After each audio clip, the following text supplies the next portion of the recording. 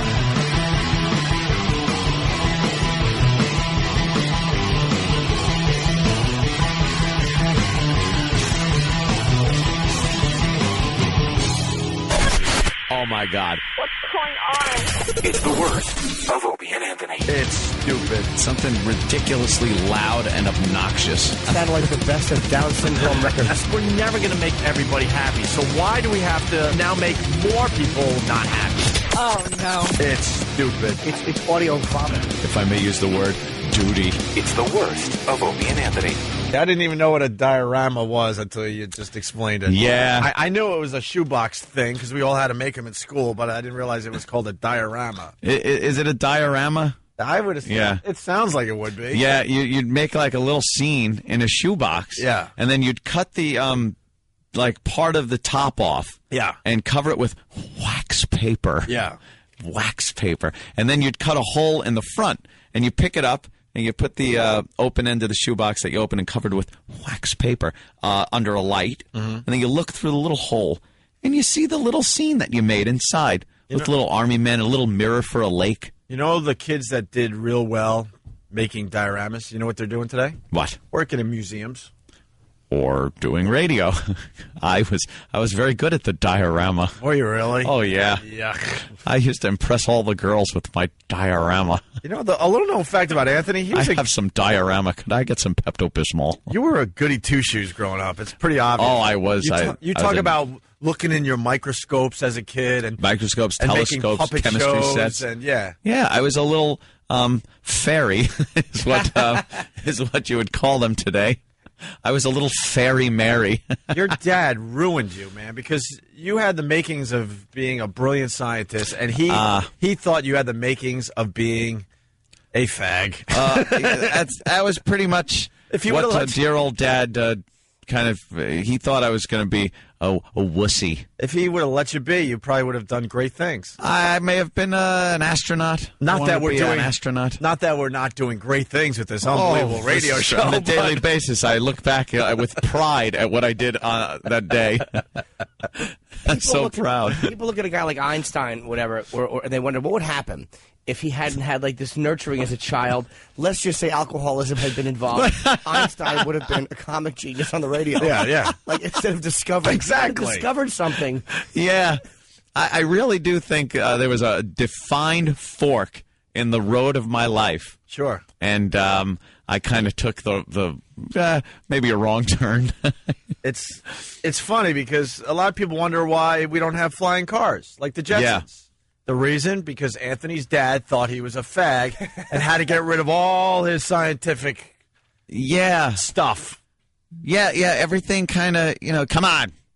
Be a man. Hey. You're in man training, you would tell me. Hey, I don't know if there's a bit here. We're always thinking bits, okay? It's a lot of this stuff, it falls by the wayside. Yeah. Which is brought up a lot by Ron and Fez, that we have a lot of things that never develop.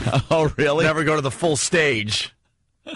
Ends in that stage, that pupa stage, or whatever the hell it's called. Yes. But then some of these things do take off, like our animation festival will happen. You're saying we have a lot of bit abortions? Yeah. I'm wondering if maybe some of the listeners could develop some of these dioramas or whatever. A diorama based on the show? That could be pretty funny. That would be based on anything to do with the show. Now, there's a picture of a diorama. Yeah. That one's done differently, though. That one's up on its end. Yeah, we should. Like the one you look through. Yeah, but I think the one up on the end is better for our purposes. Yeah, then you'll see it better. Then you can put these up on the website. Uh-huh. We really should do that, man. We should have a dumb little contest. The best Opie and Anthony diorama. Diorama. We're giving you homework. Right, basically the show. The show's giving you homework. We're your cool teacher. Yeah, we're the teacher that takes you outside on a nice day to teach you outside under the tree. And let you smoke pot behind the tree. We'll look the other way. No problem. We won't hassle you. No. But it's all animations and diorama, just things children would like. I know. Who can make the biggest gift in diapers in the shape of an Opie and Anthony member? I know. I can't wait till we have the make something out of macaroni contest. Spray painted gold. God, we're idiots. We are retarded. That's why they love us. Let's go to. It's just child. These are child assignments we give out. If these people really knew how old we were, they would be just shocked. It's horrid that we're giving out little projects Right. that you give to children. We stopped growing. I truly believe I stopped aging mentally at 26 years old. And again, I always take issue with the. I don't like the fact that you've given yourself at least 12 years. I know. It really is. I honestly don't see a big change. Aside from, where I am in life, things like that, but in my mental state and what I'm thinking, 15. Right. Which is just horrible. Well, 15. I stayed at college until I was 24 because I was like, wow, this is really cool. I can live as a college kid for the rest of my life. And then the girls started looking at you and you just you could tell they're looking at you and going, "What a creep! Why is he still? Why is he still walking around campus and hanging out at the bars?" You don't want to be the old guy at the club. So at 24, I finally had to move on, and then around 26, I'm like, "Yeah, this is the age I'll live for the next 30 years." Lock it in. Yeah, I'm locked in at 26. Bobby Big Rigger, what's up? Hey, what's going on, guys? Hey, man. I remember a while back there, I got a hold of some bad sushi, Yeah. and it was brewing. I mean, really brewing. Yeah. And I wound up making my own diarrhea. Diarrhea. Diarrhea. I like That was a good diarrhea. one. Yeah, very good, Bobby. It's a diarrhea of a mudslide. California mountainside caving in. All right, we might be onto something. John in Cleveland. John?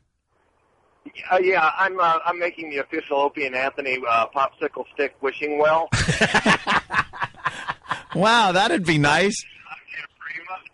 And he's listening to himself. He's going to get a big laugh there. Of course he is. Maybe we should do. Maybe we should open the contest to just like kid projects in general, Elementary school projects. like maybe someone can make something Opie and Anthony related with just macaroni on a Macaroni. piece of construction paper. Yeah. On a piece of oak tag. Right. Ugh. we are just the worst. Children. My God. My God, man. Let's say hi to JC. JC, what's up? Hey guys, what's up? Hey, man. Hi.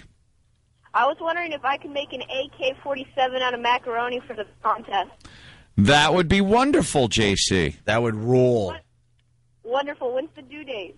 No, that's just kind of a goofy contest we want to do, but we'll like display the better ones Due on date. the website, right? Now, make sure you have your projects in on time. Right. And how should I make the bullets? Out of macaroni, right? All right. Depends on how big of an AK-47 you make. Yeah. I would use maybe a little penne, some penne pasta for the bullets. All right. You don't have to use just elbow macaroni, although elbow macaroni was very popular with the projects, as was the bow tie macaroni. Really? And then you just spray the whole thing with gold spray paint for some makes it look reason, good. and take it home and have your father throw it out because you're a fruit for making it. Thanks, Dad. Your father would throw your little things out? Of course he would. Really? Why wouldn't he? Only a homosexual would make such projects like that. Hey, this is Cheech. And this is John. And you're listening to Anthony Open and one more. Hey, this is Cheech. And this is Chong. And you're listening to the Opie and Anthony Show. So listen up. But I can't tell those guys apart, can you? One guy's Opie and Anthony. It's the worst It's so good. of Opie and Anthony. It's the worst The worst. of the Opie and Anthony Show. Slide a finger into me, Bob. We got the death ghoul No. on this side of the show today. Very cool wonderful. guest, Dr. Michael Baden. Yeah. But he did like 5 HBO specials, the Autopsy series, and they're fascinating. The autopsy series was fantastic. You can't not Great. You can't not enjoy watching a guy talk about death as knowledgeably and comfortably. Jimmy, Yeah. you think this Michael Baden likes death? I don't know. I don't know. Yeah. Loves it. Loves death. He really loves death. There was always a great that show Autopsy was always a good little mystery thing because they'd have a case and he would tell how they solve it through the autopsy and find out what the dead could tell you. It was a thing like the dead can tell their story. I love when he finds like a fingernail. Next thing you know, he could tell you it was a white male. Well, yeah. Between the age of 35 and 37, and Perhaps- he drowned. Perhaps we could ask him about that case, the one where they found, I believe it was the tip of a finger Yeah. in a lake Yeah. where a man had put his wife through a wood chipper. Yeah. Yeah. Well, And, I bet you he can not only tell you what happened, but what she said to deserve it. Well, should we bring him in? Yeah, And he let's has a get friend this. with him who's I know. Absolutely. Hey, Roland, can we bring the good doctor in? Yeah. What, he's traveling with Hey. another ghoul? He has another coroner friend with him. I don't know if they like to be called ghouls. Yes, perhaps It's not. not the official. Dr. Oh, I know that There guy. you go. Hey, I know Hello, you. sir. Hey, I know his. You want to sit there? Peter Dean is the coroner in Yeah, you got some. You Hello, got some, sir. You got some terrific eyebrows there, sir. Hey, huh? Sunburn. wanted to tell him, Sunburn, yeah. Sure. Serious American show him sunburn. how man. you do things here on hates. Satellite, yeah. Yeah. He doesn't understand. They don't do that in England. They don't No? We have Satellite. a lot of terrestrial stuff, a certain amount of satellite, but not satellite radios. Yeah. This is like a Oh, yeah, they don't have it over way there. ahead of the curve. You get to curse on this this medium. Well, you know. I'm here to learn. Yeah, put the headphones on there okay. so you can hear There you everybody. go. We get the headphones and Yeah, Dr. Bodden, make yourself comfortable. Bodden. Thank you. Dr. Bodden. Yes. We've done Yes. about 12 HBO documentaries, one a year. Oh, Was it really? 12? I thought it was 5. Wow, shows you Yeah, how well, that's I'm a okay. little- You've been sleeping a little bit. I've been very But, Yeah, we were talking earlier how we enjoy the show. The show Autopsy was great. Watching your specials, and you're so comfortable with the subject, and it's Well, that's what I do. I know. You know. The thing is, You're comfortable sitting here, and I'm nervous. yeah, but you know something, your line of work is a little more disturbing. It depends than how this. you look at it. Yeah. When I started out as an internist at Bellevue Hospital, an intern resident. Seeing people die and not being able to do anything to help, that's really disturbing. Once they're dead, then they're out of pain and suffering. It isn't. What's the this worst big- could happen? You get a pulse. We've had that happen a few times. Really? Guy goes to the morgue and sits up and says, "What am I doing here?" And, Is that real? Wow. Yeah, it does happen. It happens because sometimes the especially in older people, the pulse becomes so faint and the breathing becomes so faint that it's easily overlooked.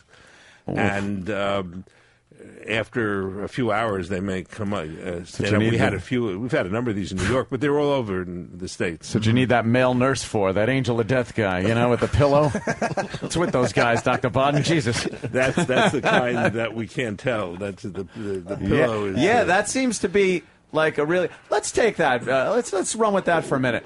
The old pillow over the nose thing when you suffocate somebody. How do you determine that somebody was murdered or if they just died in their Are we sleep? on the radio? Oh, we're on. Yeah. We're on. Oh, yeah. Yeah, make sure you say fuck a lot. Hey, Well, watch the your thing- language, The Opie. thing about that is that we don't like to give primers on how to kill people. Well, I wouldn't, either. But I must say that suffocation is the hardest diagnosis for a medical examiner to make. Is it? Because whereas shootings and stabbings and baseball bat injuries leave something to see at autopsy, if somebody suffocated, when the suffocating device, the hands or the pillow taken off, everything pops back to normal.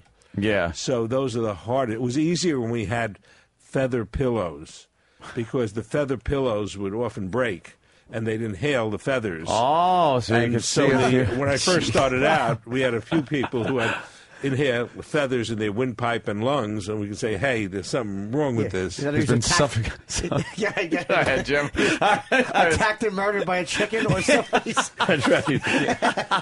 Well, how do they? Wait, don't they tell? Don't the teeth leave a print in the back of your lip? Oh. So you're pretty good at this. Sometimes it depends on the amount of force used, or if something is pushed in the mouth, like if a sock or something is pushed into the mouth to assist in the suffocation, it can leave injuries on the tongue and the inside. But if it's one of the things that happens with the sudden infant death cases with babies who don't struggle very much, they can get wrapped up in bedding, or they can get wrapped up in plastic. In the old days, they used plastic to prevent injuring the mattress when a kid urinates. That's great. They can get wrapped up.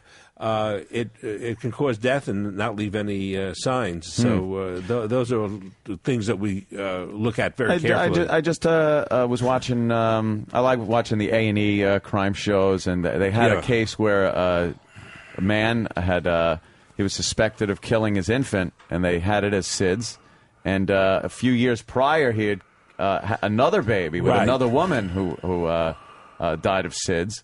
And it turned out that they convicted him of murder. Right. Well, the thing there is, and the HBO specials you're talking about, we've had a couple of those where the way one often identifies suffocation of babies is it happens again and again. Right. And that alerts the police and the investigators that this isn't just by chance. So the ones that get caught are the ones who usually have more than one. What's the toughest one you've ever worked on where you had to prove that somebody was murdered, and there really wasn't much evidence, but you pulled it out. Well, part of the problem is when we investigate a case as medical examiners, we're there not just to do something in prosecution. We're there to do something for either side. Mm-hmm. So our investigation was a crime committed. Now, some of the tough ones are when we have a crime. The police think it's a crime, and we don't find any evidence of a crime. We say so. But I think the toughest one was a serial murder in Massachusetts, where a nurse was thought to possibly be poisoning veterans by injecting various potassium into the intravenous lines. Oh. This is about 5 or 8 years ago. I hear that's very hard to detect. And yes, it is detectable because as soon as we die, the potassium starts getting screwed up in the body. The red cells break and all that. And initially, there'd been some identification by the toxicologist, but his information on it was wrong. He had the wrong decimal point, and the judge wouldn't let him testify. So we were able to make the identification in court, not by toxicology, but by the electrocardiogram, which with potassium shows certain abnormalities. That is, when the codes were called, they did an EKG, and we went back and were able to find some of the EKGs and able to establish the toxicology, not by chemical analysis, but by clinical symptoms and electrocardiogram. That's kind of tough. Mm-hmm. Did the person get convicted? Yes, a female nurse convicted, and it was in Massachusetts, which is a non-death penalty state. But this was federal because it was in the federal VA hospital. Oh, right. So I had to then testify at a sentencing hearing, and the federal prosecutors, were going for the death penalty in Massachusetts. And the jury voted 11-1 for capital punishment, but because one person held out, she's in jail someplace in Texas. Got to be unanimous. And she's been in the news every now and then because she has had affairs with various prominent female murderers. Oh, really? In the jail. old prison. In jail, in prison. All right, so she's a good egg. Yeah. She's a fucking goer in jail. How do you not like that? So you've been involved with some really high-profile cases, too. I didn't even realize... it said here Sid Vicious's death. Yeah, well, that was when I was the chief medical examiner in New York City, and Sid Vicious had been arrested for stabbing Nancy Spungett at the Chelsea Hotel, a wonderful hotel in West 23rd Street that a lot of famous writers had lived in. And he was in jail for stabbing Nancy Spungett. And he got bail out, and he came out, and within a few days he was dead from a drug overdose. And when I went down there, his mom was there collecting his things down in Greenwich Village someplace. And he had a very high level of heroin because he had lost his tolerance while he was in jail. So he came out and shot up the same stuff. Oh, wow. And he died because he didn't wait to gradually develop the tolerance. Wow, that'll happen? Yeah, and that's why often it's amazing it doesn't happen more often because addicts, there's no FDA approval for what's in the little packets. And when in the old days, when I started out in the 60s, 70s, when there was sort of organized crime distribution of heroin, we'd analyze the packets, and they had pretty much the same amount of heroin in them. Then as more different groups came into it and there was disorganized distribution of heroin, the amounts of heroin in a packet varied a great deal, and if a kid, instead of taking the usual packets, took one from a different supplier and had more heroin, he could die from an overdose. So the overdoses increased. Wow. Yeah, you were you were head of the medical examiner's office in New York City. And what year was that? Because it was... Oh, I was in the Sid Vicious about 1978, 79. Yeah. So I was in the office for about 25 years. Geez, so you probably saw a lot coming through there, huh? Oh, yes. We had, we were up to 2,000 homicides a year then. Yeah. Now it's down to about 500 or so. Yeah, For whatever the 2,000 a reason. year during the time Was you it were during in the there. Koch years, or is that? That was that Koch was and during the Koch Dinkins. years. You're Sure. right. And that's a lot of work. Yeah, we got a lot more homicides than in England. In England, where they used to not have guns, there was right. a lot less murders. But there's a lot more stabbings, I think. A lot more. They're still angry. They're just using different tools. That's right. But usually, see, the thing is, when you stab somebody, usually you don't kill them. A gunshot wound to the head is pretty devastating, or to the chest. But stabbing, person is more likely to survive. Unless it's one of those multiple, just over and over again. Anger. Well, like OJ. We'll take that whole thing. Well, see, there you are again. OJ, the jury said he was not guilty. Of course they did. And you go along, you probably even think Lizzie Borden was guilty. They made up a little rhyme about her. Yeah. It has to be. Has to be true. That's PR. Even back then, it was about 1890s. Lizzie Borden took an axe, gave her mother 40 whacks. When she saw what she had done, she gave her father 41. 41, yeah. Now, the hip hop culture of that day that was a rap. still lives with us, and it obscures the fact that she was found not guilty. That was some gangster rap back then. That's wow. Right. In England. Now, what do you? No, that was that was in Massachusetts. Massachusetts, yeah. Fall River. What the OJ thing? Now, obviously, I detect a tad bit of sarcasm. What? And I know it's ancient history at this point, but what do you think went wrong with that case? I mean, they had him. Well, I think partly in the United States, the government has to prove its case, and I think the general agreement, even the people who think that OJ, like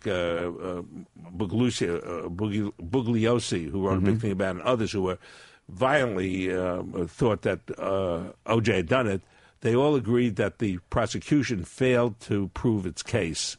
I think the criticism, in large measure, is the prosecution didn't present its case effectively. You testified for. I was surprised because I was a fan. I was surprised when you testified for the defense. It actually made me kind of question, what kind of evidence must they have then? Because they got Dr. Biden testifying. What was the basis of them asking you to testify? Well, the basis, there were two bases, which and one has to be careful in these cases.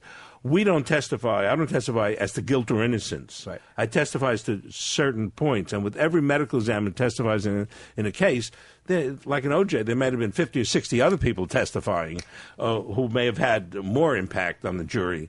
But one of the things was that the medical examiner testified from the stab wound of the young man Goldman's body that the person who did the stabbing was right-handed, about 6 feet tall, and stabbed him from the front. And I testified, you can't tell that from an unwitnessed stabbing. It could have been a midget stabbing him, who was left-handed, stabbing him from the back. Yeah, I always thought that was a little odd on TV shows, especially where they're like, obviously he was right-handed. Yeah, right. And you're like, well, he voted Democrat. Look at the stab wound. You can't, unless somebody sees the positions they're in, facing each other or something. There's no hint as to whether it's left-handed or right-handed, and that was one of the issues that I testified. It's that it added in a lot of bad information with the good information. They had a lot of good information. I think the DNA evidence was really good, except that it was presented wonderful for a physician. I loved their 5 days of testimony on DNA. But somebody who just graduated from high school isn't going to understand what they said. That's one of the things that we're very concerned about in testimony is how does the jury understand what we're saying? It's like you must have guests who'll come in and they'll say wonderful things in PhD terms that are true, but nobody understands it. Except, and I think that's partly what happened in OJ also. So there's a misconception. Testifying for the defense just means that they called you to talk about a certain piece of medical evidence, but it does get presented like, oh, well, Dr. Biden must have thought he was innocent because he was... okay. I agree. I'm glad you said that. That doesn't at all mean that when I testify for the prosecution, though, because 90% of the time I work now with the New York State Police. I worked in New York City for 25 years. We'd be called by the prosecutor to testify. Sure. I would hope that they got the right guy, but the thing about it would be that the testimony I give theoretically could be useful for either side. We have to be fair. And now, half the time, when I'm asked to testify in private, I'll give an opinion, and I won't be called to testify because my opinion doesn't agree with the theory of the defense attorneys. Mm-hmm. So when I get to testify, it's because the lawyers think I'll be helpful, but at the same time, you don't know. The public doesn't know all the times we don't testify because your opinion we is disagree. Wow. See, I'm glad. Because I was curious. That up. I figured there was a reason for it, but it's like you don't realize, like, they would call different guys just to talk about one piece of the evidence. Yeah. And look, if the prosecution is saying you can tell by stab wounds stuff about a guy you can't tell. That's right. Mm-hmm. All right. Well, they got to bring in somebody to counter that. What creeps you out? Like, does any of this death stuff creep you out ever? Yeah, what would creep me out when I started and still is young kids and children who are innocents. So much of what we do as medical examiners, the victim is often involved in the death. You know, the alcoholic who gets in a fight, or the drug addict who gets killed by a pusher, or in a family affair, the spouse who's been in a terrible marriage and fighting and all that for years, and one kills the other. It's all sad, but there's an understanding of that. When a parent or a stranger kills a kid who's perfectly innocent, especially when I had kids the same age, it really was creepy. Even this Caylee case, that's Caylee Anthony that's going on now in Florida. Is this the guy who killed the little brother? And it's just, I'm not sure. There's the mom. There's the mom. Who's in jail okay. and refused to say what happened to her. Yeah, the kid is missing. 3-year-old kid. Yep. That's really creepy because he has an innocent kid, and obviously there are things going on that are upsetting. Mm-hmm.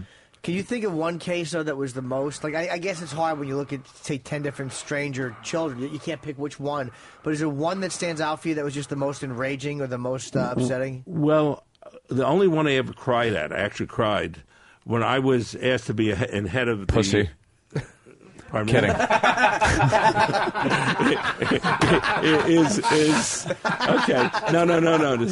It's sensitive. I understand. I had to. The only one that I really tears came out was when I examined the John F. Kennedy autopsy for the Select Committee on Assassinations that was established back in 1978-79 to review the deaths of John F. Kennedy and Martin Luther King. And I looked at that autopsy and the photographs, and it was such a terrible kind of autopsy and photographs where there wasn't a proper cleaning of the body and proper attention paid, to show our president who had been killed and to show what I would consider not proper respect for the remains. Really upset me. Apart from the fact that they got the entrance and the exit and the trajectory wrong, in our president, when that autopsy was done by hospital pathologists who never had any experience doing gunshot wounds. Jeez. And one of the problems when I started out in the 60s, 80%, 85% of murders in New York City were solved. Now, counterintuitively, it's down to about 49% solved with all the new DNA and all the new stuff. And that's around the country. And part of the problem from around the country that the solve rate for murders has gone down so much is because the people doing the autopsies are hospital pathologists, largely, who do not know about gunshot wounds and stab wounds, as with President Kennedy. Wow. And that's still the situation in this country.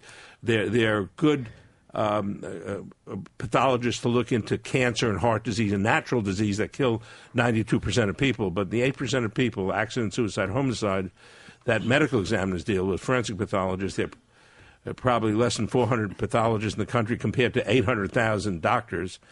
And most of the murders today, 50 murders in the United States today, will be done by, the autopsy will be done by pathologists who are not qualified to do 50 murders or 50%? 50 murders. About 50 murders a day in the United States. Okay. I'm sorry.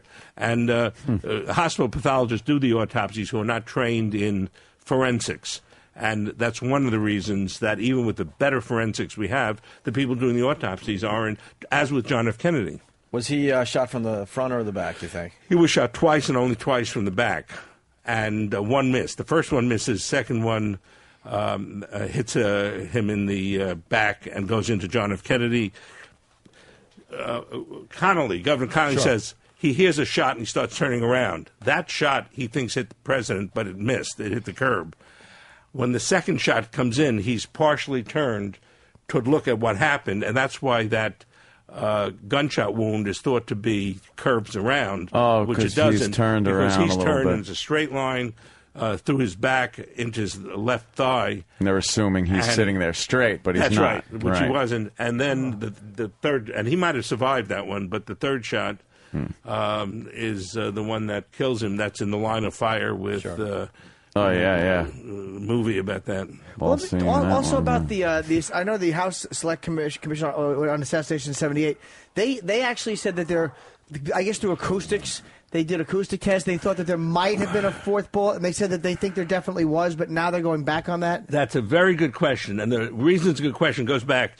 Our forensic pathology panel concluded 2 and only 2 shots from behind, from where Oswald was. But there are other experts, just like in every trial, just like with O.J. And the experts in the acoustical trial said there was a fourth shot, which there's no evidence from the autopsy. Mm-hmm. So they concluded that it was a conspiracy because the fourth shot would have been too close to the third shot to reload. It was like a second apart. Wasn't it they said it was a policeman's motorcycle audio that had been left on, but then they said later maybe it was the wrong mic that they had thought. So what they were hearing was actually a noise from somewhere else and not part of the assassination. Yeah, that's right. And the policeman whose car it was, whose motorcycle was with the mic that presumably was open, that they heard the fourth shot on, he denied that it was his radio that was on. He just has consistently denied it. And I think that the noise, I've listened to that, just a lot of static. Yeah. You guys would probably be, I've heard it. Be good. There was a nice little professor from Queens College who said it was a fourth shot, but there's no other evidence. No evidence in the body, no evidence in So you have no doubt Oswald did this, huh? That's correct. No question. His fingerprint, his handprint is on the weapon. He purchased the weapon under a false name. And the trajectory lines up to where if you assume that Connolly is sitting, turning slightly to look at, because he was a hunter and he heard the first shot and he recognized it as a shot, which didn't hit anybody except you can see on one of the Zapruder films where it struck the curb.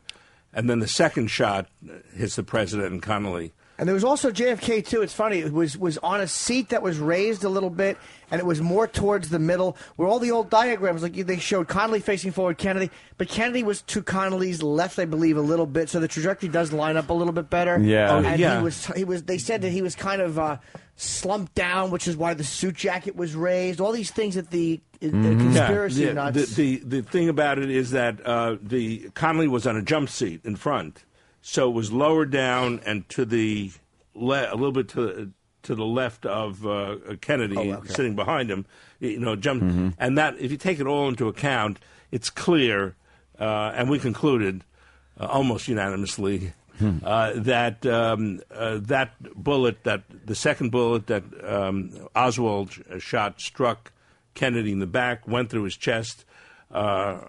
Went through his neck, and into Connolly's chest and into his thigh. Wow. That's the so-called magic bullet. The whole autopsy thing, where it was so dirty and it seemed like it wasn't... was that just business as usual back then? Or Yes, that was business as usual. Except it was the one thing, and this is one of the things that when hospital pathologists do work, and do autopsy, and people die of cancer and heart disease, people they've operated upon, they'll have the chairman of the surgery department and the residents and interns there to learn from it and to give information about what went wrong in the operation, for example.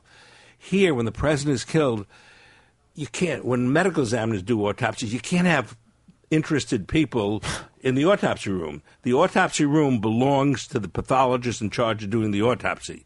And what was happening in the Kennedy autopsy is that there were admirals and cabinet members in the autopsy room who shouldn't have been there, and giving him orders. And we asked him. I interviewed Dr. Humes, who in Washington. We interviewed him. I said, "Had you ever done an autopsy on a gunshot victim before?" "No." "Did you tell this to the people who asked you to do the autopsy? You should get a medical examiner, not a hospital pathologist." And he said, "Look, when all these generals and admirals are there, we don't say anything." Wow.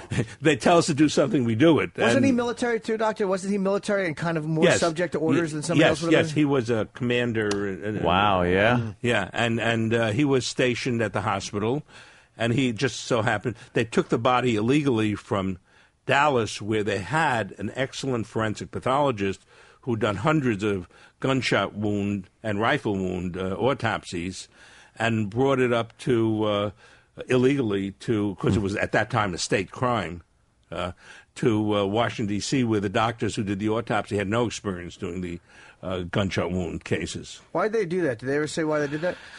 They say they did it because the Secret Service felt that this might be a conspiracy and they'll be after Jackie Kennedy. They're going to shoot other people. We had to get and there was a confrontation. The medical examiner in Dallas stood at the emergency room door in the hospital and said, "You can't take the body out of here. This is a state of Texas, Dallas County case. It's illegal to move the body." And the Secret Service there, and they had the Dallas police in the emergency room, had a brief confrontation, and there was a concern of some people that they were going to draw guns and start shooting. But even though there was this objection, the decision was made to overrule the medical examiner in Dallas and to move the body down to Washington, which was a big mistake. And I think a lot of there'd always be questions, but a lot of the questions that have risen about autopsy misfindings, because the autopsy report has a lot of incorrect information, would have been avoided if a proper forensic pathologist had done the autopsy, as was present in Dallas. What about the brain? They lost his brain. Is that true? Yeah. The brain. See, one of the things that medical examiners have to do is look at the brain. There was a gunshot wound to the brain. So instead of examining the brain right away, Dr. Humes put it in formaldehyde to test it, to examine it, a few weeks after it was hardened, and then it disappeared.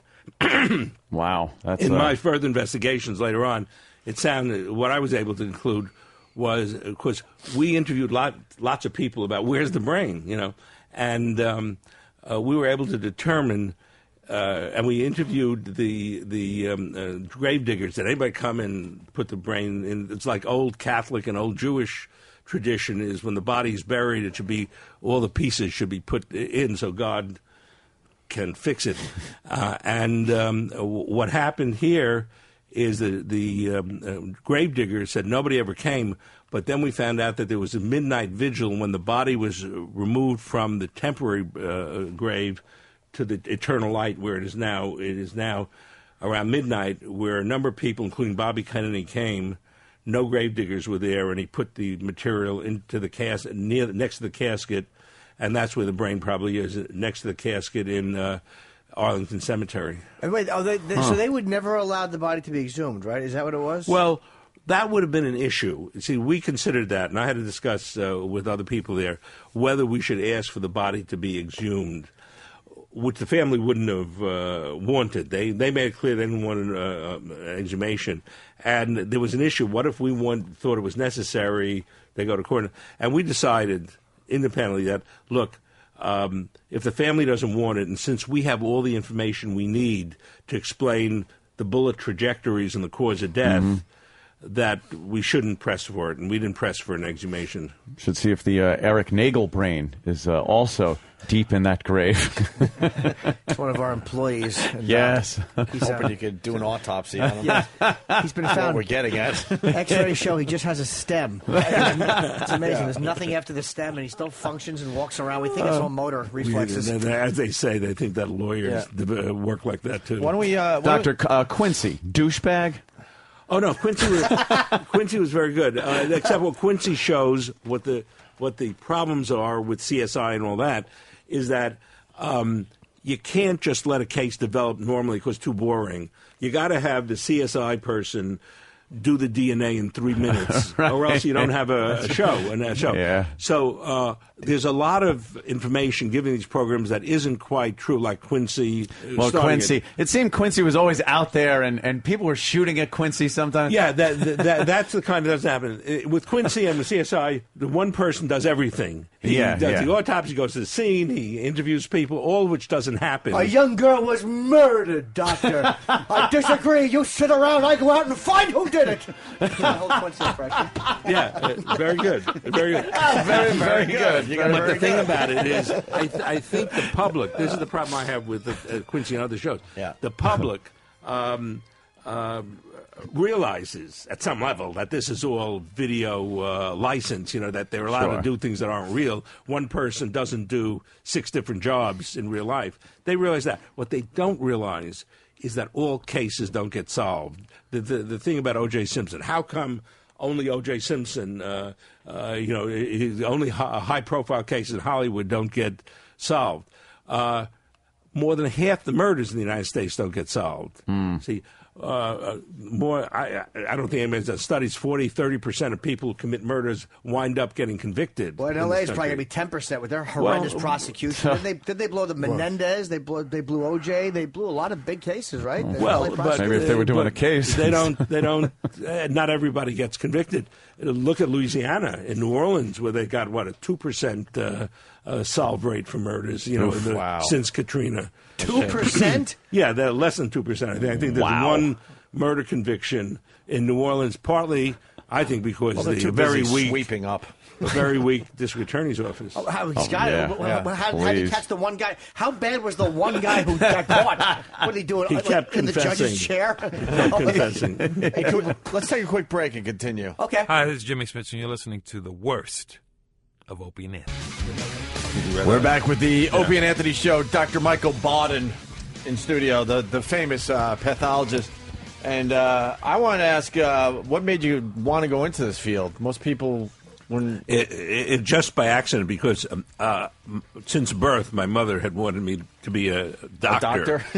And I wound up going to City College, New York, and NYU Medical School, and to be a real doctor to treat living people, And when I got to NYU Medical School, at that time, the autopsy room was at Bellevue Hospital together with the medical examiner's office. So when I went down to look at organs from dead people, there were the medical examiners in the corner with all the interesting cases, and I just got interested by chance because the medical examiner's office and the Bellevue pathology department share the same autopsy room. Were you creeped out by the first dead body you saw?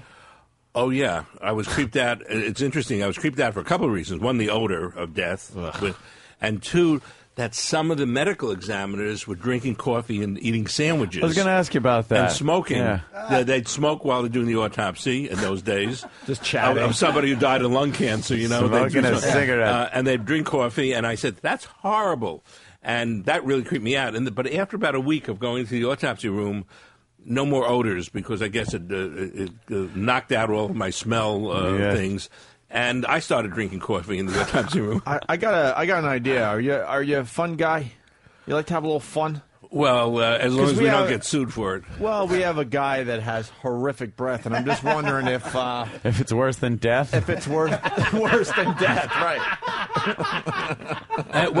There's the autopsy room has a very unique kind of smell, because you're smelling gases coming out of the intestines of people who are being autopsied. Plus, there's a background of formaldehyde, because you use formaldehyde in the autopsy room to put organ tissues to look at them under the microscope.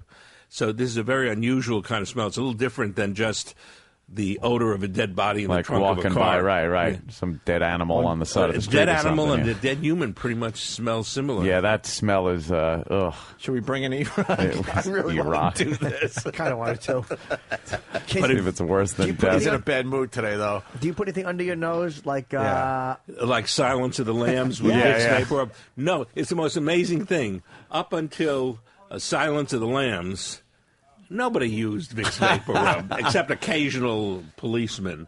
But then when Jodie Foster used it under her nose, it was life imitating art. Everyone started everybody doing it. uses now Vicks. I think the Vicks Vapor Rub is a more horrific smell than the natural smells of a dead body. Jeff. I have a feeling he gets in there and gives a nice.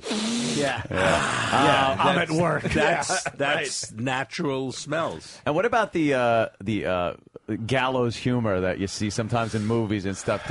Do the guys around, sometimes you got a case that isn't particularly, I don't know, it's awful, but some people, you do feel a little more sympathetic than others, and maybe you joke about an injury or something. That's the problem with when cases get videoed and sound is on.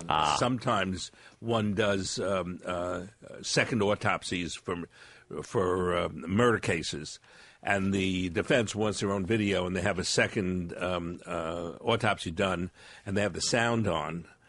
And you can hear things in the background. And there is, sometimes to relieve the tension, people tell jokes and things. And I don't like that at all when I'm doing an autopsy, because it can be misinterpreted as disrespect for the body, which it really isn't, of the dead person. But the classic gallows humor that when I came in, there was an old, very distinguished first chief medical examiner in New York City, Norris.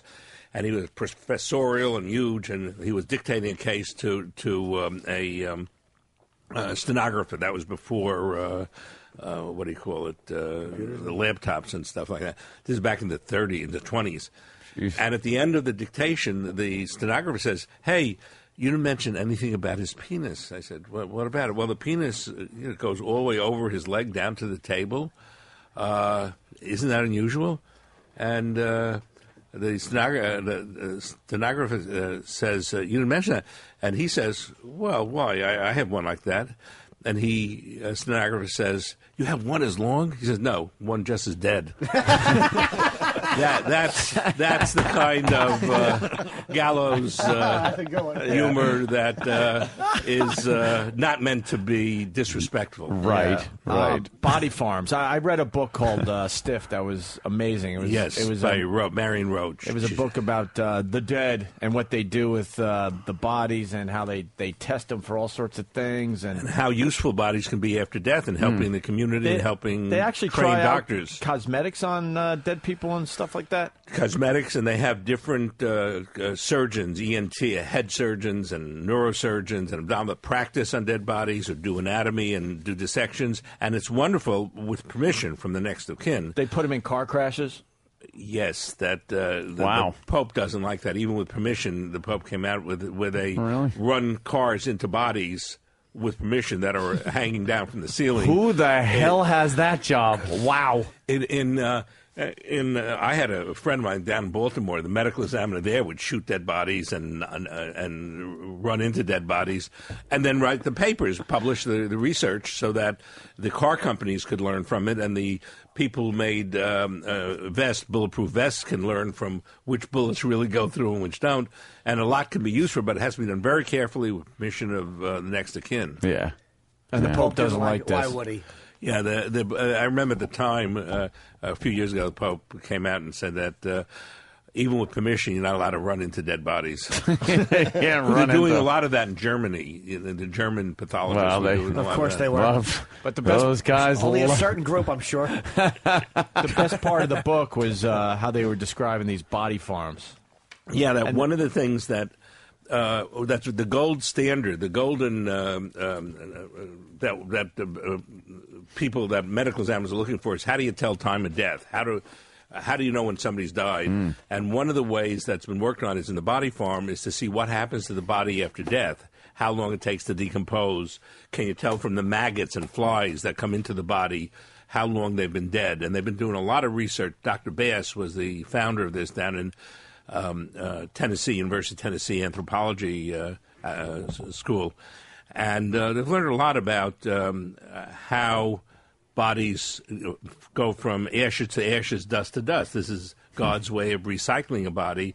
A lot of it with bacteria and with maggots and insects that break the body down. But they put these bodies in all sorts of scenarios in this body farm. Yes. Like, I don't know, stuffed in a trunk or a drowning victim or yes, in all shallow different ways. graves. And they study how the body does in these situations. And how The long it dead takes body. to decompose so that if you find a body, you can tell you're dead for 3 months or 3 years, for Right. example. And the problem with that, though, is that how fast the body decomposes is so temperature and climate dependent. It's all dependent. The higher the temperature, the faster it breaks down. And what works in Tennessee doesn't necessarily work in New York or in Alaska. So that there's that we're still searching for the holy grail of how to tell how long somebody's been dead. Do you find you look where the mummies were done? It's pretty impressive the way the Egyptians took care of the dead, right? Yes, it's very impressive, and it's even more impressive how God takes care of the dead. Remember the 5,000-year-old body that was found in the Austrian Alps? It was in excellent condition because cold, freezing prevents the bacteria from starting.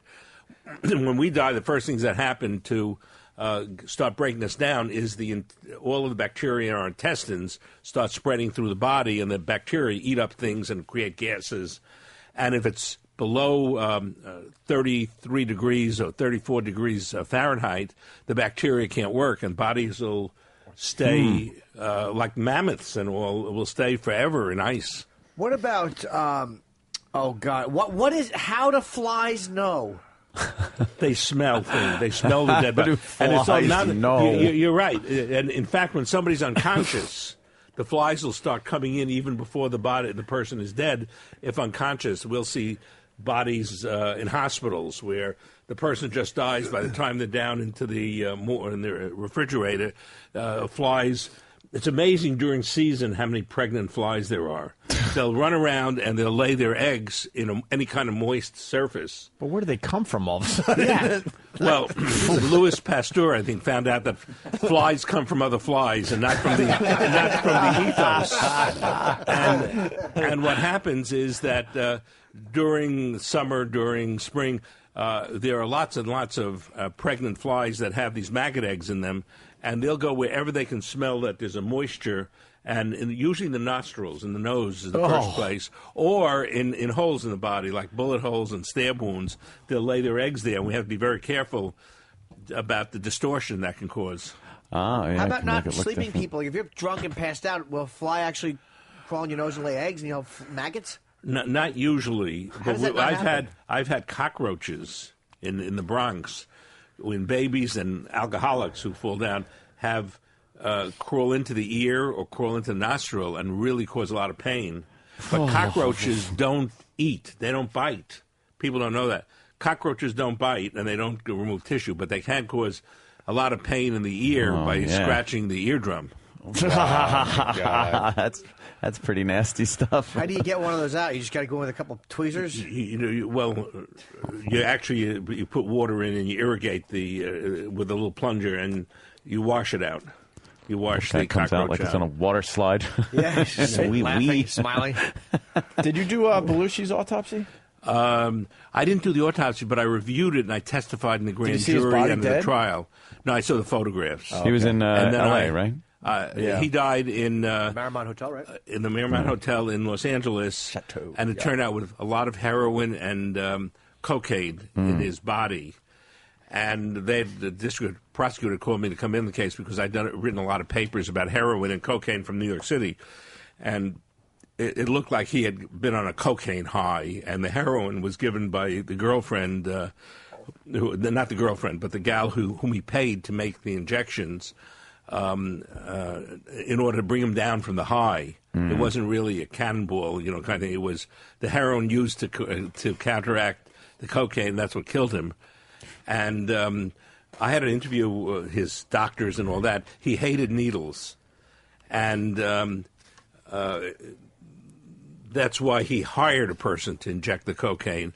And there were a number of people there, De Niro and Robin Williams were with him the night before, and they testified in the grand jury at the same time I testified that he didn't like needles. That's why he paid Catherine Smith, I think it was, to do the injections, and she was the one who was brought up on the charges that even though he asked her to do it, that's not an excuse. Was she convicted? Yeah, she had gone to Canada, and I had to send testimony to Canada to get her extradited back to Los Angeles, and then she was convicted, and she had to spend a manslaughter or something, and she spent about 10 years in jail or something. She did 10 years for that? I'm not sure. She may have gotten 10 years and spent 5 years. Wow. But she's back in Canada, as last I heard. What was your greatest case? Well, I think the one that was most important to me was the John F. Kennedy case, and I think we got it all right, because there's still a controversy after 50. Always. Yeah, right. You autopsied, interesting, with the Flight 800, TWA Flight 800. Yeah. It's everybody's nightmare. Because, I correct me if I'm wrong about any of this. The plane, it goes up 13,000 feet, explosion blows off the cockpit, first class cabin, and the plane continued to ascend for, I think, another 3,000 or 4,000 feet. Something like that, yeah. Because the wing engines weren't affected. Yeah, and the weight difference, now you tip the nose up because the cockpit's gone. And they were alive. When they hit the ground. When they hit the water, yeah. Oh, I don't remember where I heard this. Obviously, I'm going to guess it was some kind of an impact death, but wasn't it drowning? Or they said that technically drowning? Yeah, the problem is when you hit water like that, it's like hitting concrete, really. And they had a lot of injuries, although a few people had inhaled water, which would make it drowning, but they probably were unconscious and had severe injuries at the time. So even once we're dead, brain dead, we can still be breathing for a little bit. And when you inhale water, that's technically drowning. Okay. But the question about the cases that have me the biggest concern, the two groups of cases, that is, one is when I get involved with people who I think are really innocent. They're innocent people that get convicted on bad medical examiner work. Those are the cases that are most disturbing because people are in jail for 15, 20 years, and you find out that it wasn't a murder at all, that they made a mistake, and the eyewitnesses were wrong and stuff like that, and they get out, and the prosecutor says, well, it shows you the system works, because the guy gets out after 15 years. Well, and the other case that's most difficult for medical examiners around the country, deaths during police restraint. They're the ones that are the hardest, because invariably there are people saying that he died because he got too excited and he died, and the friends who are the witnesses from the non-police witnesses say no, he was saying I can't breathe, but they still were sitting on him and he couldn't breathe and he died of not breathing. Those are the cases that become the most difficult, and I think the most important for us to solve correctly, because once we start trying to make sure the police don't get blamed, as often happens, is we're really becoming partial rather than impartial scientists. Was there, just to go back to Flight 800 for a minute, were there any people that had burn injuries on them that would have been sustained before they died from being in a place with an open wound to the front of the plane? A lot. It was very confusing at first when I went up to see. There were about 230 people on the flight, including everybody, all of whom died. The first 100 were floating. The other 130 were not. And it was exact number, 100, came out. And they had a lot of scald burns on their body, which was very puzzling at first, but later turned out to be because they'd been lying in the jet fuel.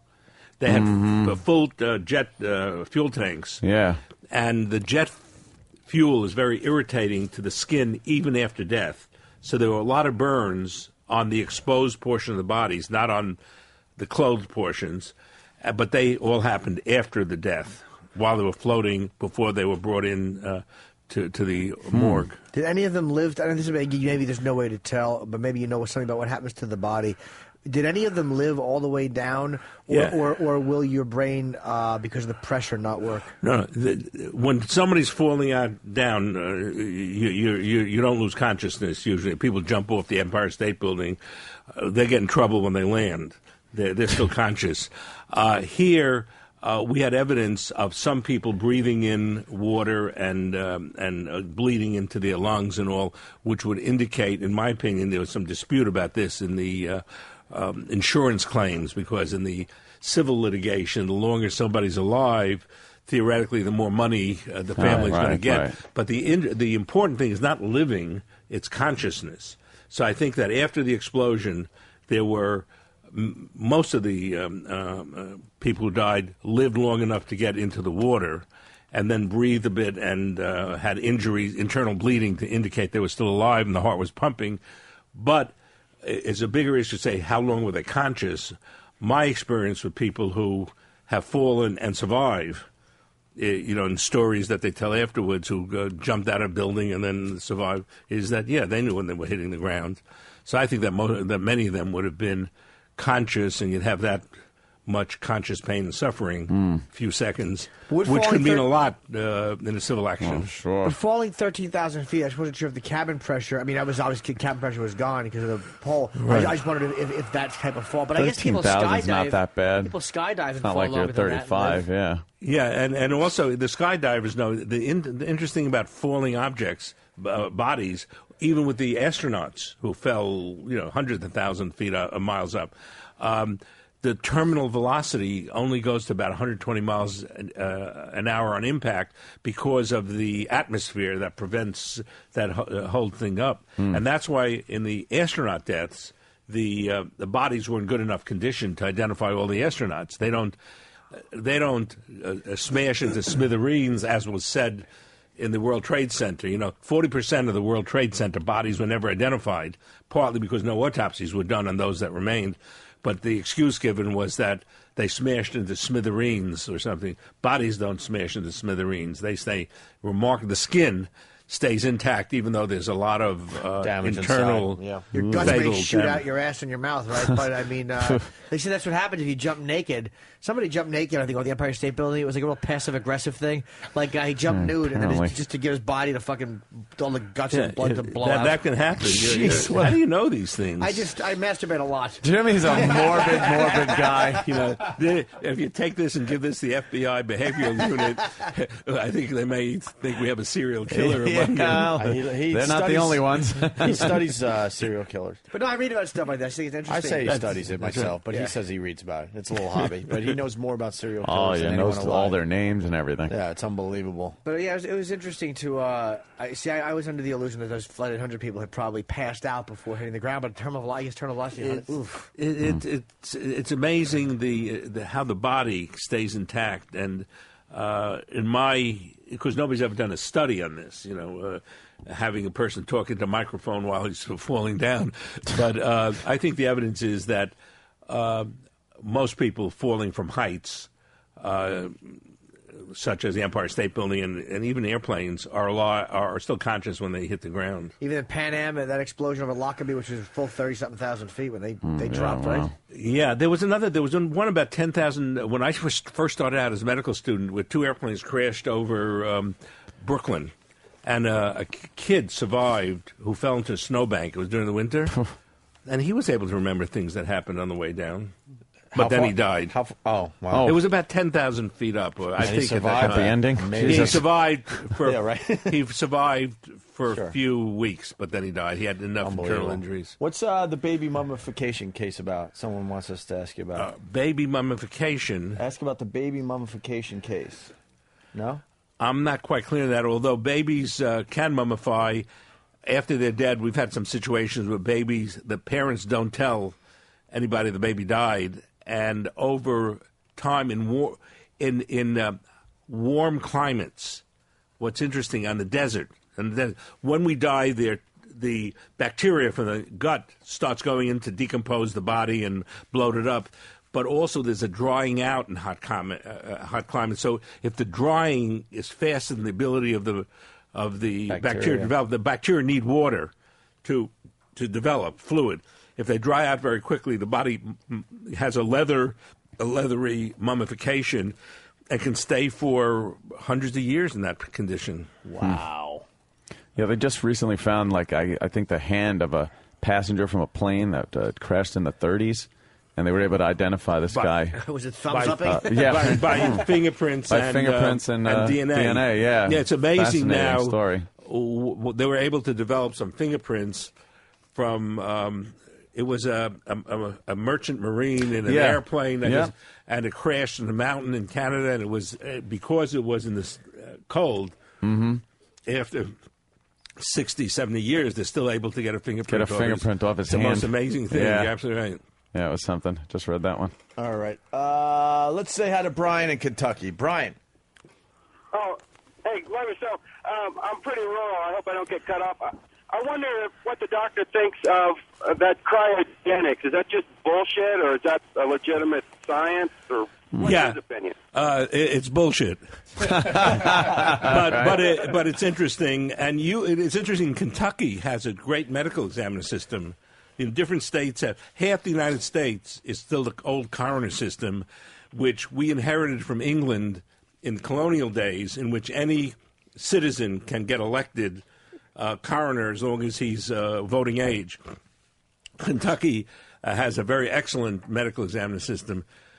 It's interesting also that the coroners in the United States are entirely different than coroners in England and Canada, because they upgraded the coroners. So coroners today have to be doctors or lawyers or very well trained in England and Canada and Australia. But in the United States, coroners still are the way they were in the 1660s. So you can just bunch of UPS drivers just opening up become one. bodies. Yeah, just become one. What does he do over there with the eyebrows? He's a coroner. We have Peter Dean has been visiting me. Yes. He's a coroner in England. Is he famous or something? He's Are you famous over there. He goes to Africa and he finds out where English people have been killed in Africa, and they cover it up. It was that in Kenya. Really? In Kenya. Yeah. Absolutely fascinating. Yeah, it's been really interesting actually listening to the discussion, and particularly when you're talking about airplane incidents as well. I mean, certainly after Lockerbie, that was one of the big issues as to whether people were alive for the fall itself.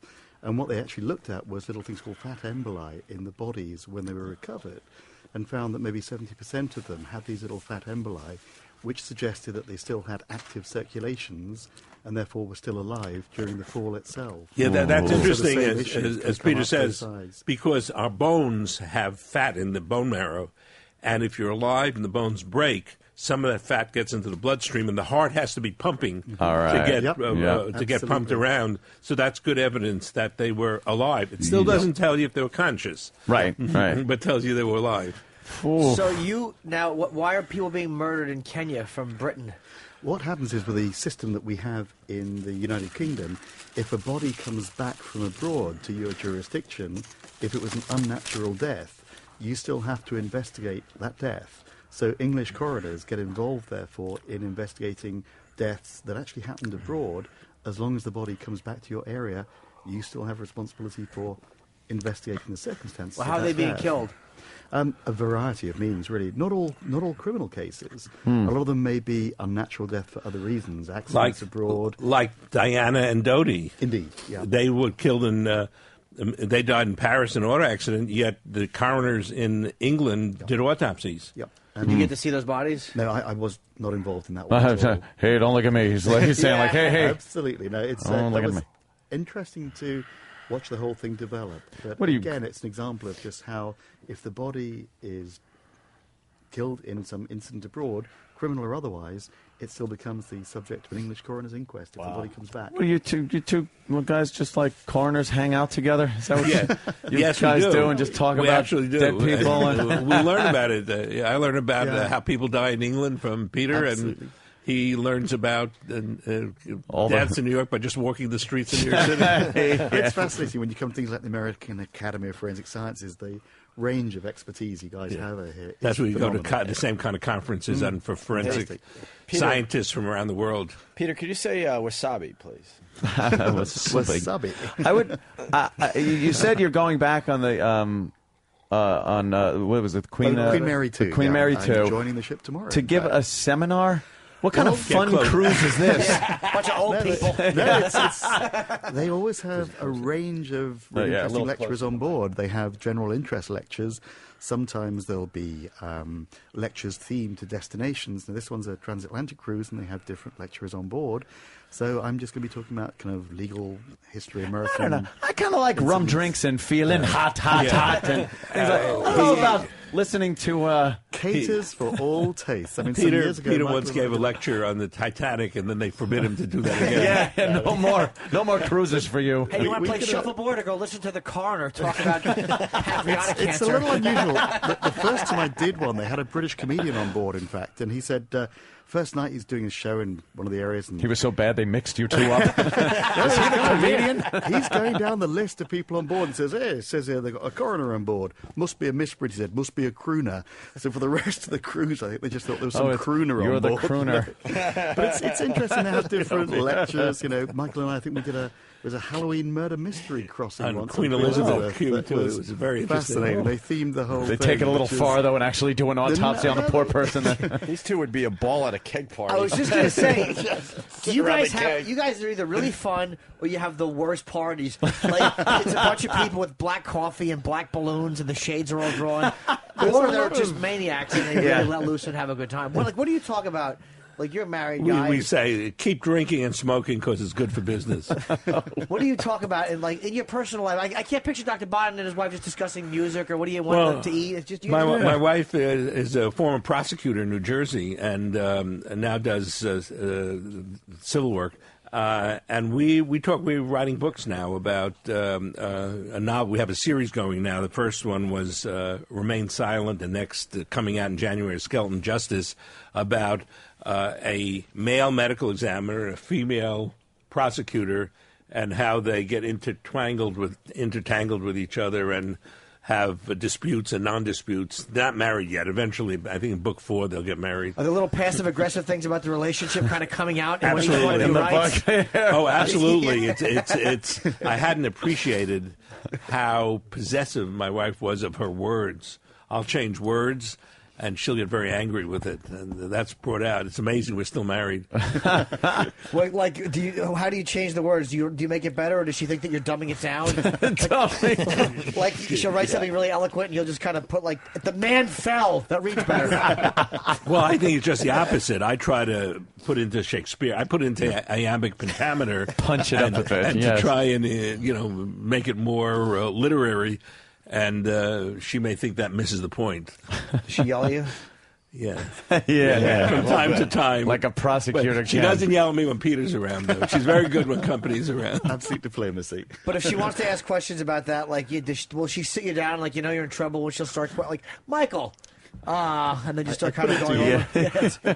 She starts saying, what about this hair that was on your shirt? Let's discuss a hair and how much evidence it potentially has. Oh, that's got to be great, though. You can know everything about science. You could probably just cheat and then explain everything away. Let me tell you something which I have learned. A good cross-examiner can do very well, no matter even if she doesn't know anything about science. She knows the kind of questions to ask. Trip you up. Cross-examination is an art in itself. What about Dennis? Was it Dennis Fung was his name? I think, right? Dr. Barry Scheck.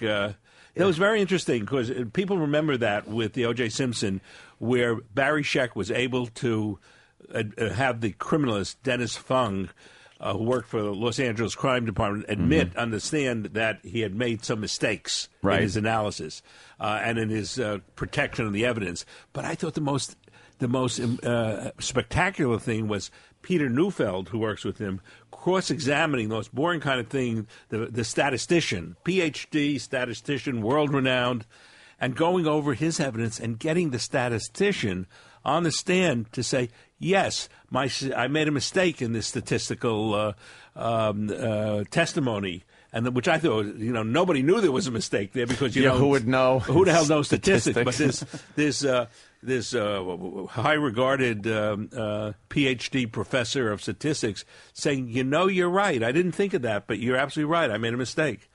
That blew my mind. Wow. That's why OJ walks around. We got to go backwards. He plays golf a little bit. Yeah, plays golf. On instant feedback, Stephen S. from Bayshore, he writes, has the good doctor ever told his wife during an argument that she better watch it because he can make it look just like a heart attack? if I ever told my wife that, I would not be around very long. No. But and Stephen S. also has one for the English coroner. He writes, the the Queen's not looking well. Is Peter wringing his hands together in joyous expectation over cutting into that royal clump? I think the royal family has wonderful genes, and she'll have gone for a long time yet. But also, there's one coroner assigned to the royal family, right? I would assume. Well, that's really since Henry VIII's time. They've had a coroner appointed as the royal coroner. She had a code. Her head's gone. Well, Henry VIII decided that there should be a coroner appointed to prevent malicious bloodshed within the royal palaces. I think you reckon he could look after all the non-malicious bloodshed himself. I would basically. assume he was probably, at the beck and call of whoever's in charge if something was a little fishy. Yeah, I mean, historically, it's interesting to look back at that stuff, the way it all developed. Yeah. Absolutely. But you see, the thing I would love to do is they didn't have a royal obstetrician who made sure the baby came from the right person. One of the two things that I would love to do is one to exhume William Shakespeare and do certain things there which are interesting, and the second thing is to do DNA. To do DNA on all the kings and queens. Where are they buried? All in Westminster Abbey. To go Westminster Abbey and do DNA to see. Who really belongs and who doesn't belong in the lineage. Boy, would that shake things up. Yeah, I bet there's a couple of gaps in there. I would imagine so. What would you like to do with Shakespeare? What would you like to find out? Shakespeare, what's interesting in Shakespeare, he died around 1620. And in those days, when you died, people who gave eulogies, like Ben Jonson and other giants of that, would give their eulogy and then have it written on rag paper. Rag paper stays much longer than wood paper, and they put it into the casket. And it would be wonderful to see if any of these eulogies are still intact, because the body is buried inside the church in Stratford in Stratford, and whatever's in that casket might still be in good condition. There's a logo. There's written on the casket something about anybody who disinters me. That break his bones or something like that. They were always afraid in those days that people would be disinterred and things robbed from them. So there's an interesting 4-line, allegedly written by Shakespeare about people not disturbing his body after death. So you want to get the boys together and do some grave robbing? Grave investigation. Grave investigation. What about, you said you did Billy Martin's death. Yeah, Billy Martin was interesting because he died after leaving a bar around Christmas time in Binghamton, New York, with a driver, and they went off, they skidded off, it was snow, and Billy Martin is dead in the passenger seat, and the driver is drunk in the driver's seat and brought to the hospital. And it always occurs when two people die in a car crash, whether as with Billy Martin or a fire. Often there are fires, and one lives and one dies. After talking to a lawyer, the person who's alive remembers that he wasn't the driver, and the issue came up as to who the driver was. And I was able to investigate the car and go over things, and the hair in the driver's side. Which didn't belong to Billy Martin. It belonged to the other guy. But when I went in to get the hair sample from this guy who said he was in the passenger seat, I got a court order to get the hair sample. He's in the hospital. He's talked to his lawyers, and he's sure that he was in the passenger seat. And while taking the hair, when I pulled it out a little bit, his ill-fitting robe sort of separated that he was in the hospital, and there's this huge impact of the steering column on his chest. And the problem with that is it doesn't appear in the records because it didn't break anything, so they didn't have to treat it. They didn't get paid by Blue Cross for doing anything, so they don't even mention it. But in looking at him, there was the steering wheel impact against his chest, which clearly showed that he was the driver. Yeah. Did he go to jail for that too? Pardon me? He went to jail? It was he didn't go to jail, but this came up really in a civil lawsuit. In a civil lawsuit because he was suing they were suing each other. Billy Martin's people were suing him, he was suing Billy Martin's. I don't remember if he went to jail or not. He may have gone to jail for a little bit. There was a criminal trial. You're right. He did go to jail, but for a short period of time. And what about it said here with Phil Spector's murder trial for the defense? Yeah. What do they have? I was called in there because which is coming up again. The Phil Spector case is coming up again, and I'm still on a gag order, so I can't really talk too much about it. Well, but the issue is that the weapon, there was a gunshot of the mouth. The gun was inside the mouth, and she dies of a gunshot wound. And one of the things I testified in open court is that 99.9% of the time, when there's a gunshot wound in the mouth, it's self-inflicted. You don't kill people by putting guns in the mouth because they keep their jaws shut. Right. And just the way it works out is it's self-inflicted, and that was part of the testimony, was that the issue was whether he held the gun or she held the gun at the time it went off.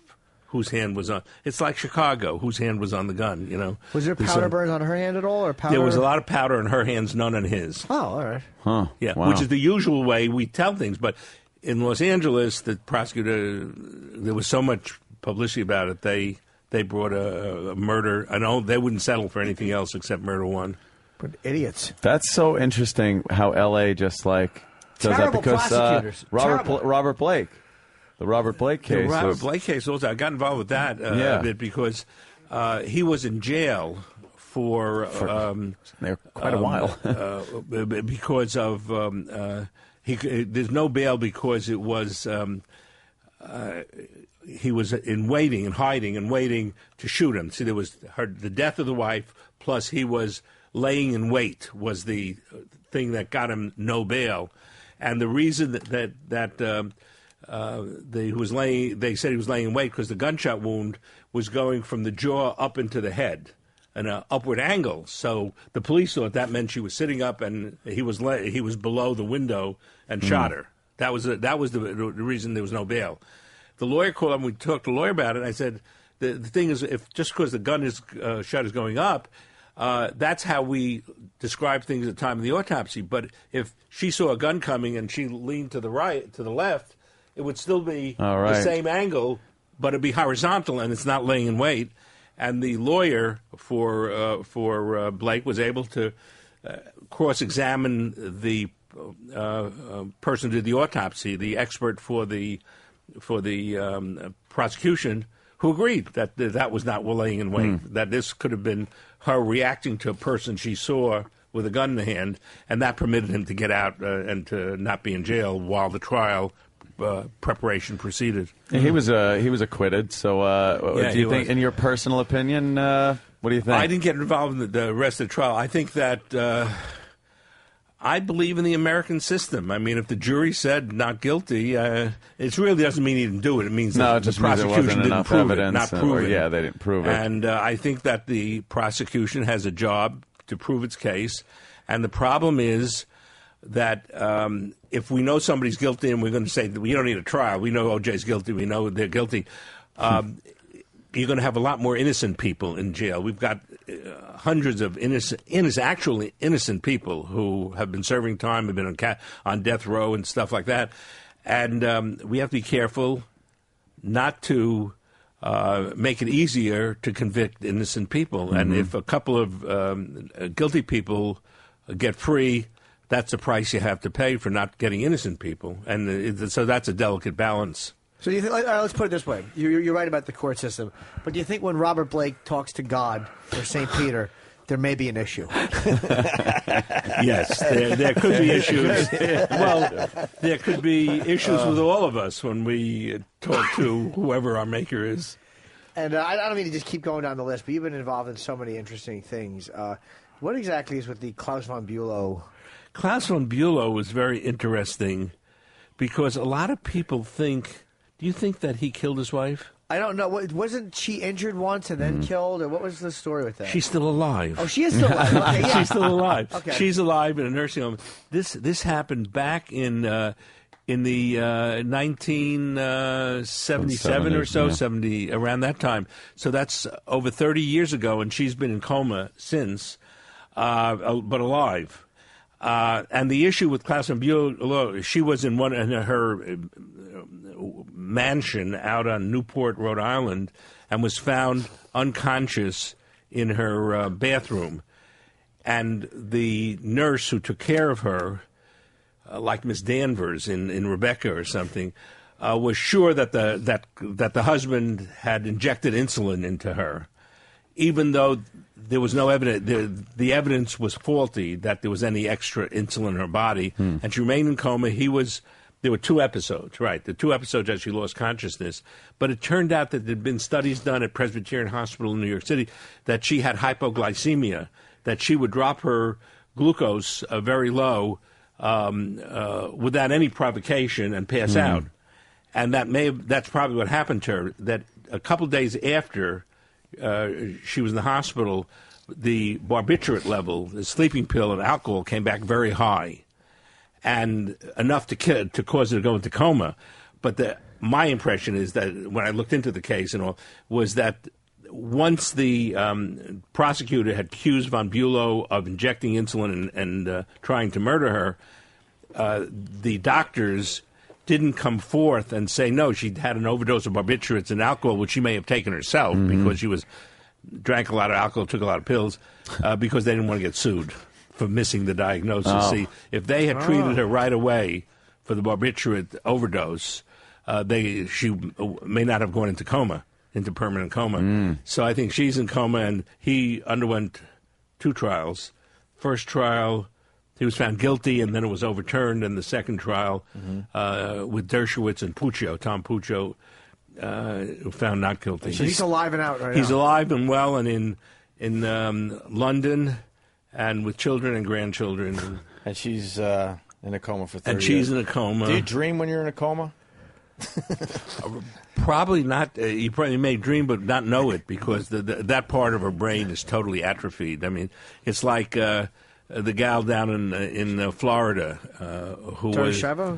Schiavo, who was in coma for 10 years. You can have parts of your brain that are damaged and necrotic, that you can't think, you don't see, or you don't feel anything, but the breathing center and the cardiac center are still working. So with proper care, you don't get pneumonia, you don't get ulcers, bed sores, because she's being handled. She can live for a very long time, just without any consciousness. What about the people that do come out of it? Because, I mean, when you look at Schiavo's, the videos of her, it really, even though they said it was a response, but when the father's talking to her and she's like, even though it was like, it wasn't like a really good conversation, it looked like she There was was some somehow interaction going hearing on, him. sure. Yeah, an interaction. Yeah. Yeah, but that's the problem. The problem with these things is that families want to, in my experience, I don't know about Schiavo, they want to feel something for their loved one. They'll say, yes, she squeezed my hand, or she blinked her eyebrows, or she looked like she was paying attention.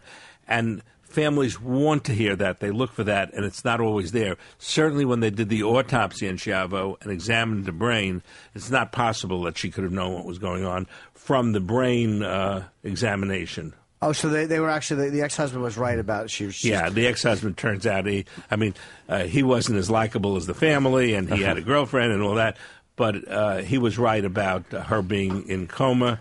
And in fact, in the first couple of years, the doctors who treated her, there's something to do with high potassium and all, paid out money, because of medical malpractice about Schiavo.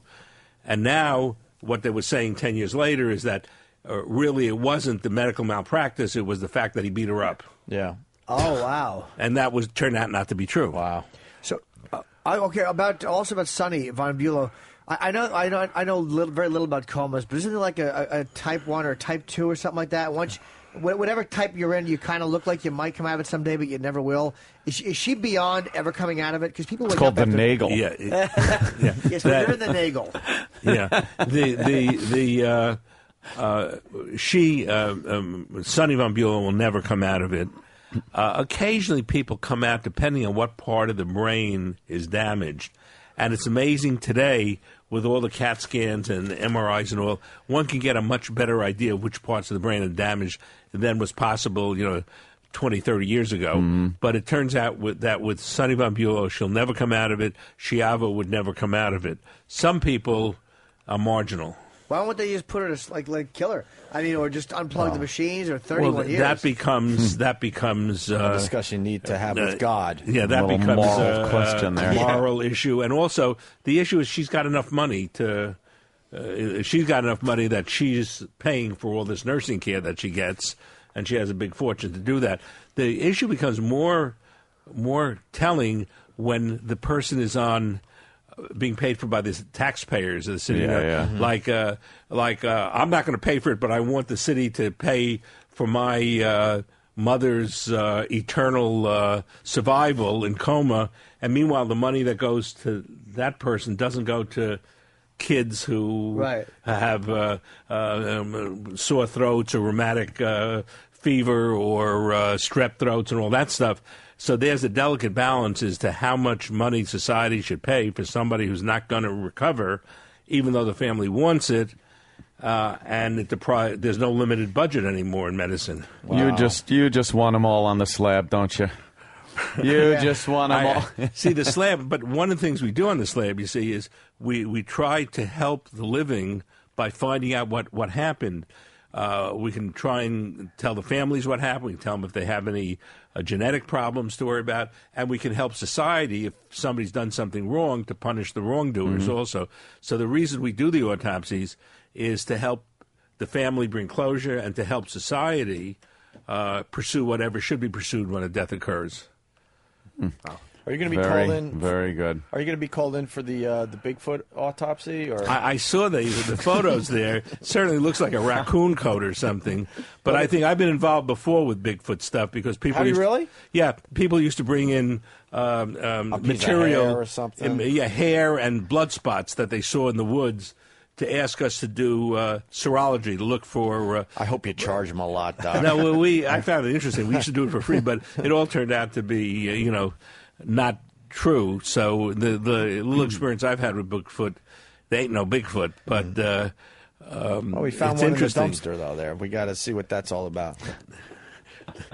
They have something that looked like in the newspapers like some kind of old raccoon coat or something. Yeah, it looked like an old raccoon coat. They threw some pig 23 skidoo. Well, but it's interesting that there have been some very well-known hoaxes on the. We had the Piltdown man in the United States. Piltdown was London. It was England, right? English case. Piltdown was the English case in the 1910s. Some people at an excavation site in England found skull and bones and a jawbone that looked like they came from the missing link, because it looked part human and part ape. And the professors in England all came down. They said, what a wonderful find is the missing link. And it turned out that somebody was playing a hoax. They believe it might have been Sir Arthur Conan Doyle because he had been in Africa, and it was really the jawbone of an ape and the skull of a human, and he had put them together. And all these professors thought it was real, so that the fact that it was a hoax didn't come out till 1942, where after all of the professors had died, because they were afraid to embarrass the professors by saying, and then it turned out that it was a hoax because somebody threw body parts into the pit to make it look like it was a new animal when it wasn't. All right, let's go to Alex in O-Town. Alex. Hey, what's up, guys? Alex. I had a question for the doc. I was going to ask him. You guys were just talking about basically the whole procedure with what happens, how much care you should give to somebody that's basically never going to come out of a coma. My girlfriend has had cancer 4 times already, and she's had to go through dialysis 3 separate times. And because of her having such a high risk of cancer, they're telling her that basically she can't get a kidney transplant because they don't consider it worth their time, I guess. I just want to know what your opinion is on something like that. Yeah, the problem with that kind of an issue, unfortunately for your girlfriend, is that there's a national kidney organ transplant organization that tries to provide the kidneys toward the people who are going to benefit the most. And there was a big criticism. Remember when Mickey Mantle, I think, was dying of liver cancer? Oh, yeah. When they gave him one? And they gave him one. There was a big fuss made because he jumped the line and he got the liver transplant that instead of somebody else getting it, even though he wasn't going to get cured because the cancer had spread through his body and he died shortly thereafter. So they want to give the kidneys to those people who are going to live the longest as a result of the kidney transplants. And that has nothing to do with the medical examiners. That has to do with a consortium of kidney donor personnel. And the problem is that there's such a shortage of kidneys that are donated, and one of the things that the government is trying is to get more people to donate kidneys when they die. Don't you think, though, if you hit over 500 home runs, you deserve a kidney? I think there's a good issue liver, there. Sure, right. Yeah, I think as a human being, I feel that way, but not as a doctor. All right. Thanks, guys. Thank you, Thank sir. you. We should let the good doctor go. Yes, so fascinating having Well, you here, it's good Doctor. to see you Thank guys you so much. and to see what comfortable surroundings they give you, and they give you all this reading material and all that. Anything we need. Terrific. Thank you very much. Thank you so and, much. Peter. Thank you very much And yes, indeed. Peter, thank you for stopping in with Real Dr. pleasure. Podden. Yeah. Thank you. Did you enjoy Great it there, Peter? Fascinating. Fascinating. Fascinating. Yeah. What was your favorite part? Just always really good listening to Michael. Hey, who collects dead tattoos? I do. That's true? Oh. Yeah. All right, get back here. Peter, keep snapping your pictures. Photos. Your photographs. Yeah. Not the Wait, actual no, tattoo. real fast. We're still on the air. Oh. Because this came in, I didn't believe it. And you collect dead people tattoos? Yeah, one of the ways we identify decedents is by tattoos. They're very unique. And I got interested in tattoos a long time ago at the beginning, and I've taken thousands of photographs of tattoos of people in New York City who died. In New York City, and regions have different kinds of tattoos. We have a lot of criminal tattoos in New York City. Prison tats. People who get them in prison. How do you know that? Prison tattoos. Prison tats are different, sure. And in other places, like the people coming over from Cuba had Mariel boat tattoos, which were different, and the East Coast tattoos tend to be different also. So it's been very interesting because you get all kinds of interesting tattoos. Thumb through that little I had photo one. album. You're asking me what's the best tattoo I ever saw? Well, no, but you could answer that, sure. There was get a guy who's a true story, who's an alcoholic who's dead, and he has on his penis tattoos are always very interesting, and it said on his was your name, and it, made a prison type tattoo, which was not professionally done. Yeah. And when the brother came in, I asked the brother why. Do you know what that your brother had a tattoo on his penis? He said, sure. He said, what was the what did it mean? Because often there's significance. He said, well, my brother was an alcoholic. He never had enough money to get drinks and alcohol, so he'd go into a bar. True story. Go into a bar, up to a guy he didn't know, and said, "I'll bet you a drink that I have your name tattooed on my penis." And the guy would look at him and said, "Sure." And then he'd pull out his packer and he'd get a free drink. Your name tattooed. Your name. It's a long way to go. How thirsty are you? Yeah. Where you will just put prison dye ink in your dick and show it to people. For a drink. Hey, can you tell if an executive producer is gay by his tattoos? There are certain gay tattoos. Yes. You want to check out some tattoos? Steve? We had Steve. Peter, sit down. We had still an having elaborate. fun. One of my best tattoos is on a guy who was a hunting scene. A hunting scene, multicolored, professional, with hounds and the fox tail sticking out of the anus. He's running into the anus. Yeah. And I thought that was a wonderful tattoo I showed, and then somebody pointed out that it was a gay tattoo. I hadn't appreciated that. Here's Steve. You want to take a look at his No, I tattoos? noticed his tattoos. These are professional tattoos. Yeah. Turn around. Show him that one. Why are you hiding the one that might be the gay I'm not. one? I'm not. He's just holding my arm. These are not criminal tattoos. No. These are professional. Sure. How long ago were they done? The most recent one is the one under my bicep, and that's about 2 years old. That he gets a paycheck as See, criminal. they're different. But you know what was interesting? In watching the Olympics, the great number of Olympians who have tattoos. Yeah. But they're not criminal tattoos. They're butterflies and names and things like that. The criminal tattoos are like the cross, which is a Pachuco sign, just with a line, not fancy like Steve has on him. And then, of course, the teardrop, L.A. Teardrop for the eye and the drug addicts. Yeah. What does the teardrop mean? They just saw on Golden Pond? Just as best I Little interviewed some teary. people, just that they were sad about something in their life and the mother I died thought it or was because something. they killed somebody. Well, the killing tattoos are a little different. They're I thought it was the teardrop. TCB. no, the ones I saw were drug addicts who Okay. use, but they can cross over. What were the Yeah. killing ones? What are the murder notches? The murder ones tend to be Pachuco tattoos at the base of the thumb, where in order to have this cross with 3 lines above it, made a prison tattoo, 3 dots or 3 lines, you had to commit murder, arson, and rape in order to properly put those on your fingers. And then in prison, they knew you were a bad guy. Couldn't you just get someone to tattoo it on you anyway? And yeah, but then if you turn out to be a wuss, you're not going to last very long. Yeah, you're not. You'll be the last one on that in prison. That's right. The last one you mentioned. The fact that he collects a paycheck is criminal. Steve has a question. There's an urban legend.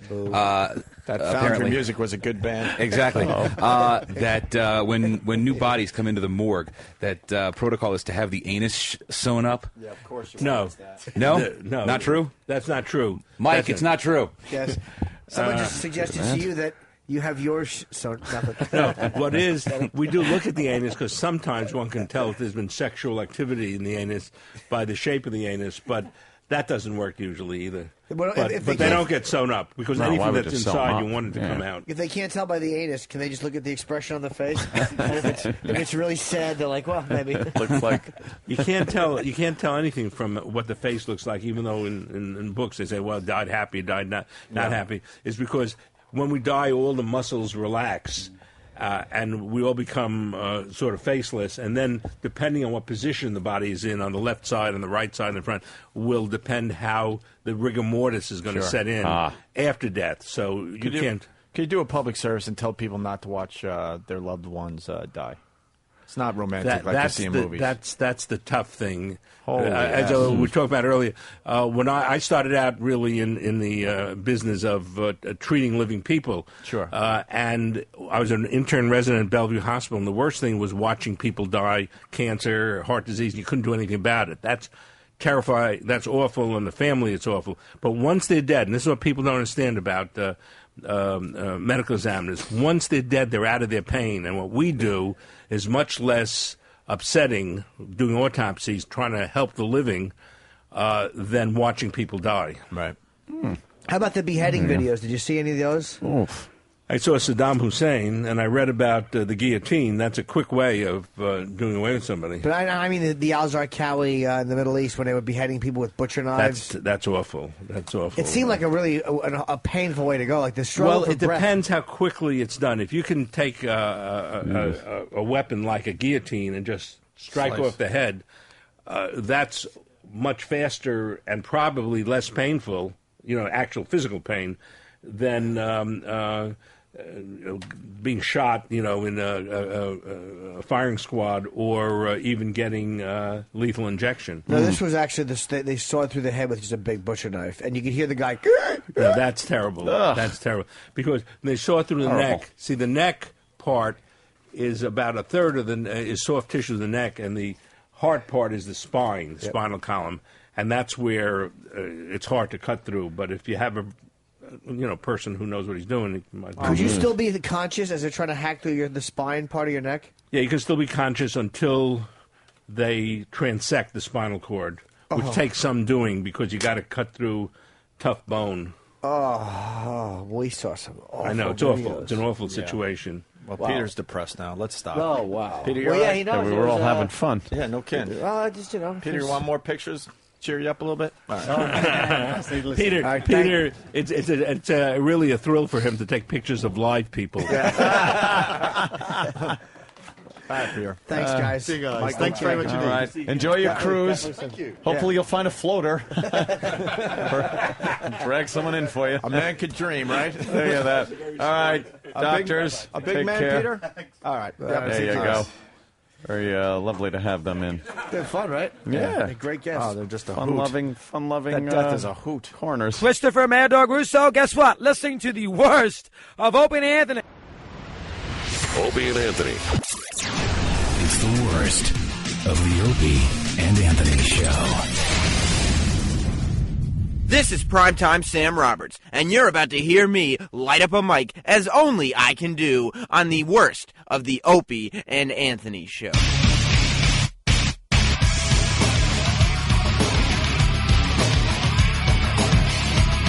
Rob Zombie, everybody. Hello. Rob. We haven't talked to Yes. you in many, many years. We go way back. We Yeah? used to talk to you when we were at WAAF, but I don't think Oh, right, yeah. I don't think you would remember Yes, that. I do. And then we talked to you when we were doing afternoons for a while.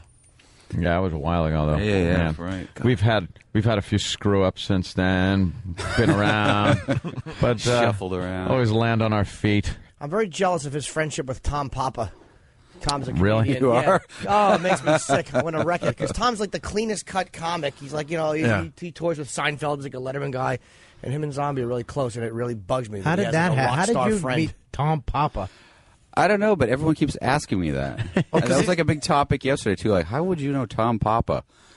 And it's a simple. I couldn't even remember how I knew Tom Papa because I was kind of thinking, like, yeah, why do I know Tom Papa? You're saying the same thing. Why would I hang out with this guy? But I Tell the guy remember to we lose your went. number. We both flew across country to this. Not together, but we ended up at this wedding together that was so boring that we just started talking, and we just sort of bonded over the misery of being at this wedding, and then we.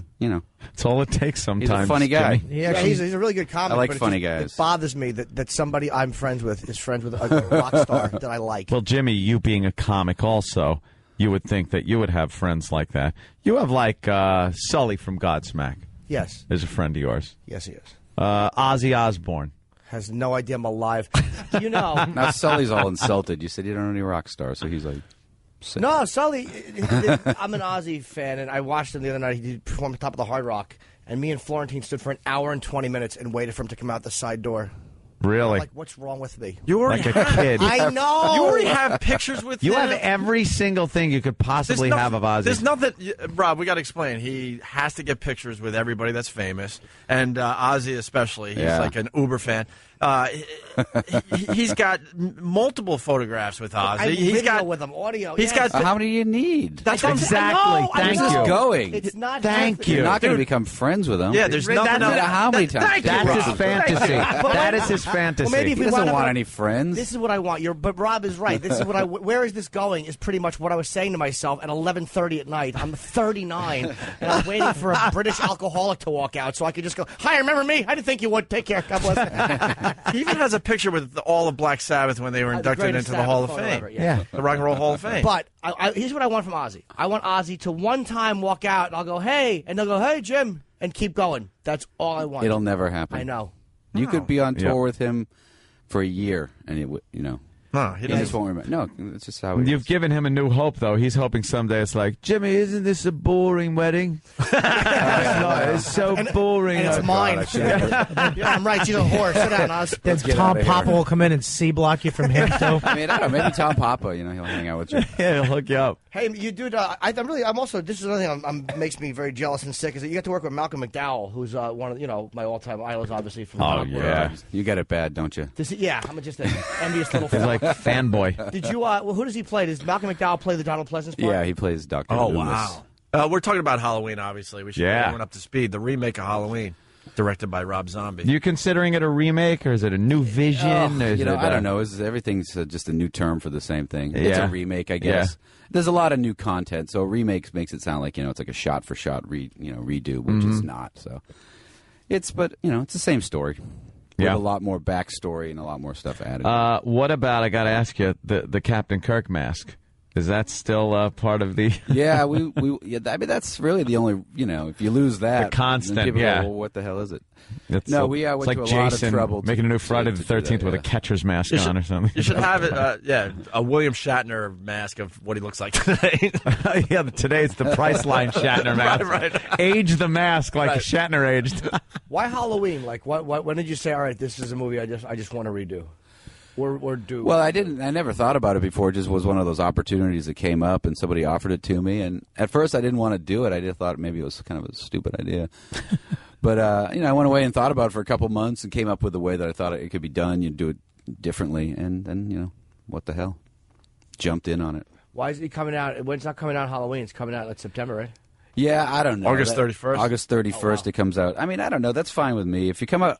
I think that's smart, because then you'll get another little boost at the box office right around I mean, Halloween. if it came out on Halloween by November 1st, everybody's like, I'm over you're it. done with Halloween Yeah, you're stuff. sick of it. Oh, so right. Yeah. I always thought that it was stupid to have these movies come out right a couple days before Halloween. Well, that's I'm why like, every Christmas movie comes out in November, because if it came out on Christmas, the next day... We're Once sick of Christmas is over, it's over, yeah. Nobody's going to see the Santa Claus It's the 3. build up to the holiday, I guess. It's All December right. 26th. All right, good. That shows you that I'm in show business for 17 years and I know nothing. Why not just release it on the same night? All the kids will go. Explains the Douche. Ozzy scenario. Is it the same music? The same music in it? The same theme? Some of it, yeah. Yeah. Well, we took the same, music and redid it a little bit, so it's a little different, but it's pretty Rocked close it to up the a little original. bit. Not really, because whenever we tried to jazz it up or anything, it sounded kind of like cheesy. Because Oh, it's really? so simple and so perfect that when you kind of like try Yeah, to it's like the Jaws theme. overdo it. Yeah, when you overdo it, you go like, why are they ruining something that's perfect? So we kind of left it the same, and then we tried to do other new cues that's, had the same vibe. Did you do any cameos? You get any Jamie Lee Curtis face in there or anything? No. Playing the teacher No. or something? I love when they do that. I didn't want to do that. Good. It I hate that. breaks the reality. You're watching It the movie, does. then you go, oh, why did they? I watched I the don't need that. awful movie that I thought was awful, the remake of Lost in Space, which was just horrible. And they had a cameo of everyone that was still alive from Lost in Space. And it just takes you right out of it. You're like, oh, there she is. There's the mother, and there's Adam. they had to throw her a bone. Yeah, there's Major West. Look, he's playing some guy that isn't Major West. Yeah, he's playing an old I'm just guy. imagining his version of Halloween. A lot of hot chicks, right? Well, yeah, A lot of course. busty, some of hot teenage girls. Bodacious, busty broads. You could always. It's hard to find normal girls to be in a movie. Yeah. It is. I always liked looks the like a regular, freak. normal, like, girl next door chicks in those movies were always better than the busty blondes. Oh yeah, no. I tried to find people that look normal because you can't. You watch that and you're like, oh, it's Haddonfield, Illinois, and here's the high school girls. Yeah, They're all out of Or they have Hollywood a lot of High. plastic surgery in Illinois. How violent is it? Because you seem to like gore. It's not that gory, but it's pretty violent. More than the original? Yeah, but I mean the original is pretty tame when you watch it now. Gore doesn't get people these days as much as this weird kind of suspense, jump out at you crap. It, like things that scared me. I'll tell you what petrified me was The Ring. Either the original Japanese version or even the remake American version. That kind of crap that like just comes out at you, or that old time black and white weird movement.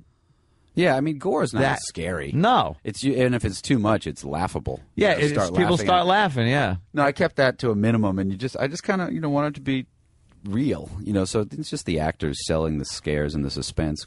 yeah. Also, you don't want to see the monster too much. When you start seeing the monster too much in a movie, it takes you out. You're like, you want to be surprised when he's just jumping. That was out the of best nowhere. part about Halloween, though. You'd see him walk by a window Real fast, and then you wouldn't just like see him that. for 2 minutes. Yeah. And you forgot that he walked by a window. She didn't see him, and then all of a sudden he's right behind her with that mask. Oh my god! And he never ran, but he caught everybody. It was like Michael Myers is the slowest walker ever. He's like, and all of a sudden she's running, and then 5 minutes later he's right there with that stupid tilted head. He was horrifying.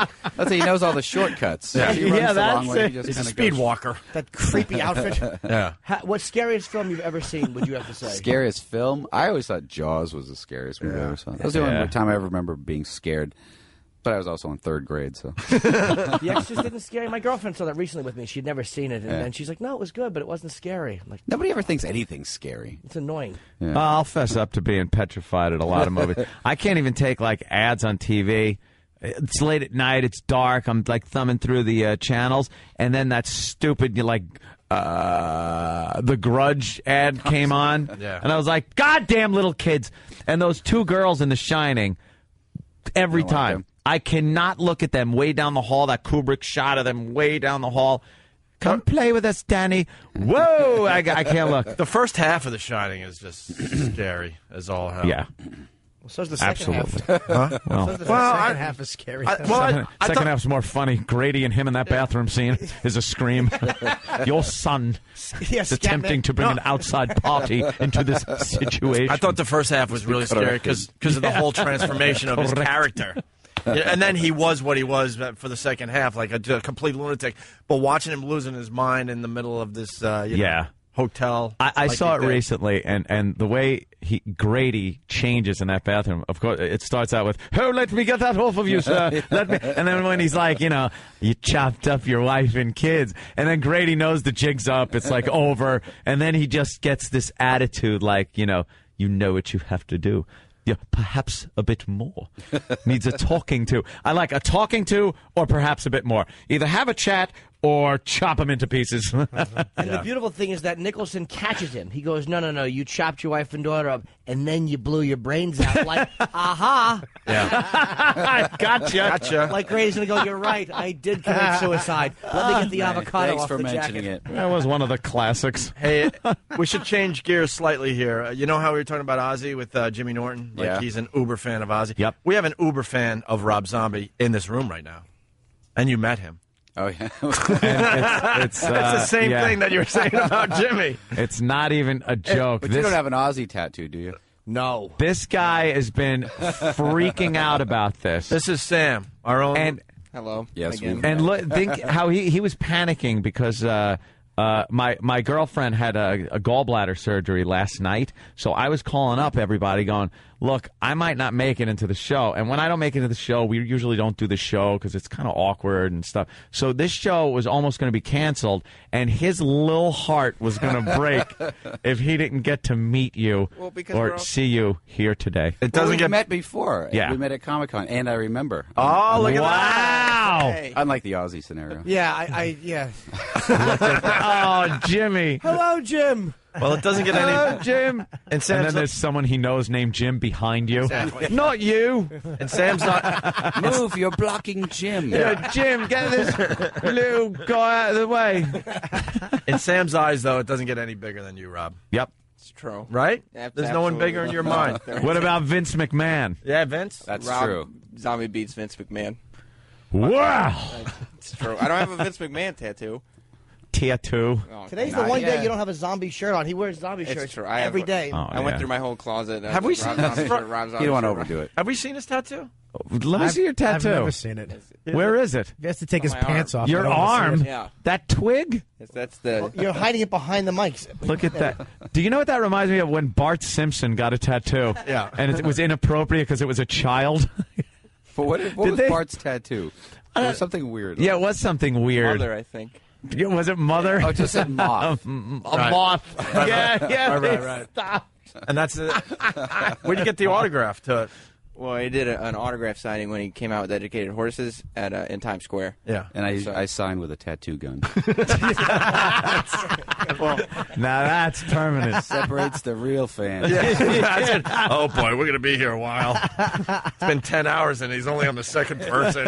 Look how rosy his Well, I cheeks had are to- right now. I had to drive home from Syracuse because that's when I was going to school. Yeah. Just for the one day. Like I drove home that morning so I could get there. I had my girlfriend wait online at the Virgin store with all the people for a bracelet. Oh my god! Yeah. Oh my god! He's usually- he's never like this. Wow, I love And seeing then, this. and then, so I decided at the last minute that I would just ask him to sign my arm, and then we went to the concert, which is the Nokia Theater, right after it, and so I had to take another day off school to go to the tattoo shop as soon as it opened the next day and get it signed. And you went go right Yeah. over this. And by the way, don't Sam, you screw up. your hero doesn't eat like an 8-year-old. Yeah. You know, you should Well, change your eating habits. You know, someone that's into Rob Zombie like this, you'd think you'd eat a little more. I don't know, Cooler? The guy eats like eats an 8-year-old. He eats like an 8-year-old No, Rob. child. This guy eats just like an 8-year-old, like Aunt just said. How yes. is that? I don't remember how an 8-year-old eats. Well, watch. We have no idea what he ate last night. Sam, what did you have for dinner last night? It was in Elio's last night. Elio's pizza, And some more celery. that we celery still had, sticks, Celery sticks. and he eats like fish sticks and chicken fingers. Yeah. And He eats Cheez-Its. like finger food that you give a little kid, Right, because and the they kid make a doesn't want to eat mess. much. And then he washes it down with a big glass of milk every night. Big glass of milk, and for dessert he'll have like gummy cola bottles. Yesterday. They taste like cola, Wax but they're like tips. gummy. Yeah, waxed. So you just drink it. What was your dessert last night? Drink whatever that was out of it. Yeah. We got more ice cream, so I got to have ice cream last night. How sweet. Any topping on there? Sprinkles or? No, we still don't have any toppings in the house. Oh, that's a shame. would. We'll have to buy you It's some. weird that you like Rob Zombie, like with Lionel Richie being your dad. It's just weird. He does look like the head from the Hello video. Do you want to ask that Rob? clay head that the blind girl made? Oh God, yeah. Didn't even look like him. Looked like she's Neanderthal blind. man. Yeah, Jesus. But the whole point was, even though she's blind, she knew exactly what he looked like. God damn. Well, the guy's prepared questions. The caveman from the Geico ads. The guy's prepared questions for Sam to ask Rob Zombie. Ah, thank God. Look at his rosy You're cheeks. getting to talk to your hero in an equal setting. Look at In a work Rob. He's setting. like, oh, come I'm like, on, this isn't man. going to be good This for anybody. crap now. Believe me. It's different than the average interview, though. We try to do things differently. I'm glad he's a realist and not working this up to something good. Right, Yeah, right. like this is going to be a lot of fun for everyone. Rob, I want to apologize. This is going to suck. Rob's like, whatever. Can you at least promote Halloween's coming Halloween out? is coming out. Go ahead, Sam. These are questions. How would you rate your remake of Halloween on a scale of 1 to 10? 1 being really cool, 10 being ridiculously awesome. 11. Wow. Why'd you skip the? Oh, you already know the answer to the first one. Yeah. The first one was, "Do you remember me? Do you remember my tattoo?" But all right, Yeah, yeah. it's really We've nice. established Yeah. that. Yeah. That's weird. What do you think about the current direction of hard rock? Oh God. It's coming back a little bit. There was like a I 5-year guess. period I don't there that was know. a little Dude. shaky. Dude. It's still pretty shaky. Oof. Yeah, you think? My theory is that it all died with the grunge rock. Do you think Brett Michaels' new show is going to help? The Rock of Love. It's Do you gonna- think I don't know what it's going to help Flava Flav, I guess. Yeah. It's help him get more girls. It's Flavor Flav with a white guy. I don't know. He makes out with every chick on the show. Yeah, just it's- tongue kisses them all. Rob, I happen to think Sam is getting to the bottom of a lot of things. You're right. Yeah, let's go. Please, Let's get to the true fan issues. The question. barrel. Go ahead. What do you look for in a friend? Well, I look for someone who'll stand outside a building in the rain, waiting, By the side whether door. or not I'm there. There you go. There's a little clue for you. Yeah. So, what's next for Rob Zombie? What a typical ass question. What's next? I'm going to get the hell out of here as fast as possible. Good choice. Actually, ask him the next one. Okay. What did you have for dinner last night? I had pizza. Cool. Wow. So we're on the same page. Look at that. Yeah. But he went to a grown-up store for his pizza. Pop some Elios in a toaster. 3-year-old. You like to make scary movies. What scares Rob Zombie? Well, this is doing a pretty good job.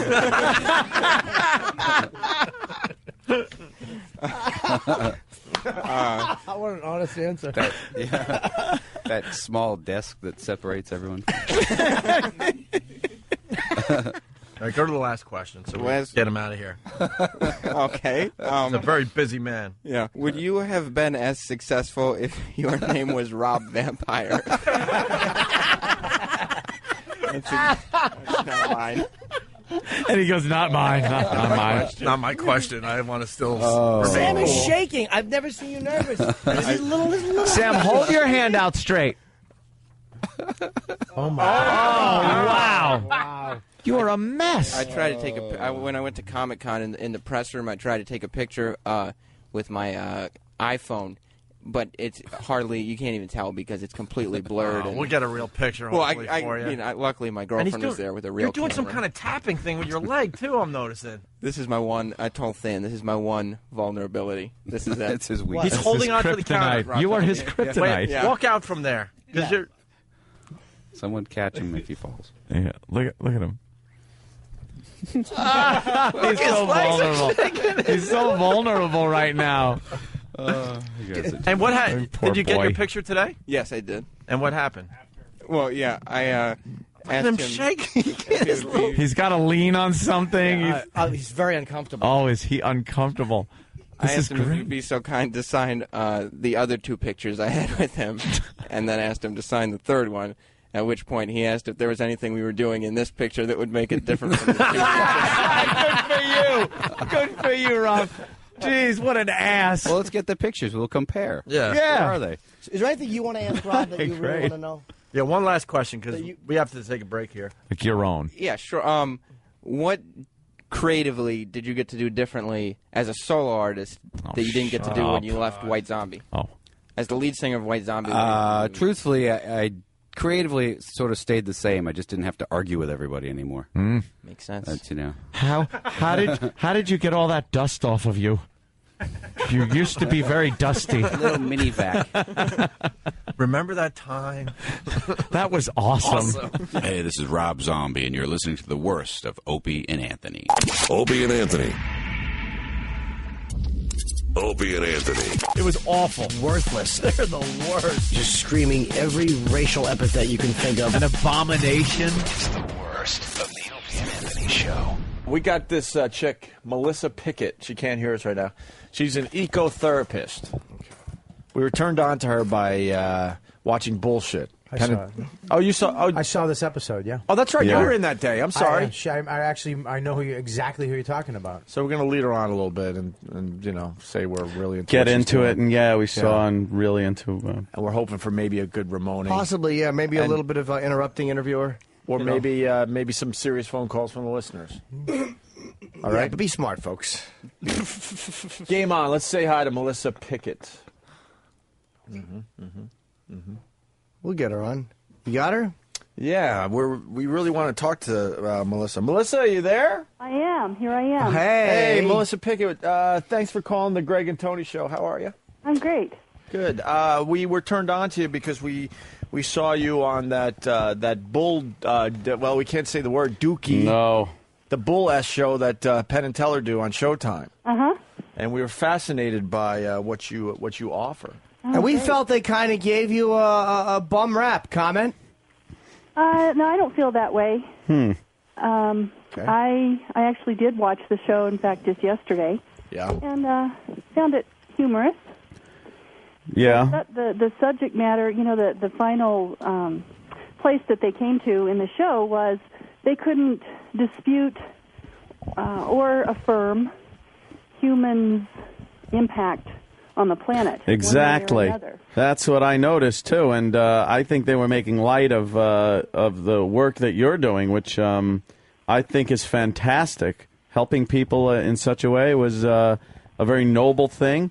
I think it's very important to have people get together and be one with nature like that.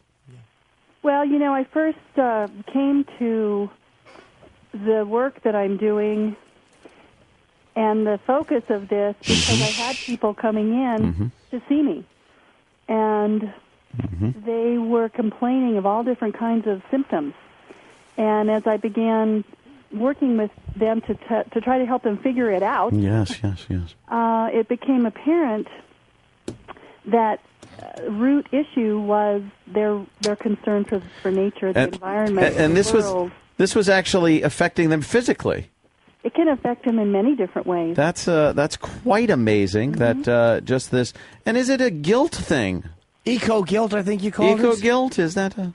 Well, where I see that show up is in people not knowing what to do, and if they are driving their vehicle, if they're feeling like they're not doing enough, they do feel guilty when they throw away trash, plastics. They do comment about, I feel really guilty.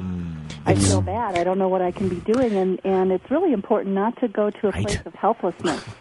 It seems like the carbon footprint people are leaving seems to be how would you say it? Detrimental. Yes, that's a good word. Sure. To everything. Right or wrong? Certainly, you know, the way that I look at it is, I can't exactly say what my impact to the planet is every day. Well, you're helping. You're obviously helping. You're giving a hoot. Yeah, well, I think that's what we all have to do in our own way, in whatever way that is. And you know, the way that I look at it is, I have to be having some impact in the way I live. How can we have so many people? I'm sorry. No, you. You go. How about you? Because you were no, before. go ahead. I'll go. You want me to go? I'll ask. All right. Go ahead. No, you No, I think you're excited about the Well, topic. you know, Very, yeah. very. We're jumping over each other. So, Bob, why don't you? Are you sure? Yeah. Okay. I'll go. Yeah, how you doing? This is Rich Voss. How are you? This is Melissa Pickett. Hi, Melissa. How are you? great. I'm a big fan, first of all. Saw the show, and big fan. I just wanted to get into the rocks. I mean, you went into the parking lot. You picked up rocks out of Mother Earth. I did. I would say, right? Uh-huh. And you handed them to these people. And what does that do? Like, can I just have go you to? ever tried it? No, I mean, I live in Manhattan, so it'd be hard. I'd Oh, have you to don't dig have, up the you don't have sidewalk. rocks there. No. Well, No. think of it this I'm living way. on one. And envision how you feel Just when you living go on a out into big one. nature. What is the effect of that? Uh-huh. You feel naturally slowed down. Right. You feel calm. You aren't around a lot of hustle and bustle, so you have clear space. Yeah. What do you So mean it- by hustle and bustle? Well, a lot of static around you. It's a lot of people, a lot of airwaves, a lot of radio waves, day-to-day life, traffic, horns honking, sirens going. What's the effect of all that on the nervous system? Do you and then how do you feel when You know go what out I've into noticed? nature? The Yeah. world's gone and gotten itself in a big damn hurry. We are in a big hurry. That's part of the problem. We're going so fast, we're not paying attention. So what does a rock in your pocket do? The rock in the pocket is to help you remember that there is something that you are connected to that you've forgotten. So you feel it kind of when you're living with the daily grind, as we like to say, the rock in the pocket centers you a little bit. It centers you. All right, well, I it wasn't finished, but grounds you go right ahead. You just go ahead. I didn't mean I wasn't finished, but go ahead. Oh, go ahead. Do you feel that it grounds you and will help refocus you, or is it something that's going to kind of distract you because your mind will be elsewhere? My experience is. All right, sorry about that. Go right ahead. It's centering. No, it's all about you. I didn't mean to actually talk on the radio show I'm a part of. Go ahead. What were we saying? Centering. We'll finish this one. You were. It's centering in what way? I feel better.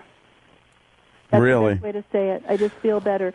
Anytime, if you have, why do people like to put flowers in their offices? Yeah, we all know about that. But let's get back to what you were doing with the rocks. Do you feel, because a lot of people say that the rocks are a distraction.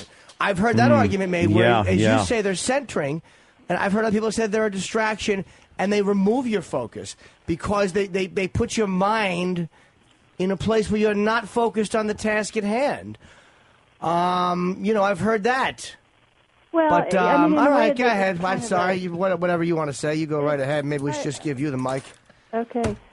It's kind of, in a way, just a Yeah, I'm sure it is. silly theoretical discussion because the proof is in the pudding. And What does George Harrison's head have to do with any of this? Yeah, we don't understand that whole truth is in the pudding thing. What does that really mean? It's if the you break proof. it down? The proof is in the pudding. It's an old saying. But what does that really mean, though? The truth is in the pudding. The proof, yeah. it's in the experience. Oh, okay. Sure. But Someone, excuse me, if someone wants to have, if someone wants to find a way Get on her bad to side. have the best, most functional, fulfilling life, and they are concerned with their well-being and how they can make. I get what you're saying. We got to focus you. You're rambling in circles. Melissa Pickett. Now, what is an MALPC? What exactly does that stand for? Yeah. Licensed professional clinical counselor. Oh, very nice. Very nice. Now, what about the labyrinth? This sounds very mysterious, almost frightening. Well, there's a lot of information on the internet about the labyrinth, and I think people can look that up for themselves. I'd like to know about your labyrinth and what that means, because when I saw it, labyrinths, they scare me a little bit. Well, try it out. See what you. Are yours made out of hedges? No, they're Or in a stones. cornfield? They're stones. Do you remember that scene in The Shining? I mean, it was so scary. Oh my Where there goodness! was Right? there was the a little. You had choices. You know, I want to go back. I know you said I was Sure, rambling, go but ahead. I You wanna run the go interview. back Oh, no. to No, that. go ahead. You're We'll just right. guess on Go your back. show. Because I don't think the question is answered. No, well, And it's go an ahead. Whatever you important think point there, to make. Ted Koppel. Take us wherever you want. We're just actors in your play. for people who are looking for a way to Right. have a healthy, happy life, Sure, we're on this point again. Go ahead. whatever way they can find to make connection with some deeper part of themselves is what I encourage. Right. Okay. Should we go back anymore? What else do we do wrong? Apparently, we're not asking questions to your satisfaction. Go right ahead. It's all about you. Go ahead. Yeah. Go ahead. Welcome to the Melissa Pickett Show. Go. I think Melissa's making some fine valid points today. here. Yes. This is because Yes, I've noticed, Melissa. I've noticed I feel terrible when I use certain things that I know are going to be in a landfill for a long time. These things affect me. What can I do to make myself feel better about this? Pay attention to how you live and do the little things. Melissa, I'm feeling eco-guilt. I'm sorry. Yeah, this is Ted, Melissa. He's please bear with us. He's a bit slow. I but- try to be environmentally conscious, and yet I find myself leaving a bigger carbon footprint than I intended on leaving. We feel like all voices should be heard on our show. So Ted's a bit slow, but his point is just as important. So please listen to Ted. Melissa! What can I do to help lighten my carbon footprint? That'll be your turn to answer the question. Because I tend to do things like when flowers are blooming, I'll pour gasoline on them. Well, that's not very eco-friendly. No, that's not. Melissa! Ted. Melissa? Yeah? You're not answering my questions. I need help. What could you tell Ted today? Ted's a little, Melissa? I'd say Ted's a little stressed out. Yeah, a little bit. All right, let's go to our phone calls. They've been wanting to talk to you all morning here. Let's start with Bob in Connecticut. Bob, you're on with Melissa Pickett. She's a ecotherapist. Hi, good morning. Greg and Tony, love the show. Long-time listener, first-time caller. Thank you, sir. Thank you, Bob. Thank you. Miss Pickett, Mrs. Pickett, I'm sorry, excuse me, I'm not familiar with your work. I'm not sure if you're married or not. But I have this tremendous eco-guilt anytime I use the bathroom, to the point that I forced myself to contain my bowel movements for the last 2 weeks. And it's becoming extremely uncomfortable. And all I can do all day is daydream about taking a giant steaming shit. Booyah! Wow. Booyah. Melissa? We're gonna have to beep that. Yeah, they beeped it down the hall. But he makes a very good point because when you're doing that, how do we explain it on the radio? When you wake up in the morning and you do that, isn't that wrecking the environment in a way? The concern that people might have with that is the use of water. For example, we live in a drought area here, and we had people who were very concerned, literally, with their toilet flushes. They were concerned about conservation of the water and not having any. And, that became a concern for people in New Orleans. Oh, of course. That became a concern for people in Atlanta. But they had plenty of water in New Orleans. It's not drinkable. Oh. So, I got confused because you were talking about a drought. Water is the nectar of life. We don't have water, we can't exist. Oh, I like that. Nectar of life. Wait a minute. If you don't have water, you can't exist. No. No, not at all. Wow. Are you suggesting we raise a generation of super kids? I'm suggesting we raise a generation of conscious kids. Sure. And should we give kids rocks? Like, if you should you give your kids rocks, or would that be for like adults, or is that a certain age, or can that help kids too? I suggest we take kids out into our parks. Yeah. Take kids camping. We give them experiences with nature. We get them off the TVs and the computers. Where did Jimmy go? Melissa, we got a soldier that came back from Iraq, and I've been following the Green Movement, and this has come up a few times. Rich in Colorado, what do you have for Melissa Pickett, the ecotherapist? Hi, Melissa. I'm a huge fan of yours. I saw your show. I saw you on Penn and Teller, and I saw your little labyrinth, the rock garden, and it reminded me of when I was in Baghdad for 15 months, and I was walking around in circles there, kind of doing useless stuff. But the question I have is, I was driving, those big, huge Humvees around, which put out the carbon footprint stuff, and I was wondering how much of a carbon footprint do IEDs leave? I have no idea. I'm not an environmentalist, so you'd have to go on the website, figure that out for yourself. But you would imagine, Melissa, there would be a lot of IEDs. There's a lot of smoke and stuff, and a lot of parts from trucks flying around. I was just wondering, like, what would you guess, like, ballpark figure? What are we talking? I have no idea because I'm not an expert in that area. All right, but the point being, Melissa, that I'm sure that would bring on a lot of guilt if you're one of these soldiers that is fighting the good fight over in Iraq and Afghanistan. Yeah, probably would. I would hope that we would all just send a good words and a blessing of support. Sure. For being over there, and let's support them how we can. We're running out of time because we got to take a break for the NPR news. But first, we got Steve from where is he from? Yellow. I'm not. I can't read the last. Yellowstone. Yeah. Steve. Hello. Yes, you're on with Melissa Pickett, Steve. I have a bad connection. May I speak with Miss Pickett? You're on the line with Miss Pickett. Oh, hello, Melissa. Hello, I'm here. I think that a lot of people don't seem to take the environment seriously, and I don't think that they understand that their impact, like, people don't feel as individuals, because I personally had my stomach stapled, and yet I didn't change the problems inside that made me do that to begin with. And I find that what's really been happening is people don't seem to understand the impact we have that on the earth, that one person can make a difference. I hope that I have we are throat all polyps, so this waking one's up gonna to probably begin to hurt. understand that. What's that? I'm sorry. I said I hope that you're doing your part to help people understand that. Well, I find that it might sound crazy, but I'm not drinking really bottled water anymore. I'm drinking tap water because I don't want to continually use all the bottles and the plastic, which I don't believe are recycled properly. That's probably true. Can you elaborate on what else I could do? Because I'm feeling like I just don't know, but I really do want to contribute and participate accurately. And I'm really worried about this one, though, because, again, it always hurts my throat, and yet it plays funny on the air. So what do you think I could be doing differently? Add to what you're doing. Ramon! Someone leave a carbon ball print on this bitch's nose bridge. Ramon! Melissa carries rocks under her clit hood. Ramon! Melissa should be chased through a labyrinth by a bleeding AIDS patient. I really hope that people that are listening. Justice for pedophiles.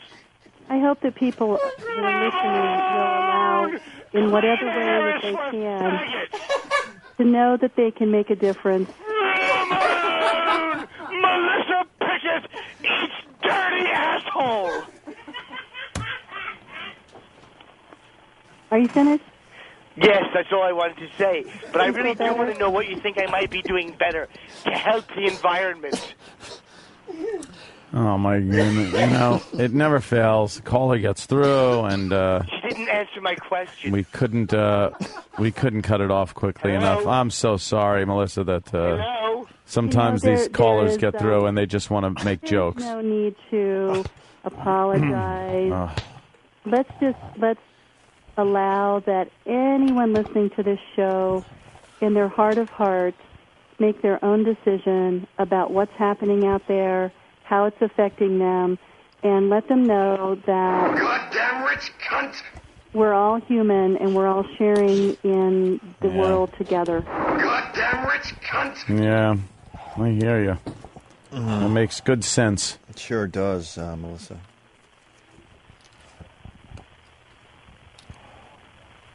Hello? Hello?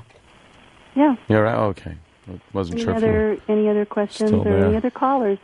Yeah, we have plenty of calls coming in. Yeah. Why don't we? This is a very good question coming in from Steve in Union, New Jersey. Steve. Hi, Melissa. How are you doing today? Good. How are you? I'm excellent. I realize my ideas might not be 100% orthodox, but I was really wondering what you thought about marijuana. See, I believe that comes from nature, and it's very difficult for me to be centered when I'm not really baked. So what's your question? Comment? My question is how you think that helps the eco footprint. Because, I'm planting a lot of trees here in New Jersey, And, it's helping people get centered in their lives. I was just wondering what you think about that. She said she's not an expert on that. Are you feeling a bit of guilt because you're smoking the weed, Steve? Oh, not at all. Not at all. Melissa, can I ask you something? Yeah. Of course, we're concentrating here on the United States, but there seems to be a lot of I don't know. It's almost eco crimes going on in other countries. You understand what I mean? So it's kind of hard for us to do something knowing that other countries are just screwing up by the numbers here. You know? Well, I don't think it's just a United States problem. It's a world problem. It is a world problem. And we got, to the south, we have Mexico just pumping out pollutants. And to the north, we got just moronic, stupid-ass Canadians that just don't know anything about anything, to tell you the truth. That brings a lot of stress and guilt. Yes, a lot of guilt. Yeah. I mean, they're like our retarded neighbors to the north that have to be cared for and coddled as they ruin the planet. Sure. We got Uncle Paul checking in. Uncle Paul, you're on with Melissa Pickett, the ecotherapist. Hello, this is Paul. Hello. Oh. How are you? I teach children, and what is it? It seems it's very hard to get an eco-responsible message through to younger people because it all starts at home with the interfering parents. That's true. And what is the best way, do you think, to try to get that message to children? Because I deal with the young, very young kids, and it's very hard because they don't understand consequences or what tattling can do to somebody. So exactly what is it? How do you make that fun for children? Meet children where they are. I'm not sure what you mean, although that sounds... Playing outside, letting them draw, talking about what they like in nature, letting them go... Ramon! Melissa should pick up rocks from her driveway with her cunt lips. Ramon! Somebody fucked this four-eyed bitch in the back of an SUV with the air conditioning going full blast. Ramon! This four-eyed nerd should be sodomized with a giant sunflower.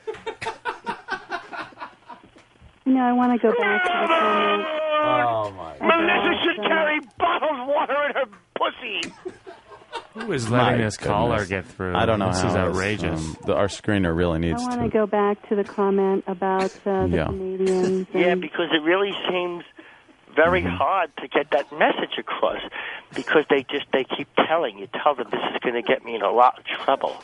You got to keep your mouth closed, but they tell. They always tell. Part of the problem is we want to blame other people. Ramon! The Jews are responsible for bad weather. For ourselves. Yeah. Well, gentlemen, I've enjoyed our time together today. Ramon! And Melissa Pickett has thin, unkissable lips. I have to go out in the world now and help people. Melissa has a hairdo like Pam's cousin Jerry from The Facts of Life. And so I'm going to wish you well. All right. Somebody tell this dinosaur neck bitch to shut up already. To have a wonderful day. I understand. Do Yes. your part. Thank you. Ramon! Yes. Recycling us for faggots. Thank you Help so the world much. be a better place. I agree. God bless you all. Thank you so much, Melissa Pickett. Bye-bye. There I goes think that was a real cop-out. Melissa Pickett. Oh, this has got to be the funniest. Oh, my God. I don't think there's anything funnier. When he just I don't think blurts there's out anything funnier that on the fucking fucking planet Ramon. Earth.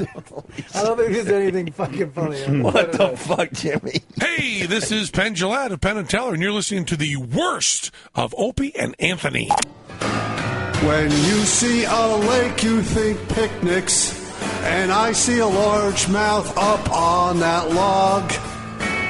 You're probably thinking that you're gonna change me in some ways. Well, maybe you might. scrub me down, dress me up. Oh, but no matter what, remember I'm still a guy. It's the worst of Opie and Anthony. Got some lady on the phone. It says, this bitch won't stop calling, is very annoyed you haven't spoken to her yet. Oh, let's get to her, Ope. We don't like to make people wait. We apologize. Who's this? What's your name, dear? Hello? Hi, how are you, dear? Hi, who are you?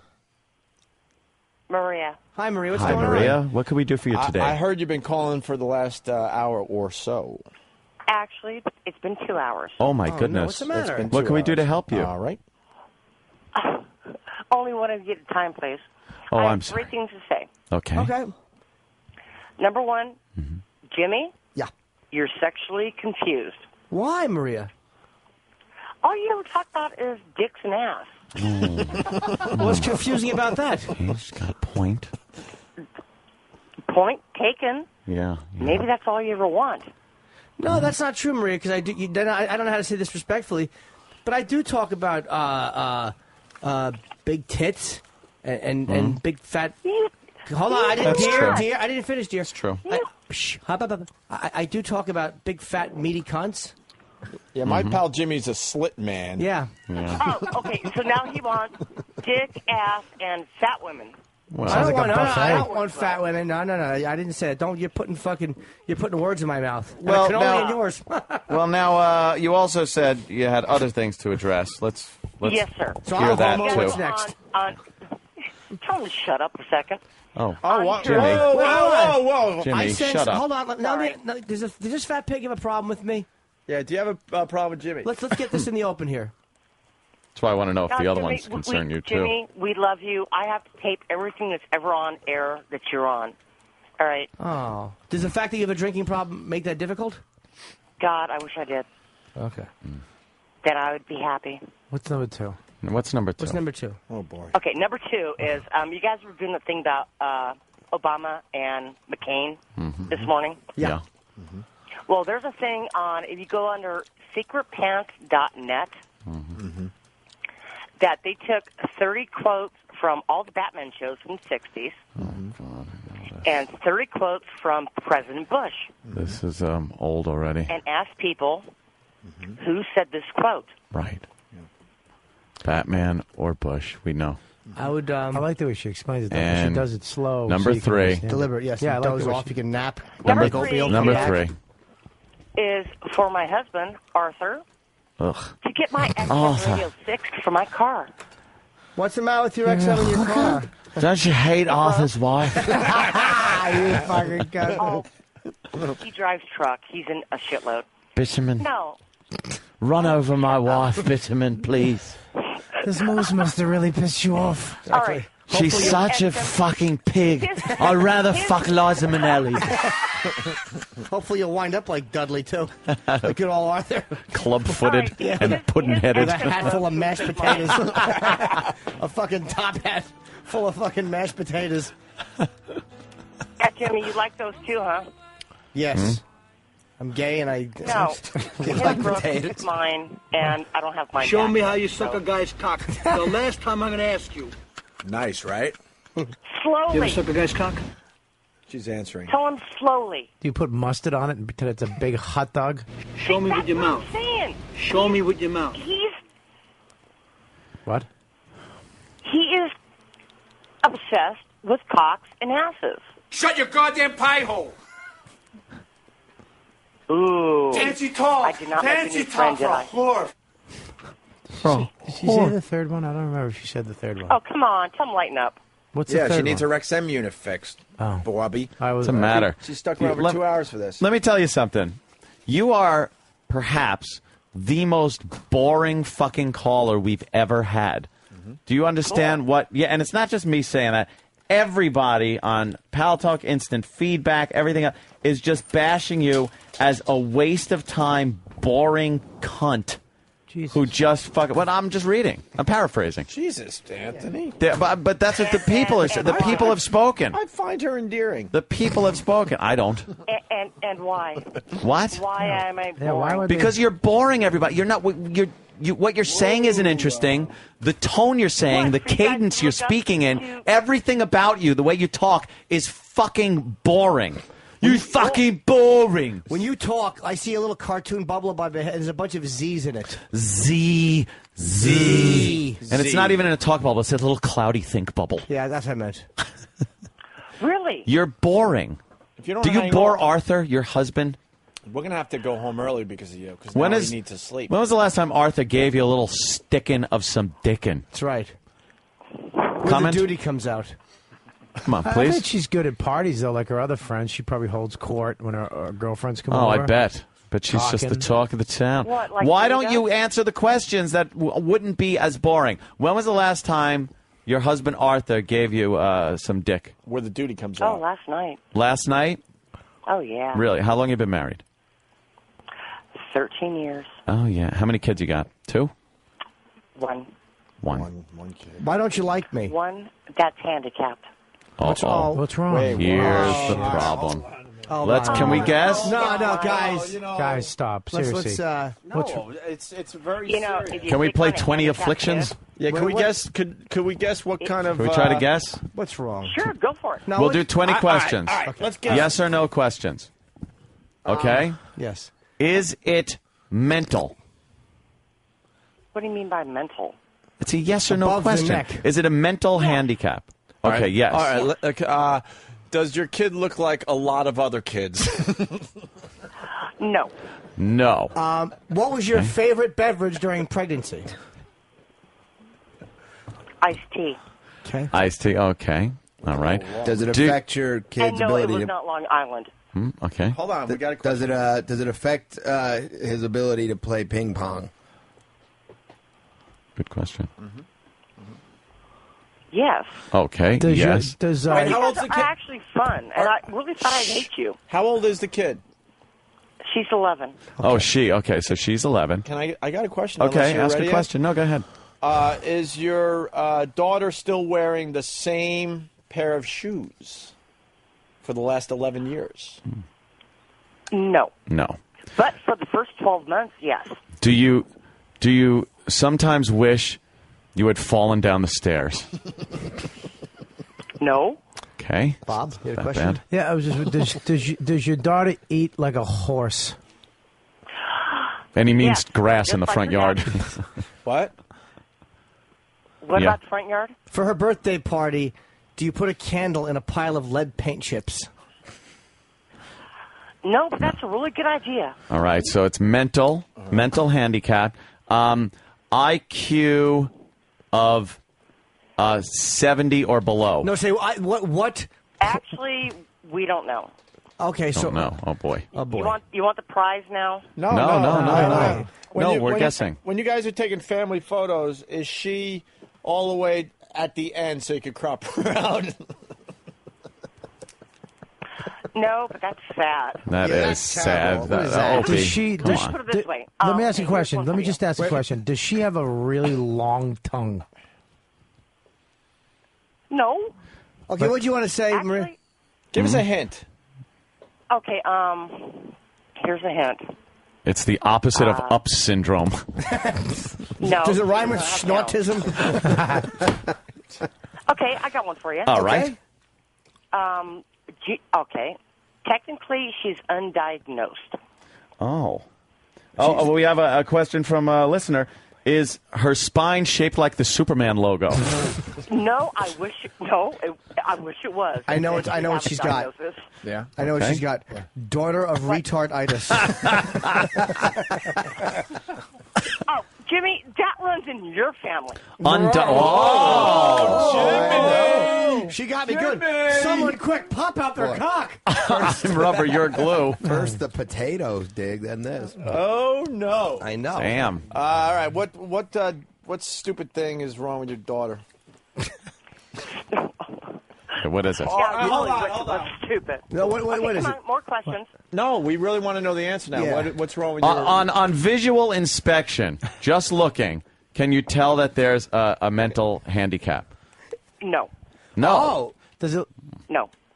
Does it look like she's wearing a broom for hair? Why would she be?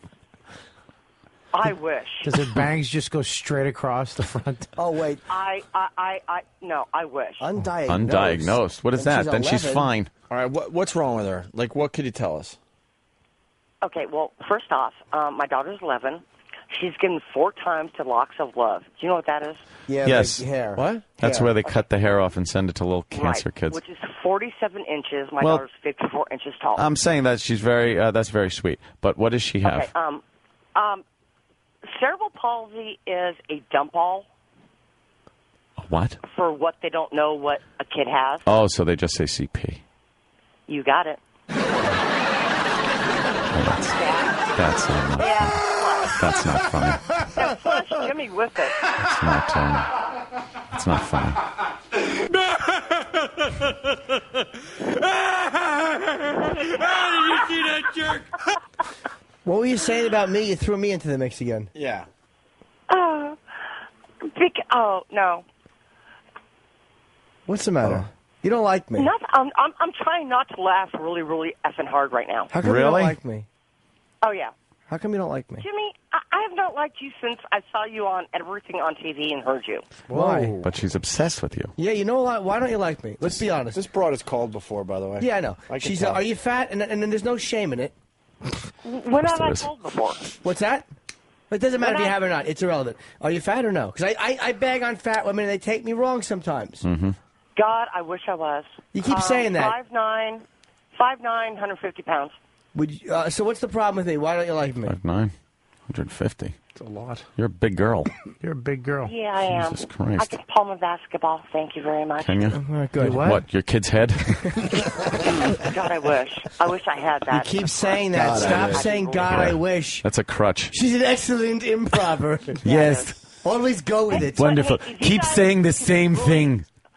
Look up that website, that secretpants.net. No, we saw that website. It sucks almost as badly as your call. So why Yeah. don't you quit beating around the Mo Howard haircut? Did you guys ever notice that when he gets offensive, he gets belligerent? Why don't you tell me? They're both the same thing, you dumb twat. Yeah. Why don't you tell me what it is you don't like about me and stop fucking boring everyone?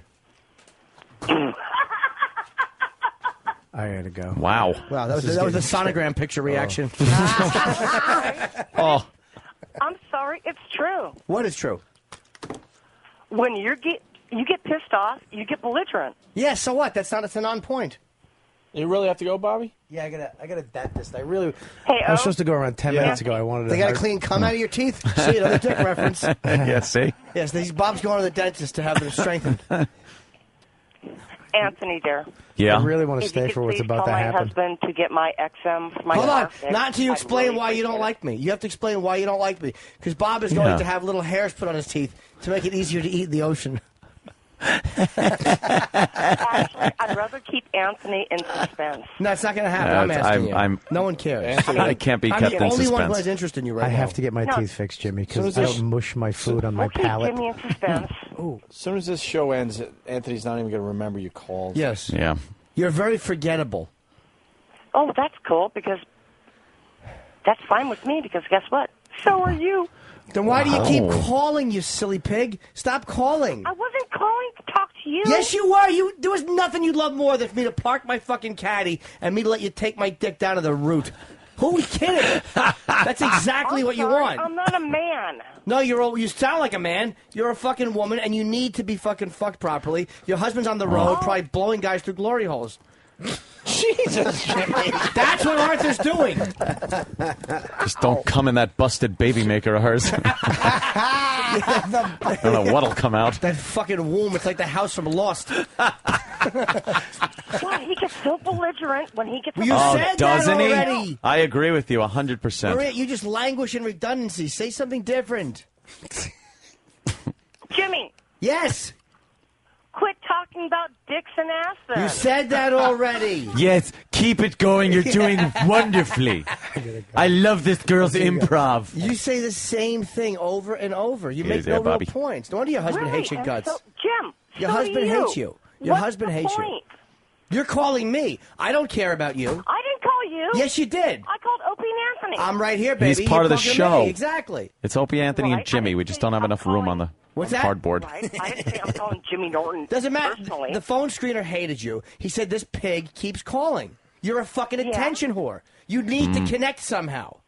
You need that connection. I don't like being put on ignore for over an Why? hour. You're ignorable. You're a that's non-entity. right. You're on ignore your whole life with people. I think you're a Munchausen syndrome by proxy woman. What do you mean by I that? think that she keeps her daughter ill to get attention. Oh, yeah, she's probably one right. of those kind. You fucking 6 cent soup maker. Do you do that? You 6 cent soup maker, right? You put a little Drano in the kid's soup. What are you doing over there? What are you doing? Shooting feces into her arm to keep her sick? Actually, Anthony, that's not funny. She's probably totally. You know why? Because it probably hits close to home. She's probably totally fine. And because I just took her to the doctor yesterday. Because you seem like an attention whore, and attention whores have this Munchausen syndrome by proxy. Have the doctors discussed that with you? My problem is Undiagnosed? That's fucking weird. Yep. And boy, maybe somebody better look into what you're doing. What does the doctor say? How often do you see the doctor? A lot, I bet, right? You help out with the diagnosis and everything, and you know the nurses by name when you come in. Yeah, your friends are like, how's it going? Yeah. You're like, well, it's a struggle every day. Let me get some more fucking Windex for her Hawaiian punch. Then you just gotta call and get on the radio, and they keep hanging up on you, and you just gotta keep calling. You gotta fucking be heard, don't you? Everyone is pointing out, by the way, Joe from Jersey, what kind of mother calls up and plays, guess what's wrong with my retard kid? That's true. Oh, are you a horrible mother? Yeah, how much right attention from that do you need? infected womb up until 11 years later. She actually decided to play Guess What's Wrong with My Retarded Kid. You just sell your kid down the river for 30 seconds to try to connect with me because you got something for me. We both know it. You try insulting me like a little girl in the schoolyard, but we both know what you'd like. You'd like me to kind of pull your hair and face fuck you. Is that the kid in the I background? was calling about the thing. What earlier. thing? Was she conceived during a keg stand? Secretpans.net. Stop with this corny website. You we would like me hate to lay that you on the website. bed. You want me to lower your head off the bed so the blood rushes to your head, and then throat fuck you with my onion balls on your nose until your eyes tear up. That's what you want. Oh, that's You want to make that noise. Now, which means now, besides being Yeah, you in need the a- guys, he is unbathed. On what? Because if he says he has onion balls, No, that was Jimmy. that was kind of the joke. I was saying that I have such little regard for you as a living entity that I wouldn't even shower. I'd put my onion balls on your fucking desperate nose. I'd say, look, I'll acknowledge you, and you'd go, and you'd say, okay, because you sold your own kid down the river. You fucking called repeatedly. How did I sell my kid down the river? Exactly the same fucking playing. Guess what's wrong with my kid? You're awful. You're awful. You're an attention whore. You are an attention whore, you got to admit. The question: how did I sell my kid? I explained that to you. I stopped talking and listen. It was just explained to you. I just explained to you what you did. You asked. Shut Go up. ahead and ask questions. Exactly. Instead of just going, no, I don't want to talk about that, you had to be fucking radio prize whore and try to get the hosts interested in you. Because we told you were boring. You're boring. So and you don't like spiced it hearing up. that. That's fine. No, You're a boring person. You really fit the fucking profile. Yep. Your of one husband of those. ignores you. Yeah. Cool. What do I win? Nothing. A Your retarded life. kid. Oh, shit. Oh, fuck. The kid's a victim in this. Please. Be nice. Who even knows if she has a kid? I don't even know if she has one. Can your daughter communicate? Is she verbal? No. Oh, no? Really? boy. Wow. Unfortunately, Mom didn't have that. Yeah, and you were drunk. She's You're what? drunk. Yeah, were you drinking You were, of course you were. Don't lie. God, I wish. during pregnancy? Wait, her kid doesn't talk? No. Non-communicative. Do you speak? You could hear her kind of slapping in the background a little bit. Who even know? I don't even No, believe she has a actually, kid. we speak. Oh. Say making fun of your kid. That's not nice. That's good. Oh, no. More Not attention. I know you or your kid, so it's a little easier. But you shouldn't be making fun of your own kid. It's not her fault that you Actually, decided to drink I'm during allowed to. pregnancy. Yeah. Mommy, I'm hungry. allowed to. You're Hold not. on, I'll feed you in a minute. Mommy has to go get some attention for herself. Mommy has to go stand in the front yard and do something to draw attention to herself or call a radio show. Yeah, Jimmy has to talk about dicks and ass because he can't get a wuss. I can't get a wuss. It's called a pussy, sweetheart. called a cunt. Yeah. It's called a fucking a pussy, not a wuss. I didn't want to be. It's called a ass. baby maker. You said dick and ass. Oh yeah, in your case, why don't you say Jimmy just can't get a disaster area? Exactly. Holy shit. Where do you live? What city do you live in? Is your womb lined with lead? Hey, Fallout Shelter pussy. Where? What city do you live in? Actually, that would be really, really funny if you think about it. Yeah, I know it would be. That's why we said it. Yeah. Why do you say what city you live in? Yeah. City? Philly. Ah, Philly. Philly. All right. What's All going right, on? so it's within range that I could beat you. Yeah. Would you like to meet Jimmy? Why don't you come up and meet us? Sure. Why don't you meet Jimmy and maybe slip you a little upside dick? the head? What's Slip you that? some cock. I won't let you suck it, but how about he this? doesn't have one. Shh. How about this? I won't let you suck it, but I'll let you look at it. Like I'll wave it in front of your face a little. Would you jerk off on her face? Absolutely. Okay. How about Jimmy jerks off into your face? But no touching. 'cause Oh, I'm seeing someone. God. And do I have to get a magnifying glass? Or Oh, Jimmy, no, she did. You're Do saying I she's have to- saying do I have to, Jimmy's got a tiny that's not true. This is a giant cock. That's the last girl that was with Jimmy. What? What's that? do I have to go to Atlanta to the disease place to get Disease like place. a pad that it wouldn't affect me? Well, it already affected you. Wow, really? Sorry. Maybe this woman and her daughter can go on a double date with you and Josh Blue. Dick balls, dick and ass, balls and dick. Yeah. Wouldn't that be Once great? again, Wouldn't you Jimmy love that? was a guy. Dick and balls. Think about it. Big She's cocks. trying to breathe out of her nose, but Jimmy's balls are right up against her nostrils.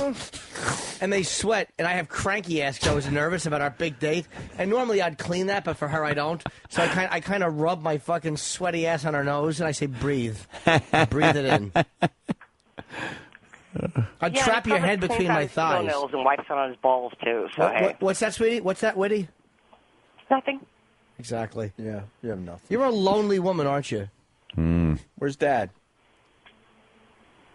Actually, he just called a second ago. What did he He's say? probably Get off the listening phone, right you now, embarrassing hole? What did he say?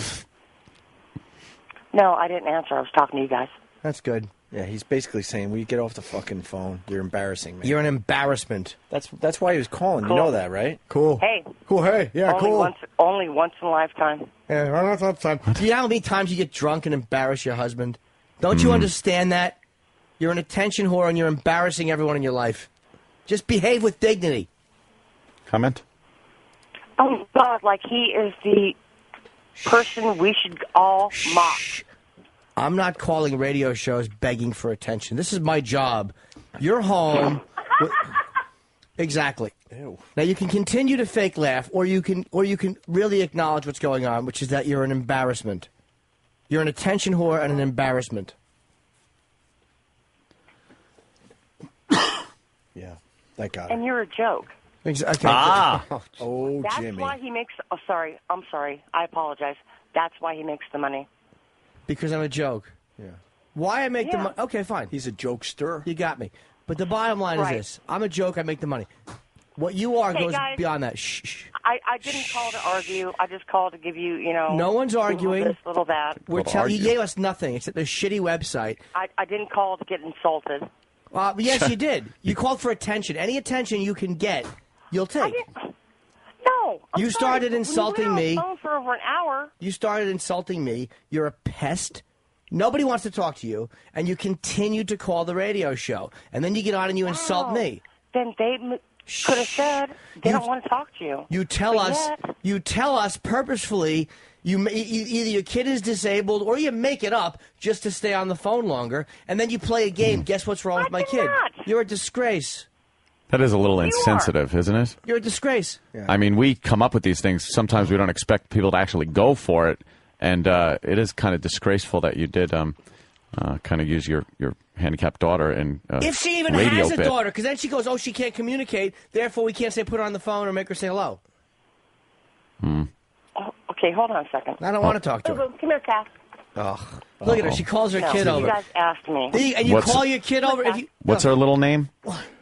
Her name's Cassandra. Aw, Cass. Come here, boo-boo. Way to give her a name she'll never spell. Hey, stop. Come on. Poor kid. Jesus, she talks to her kid like a fucking puppy. I know. No, because right now Jimmy has me pissed because my daughter is my most precious thing. Then stop using her as a radio prop if she really exists. Just say my daughter's My most depressing thing? No, my most precious. She's trying precious. cliched Precious. nonsense. Oh, I hear. Hold on. What are you tickling the kid? That's the kid cringing at her mother's embarrassing attempts at attention. You know what the translation was? Mom, get off the phone. You're making an idiot of yourself. Yeah, Mom, you're Were an you ass. tickling little Cassandra? No, I just put her up in my lap. Oh. 11? Cassie's not that little. She's 80 pounds. Why are we? At 11, 80 pounds? Is that normal? Yeah. Yeah, that's all right. That's small? That's all right. Is it? I like my 11-year-olds with a little meat on them. All right, look, you're depressing the shit out of everybody. I feel bad for the kid. I got to step out of character here. This is a downer now. We feel bad for the kid. Absolutely. And we don't like you. I'll speak for myself. I feel bad for the kid. That instead of just... Why? Because you're bringing your kid on the radio. What are you doing? She's perfect. I'm sure she's not the problem. Yeah, you are. Don't you get it? All right. Could you leave now, please? Why don't you just go away? You guys are great. Jimmy, kiss mine. Oh, good one. She'll go out with a bang. She wants it. She did, Jimmy. She wants you so bad. It's not... It's No, she does. Something I said She intrigued wants her, your cock. where she knows I shave it, and she knows it looks good, and it's a good thickness, and she probably just wants it in her face. Yeah. She wants to smell it. She Yeah. wants to breathe it in. She wants clear Everything. stuff on her face. Yep. Why am I Can you saying tell us that? more about She does. I don't know. What is wrong with us? I don't know. So she had a You sound slight, like you. she had a slight problem with the show. We just fucking Nah, but it was her, destroyed it was something about her Her was so humanity. annoying. Exploitive. And she's, boy, if there is ever a profile or candidate for that Munchausen, Yeah, that holy was dead on. shit. With Munchausen syndrome. She just fucking attention whore. She probably knows all the nurses and doctors and questions them and helps out. What do you need me to do? I do that. No, I give her the injections every day. We know it. And before you know it, they find out the kid's fine. Mother's been pumping fucking toilet water into her. That's what happens. It's fucked up. She's called before. I recognized the cadence of her voice. Yeah, she was annoying.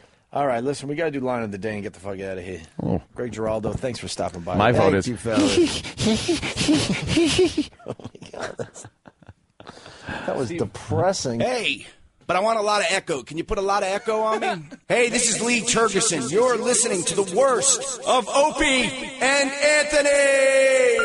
And now, the worst of Opie and Anthony. Opie and Anthony show. All right, let's get the cockroach count. This is all I thought about this weekend. La cucarachas. We learned last week that there are cockroaches that have completely invaded and taken over this facility. It's infested. It's infested. So we laid down some traps on Saturday, somewhere Friday, and now we get to see what our traps caught. Sam has one of the traps in his hands. Well, the other trap that was under a file cabinet just got one. Oh, God, that one's... This one was under the sink and has... The real problem is that there's like at least, I count 6 to 7 baby cockroaches. Okay. Which means they're reproducing. Oh, wow. Cockroaches reproducing in an environment of filth and fucking food and disgust? They're also all still alive because they're moving their antenna, but they can't move because their feet are stuck. They're trying to figure out, they're trying to communicate. Hey, my feet are stuck. So are mine, idiot. Talking to each other. I'm How are your walking- feet? Stuck? I'm walking, but I'm not getting any closer. What's happening? It's glue, idiot. We're in a We glue trap. discussed this. We're so dead. I'm walking, you're not getting any closer. Could you explain that? Ted the cockroach. It's Ted the imperceptive cockroach. I'm hungry, but there's no food to be found, and I can't seem to get anywhere. So there's a total of 16 baby cockroaches in this thing. And full size is 1, 2, 3, 4, 5, 6, 7, 8, 9. 9 full-size Let cockroaches. me see that. So there's 25 in this one trap alone? Yeah. Oh. Where are the real big guys, though? The big fatties, Yeah. like the one that Post stepped on the other day. Oh, my They're there. God. One. Yeah, he's right. Look at how many cockroaches. I can't stand the cockroach. There's way more than 16. Disgusting There's a lot of little really bug. tiny ones in here. 1, 2, 3, 4, 5, 6, 7, 8, 9, 10, 11, 12, 13, 14, 15, 16, 17, 18, 19. You said 19 on the one side, and then 1, 2, 3, 4, 5, 6, 7, 8, 9, 10, 11, 12, 13. You missed 14. You missed that guy. Dude, there's 30-something in this trap alone. You miscounted. Well, I got one in this trap, so that's correct. And one in that? Yes. So there you go. It'd be funny if there's all those roaches and a dog. Or a turtle. Dog. Just some weird animal. Hopefully... There's an armadillo in here. Let's fuck it. Hopefully Travis's bulldog will get caught in one of these dumb things. That useless animal. Yeah, absolutely. Or Travis's beard. And by that I don't mean Lisa. Here. He's gay. Here you go. Oh, come on. Ant.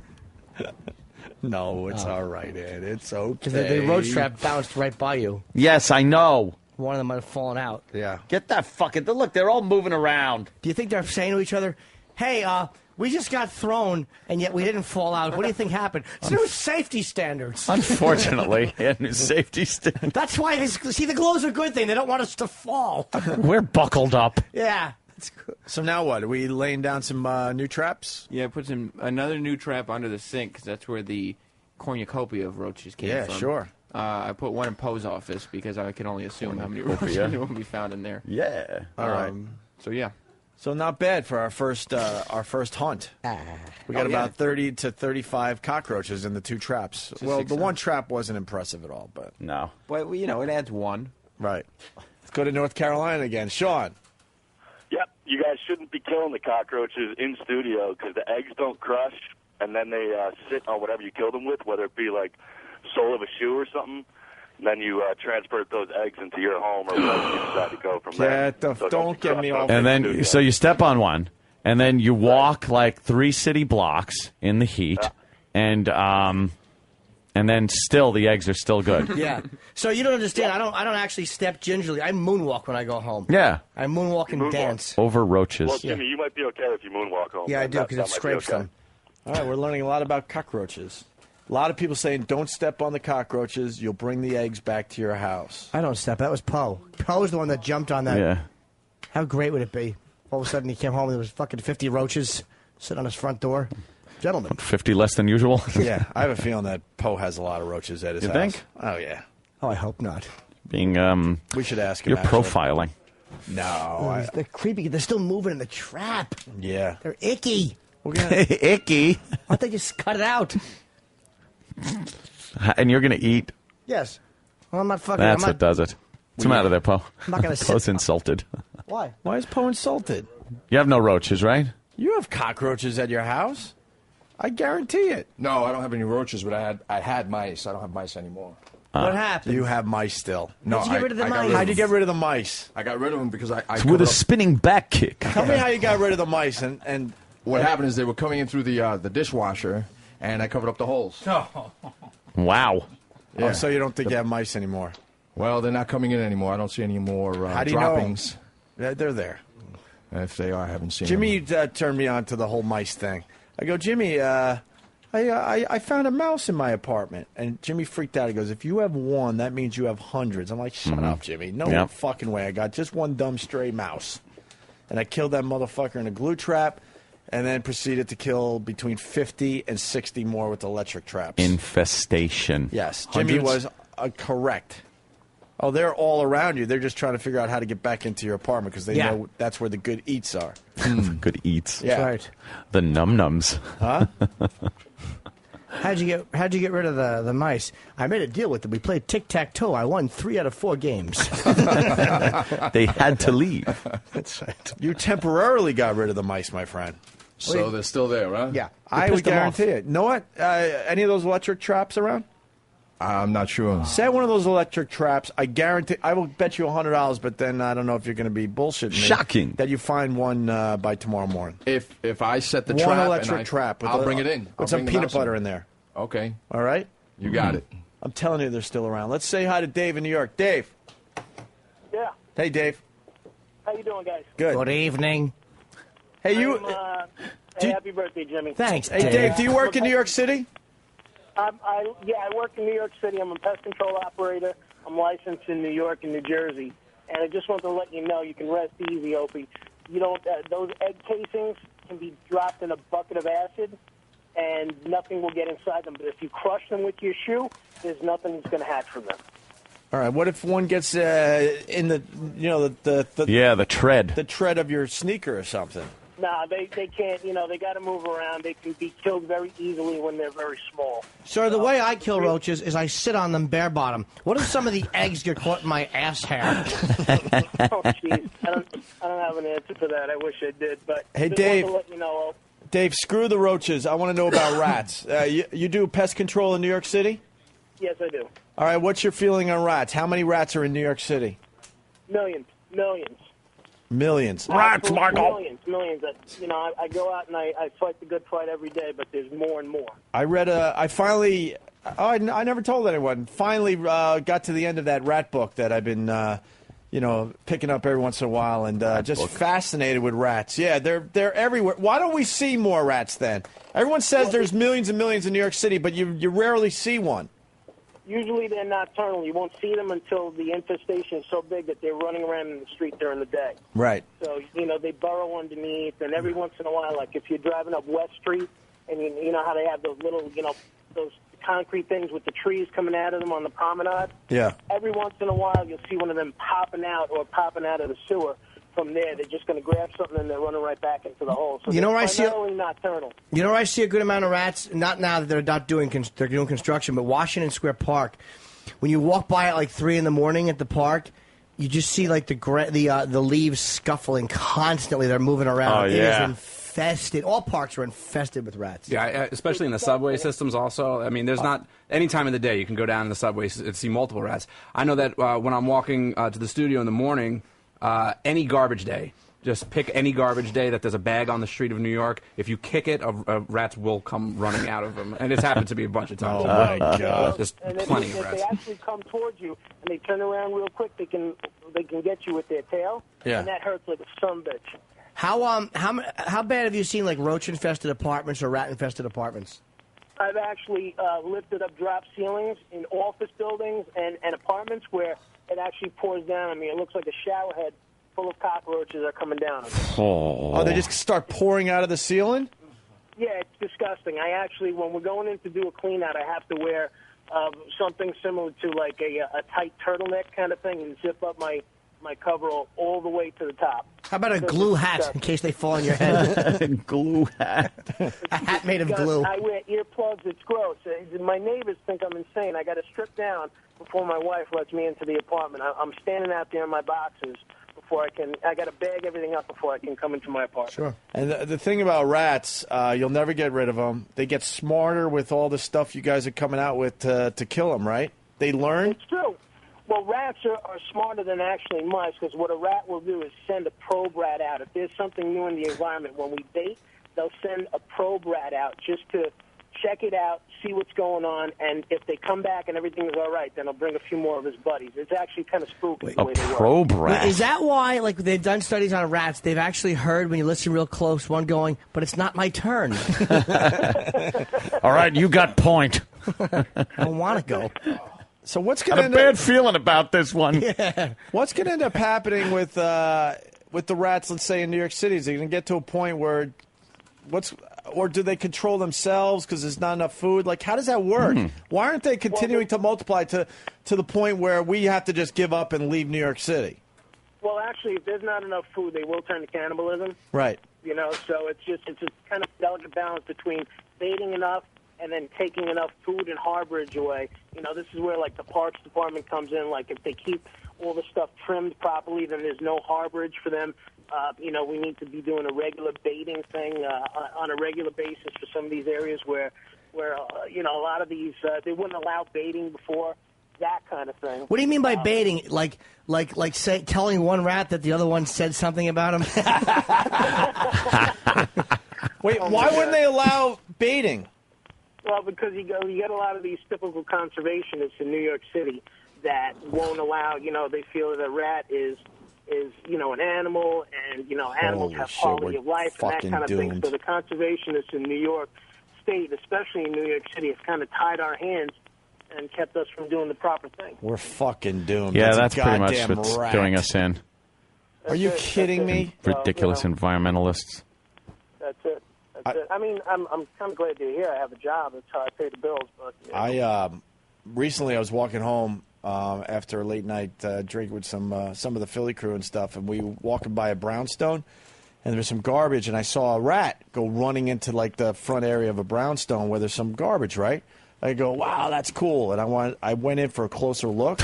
And I swear to God, and maybe you could tell me what this means, that the rat hissed at me. I didn't see it anymore. Yeah, no shit, he hissed at you. It started hissing. What does that mean? Was there babies in the area? It was a cat. No. Usually what happens is when you get too close and a rat is trapped, it'll get up on his hind legs and kind of do this hissing, kind of guttural sound, kind of to scare something away. Or chews your face off. Dude, let me tell you, I was fucking petrified because it was dark. And all I heard was this hissing coming from the darkness. I couldn't run fast enough. Yeah, it's disgusting.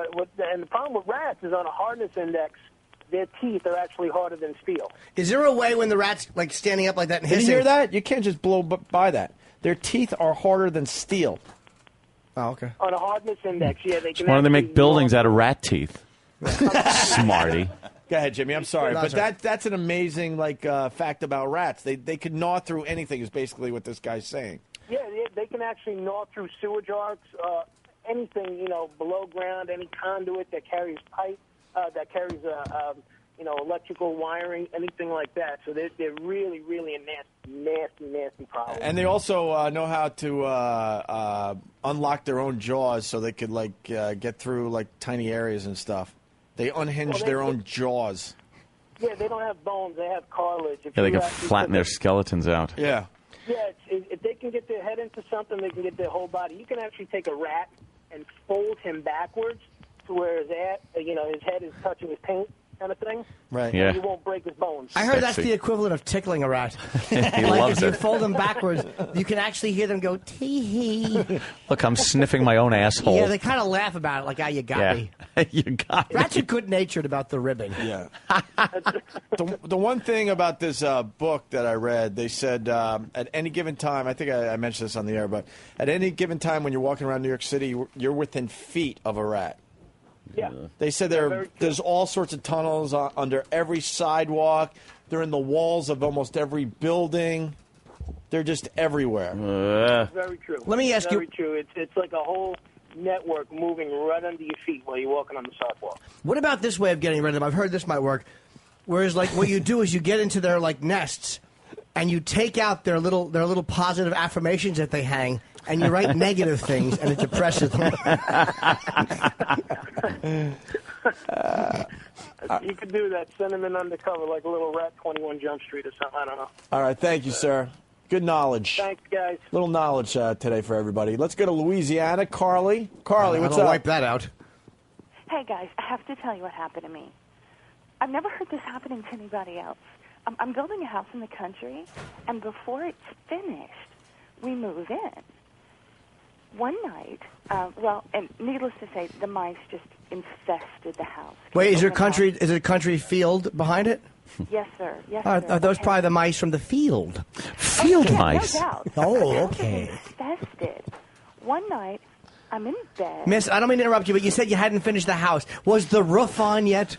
The roof was on. Okay. The Didn't roof was rain on on. your We bed, just did it? had an area that was obviously open. Okay. So my boyfriend and I are asleep in bed one night. Was it spackled? Yes. And why aren't you married if you're going to live with somebody? Do you not want the Lord to accept you in? Let's get to the real meat of the issue. Living in sin. Yes, he sent mice and pestilence to your sinful home. Were there locusts in your bedroom, you whore? No, Flaming hail coming down on your roof. I'm kidding, miss. Go ahead. I apologize. Okay, so we are awakened by the How much of the insulation was in place at the time? That's right, ma'am. What percentage? Was there a fire at your home? Because you said it's never happened. You've never heard of it happening to anybody. So what has never happened? Because I haven't finished the story. Oh, I'm sorry. Well, You're we right. need to know about your unfinished house first. It's just an area that was unfinished. There's no floors or toilets. They just All right. put a wooden structure around dirt on a field and they live in it. All right, Carly, go ahead. Go ahead, madam. I apologize. It's okay. So we're awakened by the worst noise you've ever heard. We throw the door open, don't know what is Wait, the going on. worst noise I've you- ever heard. Really? Wow. My mind is going 1,000 miles No an hour kidding. and coming up with nothing. Yeah. Oh, okay, so the worst noise you've ever heard. So your door opened. I'm here, and I've got an idea. We can start there, Jimmy, and continue. E-Rock, have you seen my toothbrush? Or, hi, I'm Rich. I'll be teaching your children. See, that was a Rich Foss Okay. joke. Yes. All right, Carly. Worst noise you ever heard? We throw the door open, and there is a scene from Alfred Hitchcock's The Birds going on in the house. The birds have circulated a memo that this is Mouse House, and there are like 2,000 birds killing the mice all in the house. Wait, 2,000 birds? Okay, maybe 200. That's still a lot of birds. The house is black All right, with birds. The house is black. How did the birds get in? Well, what did your house look like? Well, it's a little house on a stick, and it just has a hole in the front. And that's where we live. and the floor has all kinds of little seeds on it. Seed floor. Yes, it's a gingerbread house, and the birds like it. And I can't even talk to my boyfriend because it's too loud. We're having to scream at each other. Were your floors made of newspaper? Maybe they misunderstood. Yes, my house is made of cage wiring. What's that? It was bad. It was crazy. And the birds flew in and they killed all the mice. And it went on for like 45 minutes. And then they all left. And we never had mice again. And we finished the house. Sounds like a scene out of Evan Almighty. That's an amazing story. story. It was horrible. All right, Carly. Okay. Thank God you're all right. Yeah, let's go to Dwayne in Minnesota. Dwayne? What's going on, fellas? What's up, Dwayne?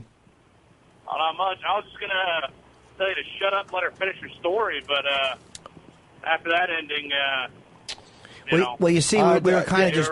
Dwayne, here's the brilliance of us, because I see what you're saying up there. Do you have to ruin every story? We knew that story was going nowhere fast, so we were trying to get some humor out of it. No, I didn't know where it was going, Dwayne. The bottom line is I knew she was going to get to the end. We were having fun with her along the way. What you don't understand about, if we just would have let her say it, then you have to go back and recapture moments that you wanted to goof on. It doesn't work. So a lot of times... I got you, Jimmy. Okay, that was why. Look at that. He's cutting you off now. All right. He understands. All right, Dwayne, thank you. Let's take a couple more here. Keith in Jersey. Keith? Yo, how you doing? Oh, hey. Hey. Hey. I got a little story for Opie and his little garbage experiences. Yeah. I used to live in Manhattan, and after a nice long night of drinking, our stupid little game was to kick the garbage piles on garbage night and watch all the rats scatter. And we would all run after the rats and try stomping on them. And we used to catch a couple of them and make a nice little splatter. That's like serial killer shit, though. Yeah. There's a way to get rid of rats without just stomping on them with your boot. By the way, that's a cool beginning to a story. That's not a cool story. It's a cool beginning. That should be part one. I think if you lined up 100 guys, I think there's maybe one that would actually run after a rat and try to stomp it to death. Stomp it. The rest of them, even though we'd all act like we're brave, most of us would be like, fuck that. Do you know the best way to catch rats, and I found this, is you dip your dick in cheese. And then when the rats grab onto it, you flick their little heads. That sends out a message. All right, let's go to Tony in Jersey. Tony. Hey, Jimmy, you're on fire today. You're fucking killing me. I had a huge bong hit. It was probably a $6 toke, I swear to God. And you said my house is on a stick with a hole in the front. I lost the whole fucking thing. I coughed for 2 minutes. You owe me, kid. I'm sorry. I just wanted to let you know. Right on, man. Let's go to I Kansas didn't mean City. that, though, because that was a birdhouse. Hey, guys, this is Kansas City Dave. Kansas City Dave, what's up? How you guys doing? All right. I used to go to Oklahoma and stay with my ex-wife still because I still fucked her for a little while after we got divorced. And the last time I stayed at her house, I woke up and I felt something crawling, and I flipped the covers up, and there was a fucking roach crawling out of my ass crack. That was obviously under her covers when I went to bed. By the way, do you know right now that roach is somewhere saying, and I thought it was a good place to hide. All of a sudden, warm, disgusting air passed over me. I was in a guy's asshole. And all his friends are laughing at him like, what'd you do? The guy just got the hell out of there. Yeah. Grossest thing ever. Yeah, for both of you. Thank you. Let's go to Frank at Freehold. Freehold. Hey, how you doing, guys? What's up? Hey, nothing much. I wanted to tell you guys, I used to work for Con Edison, man. Did and you? a lot of the way that the roaches get into the buildings is through the ductwork. if we used to do a service job, if we didn't do a complete service job all the way, you have to pack all the ductwork, and if you don't do that, the roaches are definitely getting in the building that way. I want to find where the roaches are hanging out in this freaking facility. The big guys. Where we take down something and all of a sudden they just scurry all over the place. That's what I'm looking for with this whole thing. Let's go to Tom in Texas. Tom. Hey, guys. The problem with baiting rats is that they die in your walls and it smells bad, and also it can kill your dog or cat if the rat's dead. So I was going to say the whole conservation thing, it's more of just, circle of life crap, where a dog will eat a rat that's had the stuff in it, and also it dies in your walls, and you have to tear down walls to get the little fella out of your hair. But it stinks. It stinks. Yeah, it seems like it would smell a dead rat in your wall. Yeah. All right. Thank you, sir.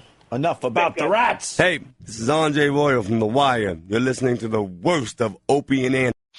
Opie and Anthony. And now, the worst Just pathetic. of Opie and Anthony. They call it toilet humor. Toilet humor. We're going to start today's festivities. I got in front of me a water bug. Dude, we have roaches here. It's fucking annoying. Yeah. I don't want it near me. This fucking place is disgusting. Language. The food, if you go around that side there and make the left where the refrigerator is, they scurry. They scurry like the fucking pieces of shit they are. And I mean the interns. Oh. And then the cockroaches are even worse. What do you want roaches to do? Hang out and wait for a fucking... no one's going to go... A shoe. Shoe. Wait for a big shoe. Ladies and gentlemen. That's a big one, The too. first of many. Holy fuck, get that out of here. What are you, crazy? Dude, it's in the machine now. What the fuck, are you nuts? I don't want the roach on me. Oh! I'm done. Get my truck. I'm out of here. Dude, why didn't you fucking... Dude, are you crazy? Throw it on the audience. You're not going to find it now. It's... Well, step on it. You guys are fucking talking to it. Kill the fucking thing.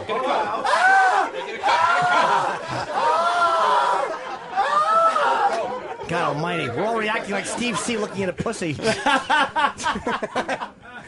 Jesus. All right, listen. Do you got it? You got it, because I want to fuck it. Those are fucking disgusting. You better have smashed that thing. Smash it. Smash it. Kill it. No, keep it away from Poe because he's afraid of them. All right. Kill it. Danny's a ball. Wow, nice move, Dan. There you go. Where's Poe? Poe, come here. Poe! Hey, Dan, how about you show him away from my chair? By my fucking food prep area here. I have a sandwich. No, keep him away. Why is that roach? Keep him away. No, keep him away. Poe really is scared of cockroaches? Well, he is Puerto Rican. I know. They're like fucking... I'm sure he tries to name it already. Yeah. All right, Poe, get over there. Come on, Poe. You're a fucking martial artist. Dude, you protect us. That's a Did you just give it breathing holes? That's very courteous, Dan. There's enough air in that cup for a year for that Jesus fucking Christ. little thing. Fucking Raid doesn't kill them. You already going to pass out. Just, from the why heat. don't you bring it some milk? Yeah, they eat shit, Dan. Give it a little treat. This is the They're like first. us. This is the first of many that are going to be caught. But let Poe take a look at the cockroach. Why do you want me to look at him? He's underneath the cup. He's safe. It's going to run. We want to see who would win, Master Poe or a cockroach. He won. Hands down. All right, reveal the cockroach. No, I'm going to kill it, though. All right, then you kill it. Let's see. Wait, reveal it, though. Fight it, Poe. Fight it. Fight the fight it. cockroach. You want me to fight the pot? Wait, give the cockroach a running start. It was on his back when we recaptured it. Wait, Paul, you have to take the thing off. Hold on. No, Danny will take it off to make sure it starts running. I want to give this thing a But it's going to chance. run away from him. No, I'm going to kill it. I'm just going to kill it. No, just... What are we doing? Give me a stick. Get me my stick. Where's my stick? All right, ready? Where's my stick? No. Hold on. Give my stick. My stick. I need my stick. Danny, is it going to run when you Dude, lift I it can up? kill it. It wants to leave that cup immediately. Okay, here we go. Without the broom. Here we go. Wait, hold on. Poe I have to get my versus a weapon. cockroach. Hold on. No, I have to get my weapon. You don't need a weapon. What are you going to run? Oh, you got to get near it. He's going to run. All right, here we go. Danny's going to... 1, 2, 3.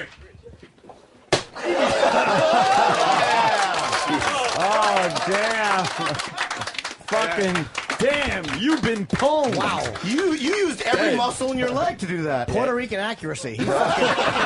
I'm used to it. A lot of practice. I love how you strutted around like you just kicked the shit out of something a trillionth your size. You'd think that was fucking Randy Couture on the floor. You went down, bitch. That's right. I'm not even looking at his eyes anymore. You can't be more dead than that cockroach is No. right now. Not at all. That He's was gone. a direct hit. So, Oh boy. well, we've been talking about the cockroaches. See, Bobby, we told you cockroaches in the drop ceiling yesterday. You Yeah, thought we were yeah. bullshitting, but No, that is that's the true. one thing that is true. There are a lot of cockroaches in this building now. And he was fast. Or in this area. Well, this is what we want to do. We want to do cockroach wars with the interns. We Cockroach wars? Yeah, we want them. How's that work? We want them to set up traps this weekend and see who could, Oh, like a hunt. yeah, see who We could want cockroach hunting. see who could capture the most cockroaches between now and Monday. Cream Pie Jones said he would eat a cockroach. Well, there it is on the floor. Right there. Lick it up, motherfucker. No, don't, dude. That's not Cream good. pie. Why? Cream. It's sanitary, right? That's a fucking roach. Roach. Oh, Cream don't pie, do it, get dude. Don't cream do pie, it. get on all fours. Get out of the way, Cream Sam. pie. Get out of the way, Sam. I want the audience. Cream pie. Cream. Oh, you gotta be kidding me. All right, he has picked up the cockroach. Oh. He's showing it around. You gotta be kidding. Ooh, he's opening his mouth. He's teasing the audience.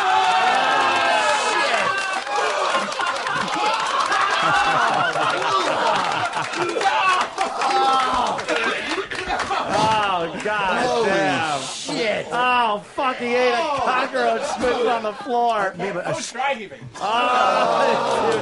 Dude, you are worse than Asians. Man, he ate something that touched a Puerto Rican. Post dry heaving over here. All right, very, very good. Cream Pie Jones, yes. That was really unbelievable. Good job. Don't ever speak to me again. So we're going to do cockroach wars. That was a hell of a closer. Are people working on their trapping devices? What do we got so far?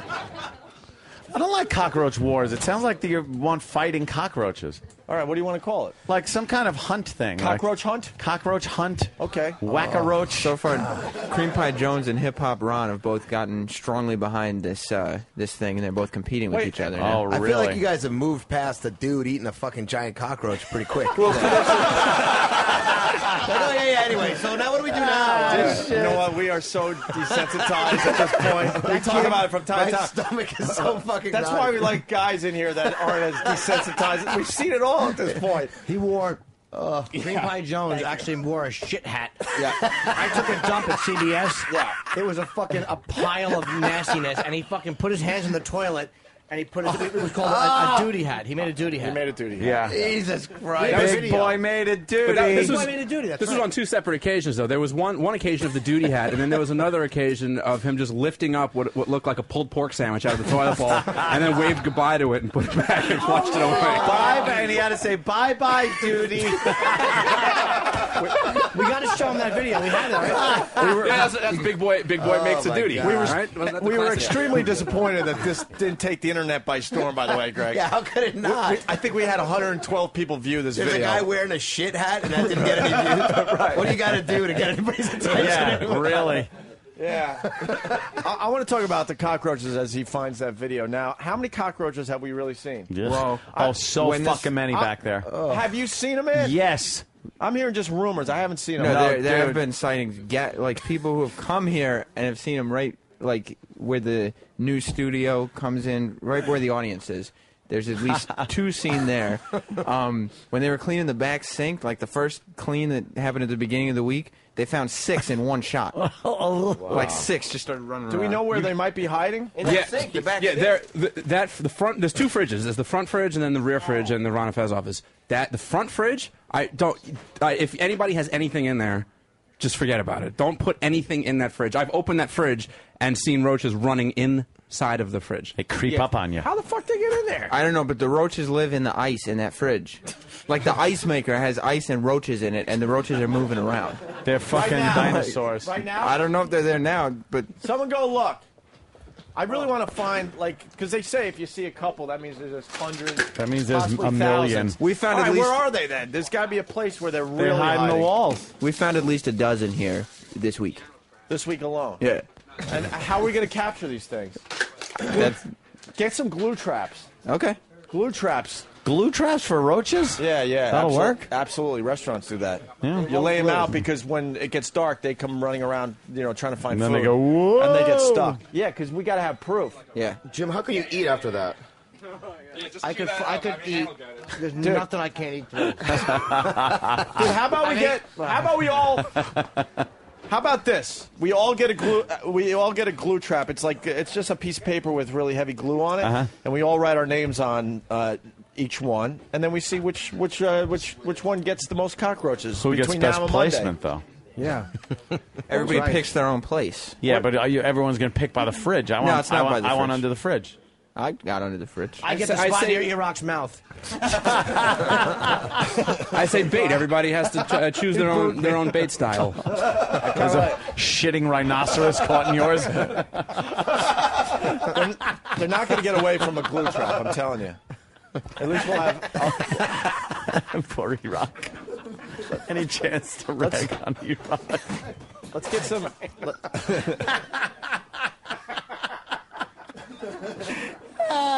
Fuck. So why don't we get those glue things and we'll start there. Yeah. All right.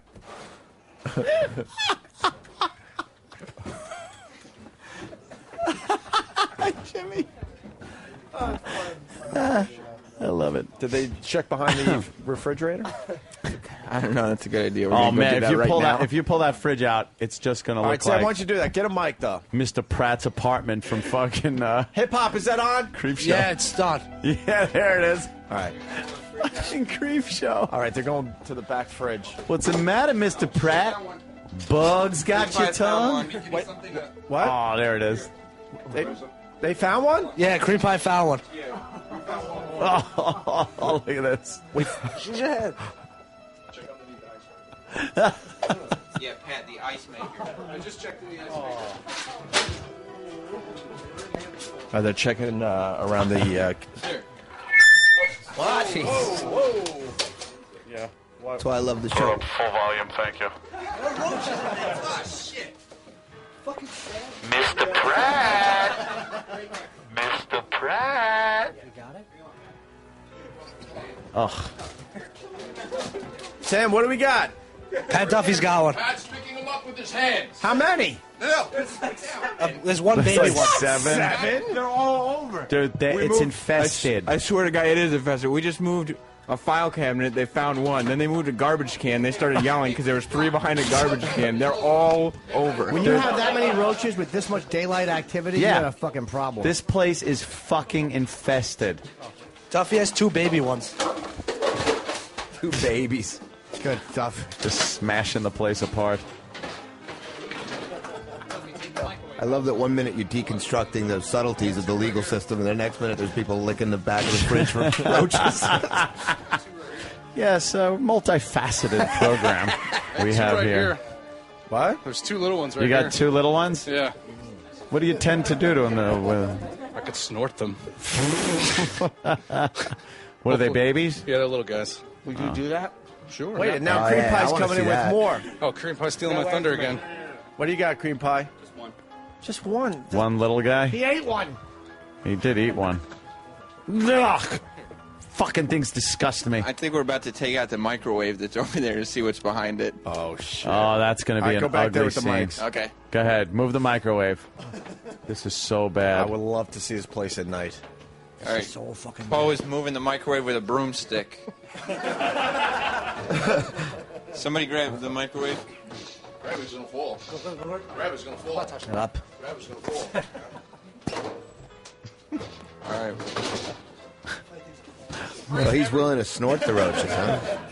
Mm. You guys are desensitized. Jesus, what happened? Poe's a real man with this broom. Nothing. Well, they're scared now. Yeah. Yeah, I know. Yeah. More people over there. That will get them out. There's nothing behind the microwave, but right on top of the microwave is all old condiments that have been there. So that's what's being checked out right now. Oh. Who puts food in there? Oh. What? Who puts food in there? I don't know who put it in there, who eats uses it. Who would store that Who food the in that fuck fucking would put- shit box? Jonathan Schwartz. Oh, really? Frank's Place. Yeah. Frank's Place. Fucking go out for lunch. What do you guys make $8,000 a year? There's Chislers. There's 2 more dead ones. We found 2 Hey, more. did you guys two more. Did you guys check under the sink? Because I know that I went in there for paper towels the other day and a bunch ran out. So. Oh, really? All right, go under the sink. There's nothing under the sink right Damn now. it. I left my cookies there, too, a couple days ago. Oh, forget about those. I'm kidding. We'll see Paul those just no said he more. took. They cleaned under the sink the other day. That's where they found 6 in one shot. Who's cleaning? The interns. Did any of them get in my bowl of oatmeal? Exactly. So we're gonna do cockroach hunting. All right. Yeah. Get those glue things. We'll give it the weekend so they can kind of reaccumulate. But Yeah, let's throw they'll all the. fuck, have kids. Their kids will fuck, have kids. We throw that glue That's just shit the down, Puerto Ricans. though, and we'll capture a lot. Let's say hi to Mike in Michigan. Mike. Mike. Yeah. Hey, Mike. Hey. If you open the microwave up or back of your televisions up, you'll find even more. They like the electronics. Oh yeah. Yeah. Great. Let's go to Andy in Indiana. Andy.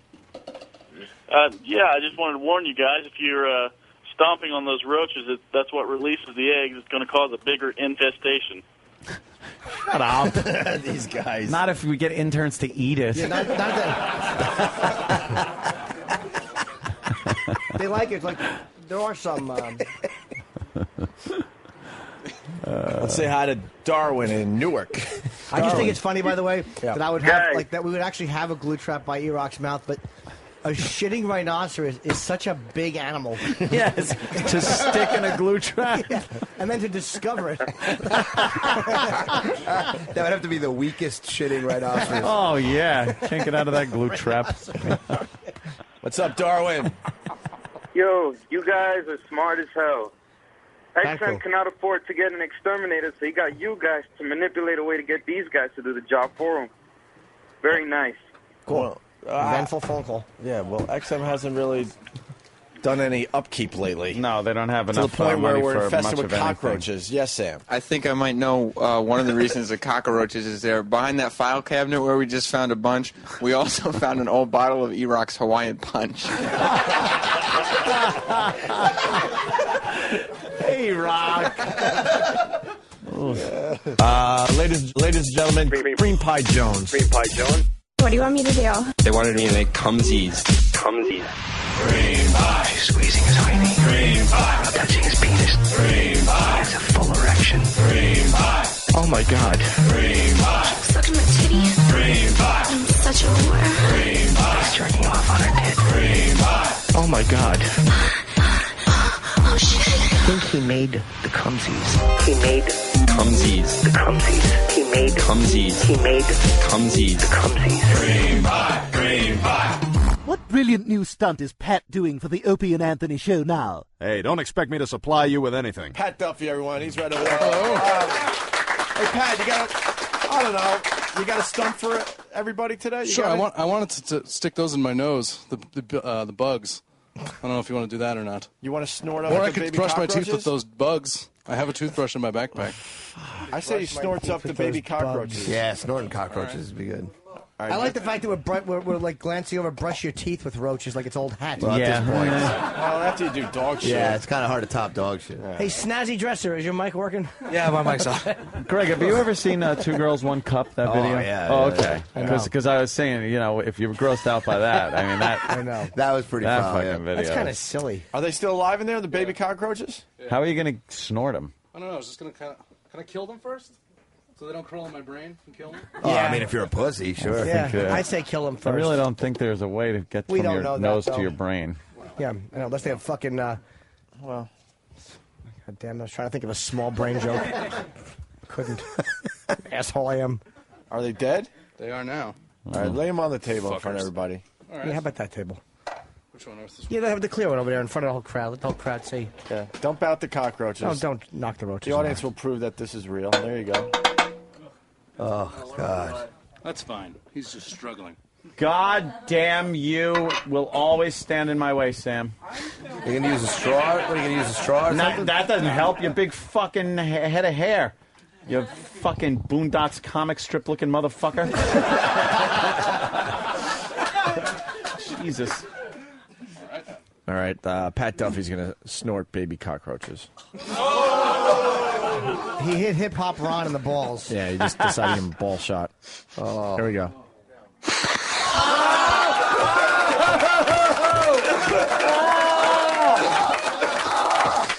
Oh, my God. Oh, you heard him each one go up. Oh, man. You felt that.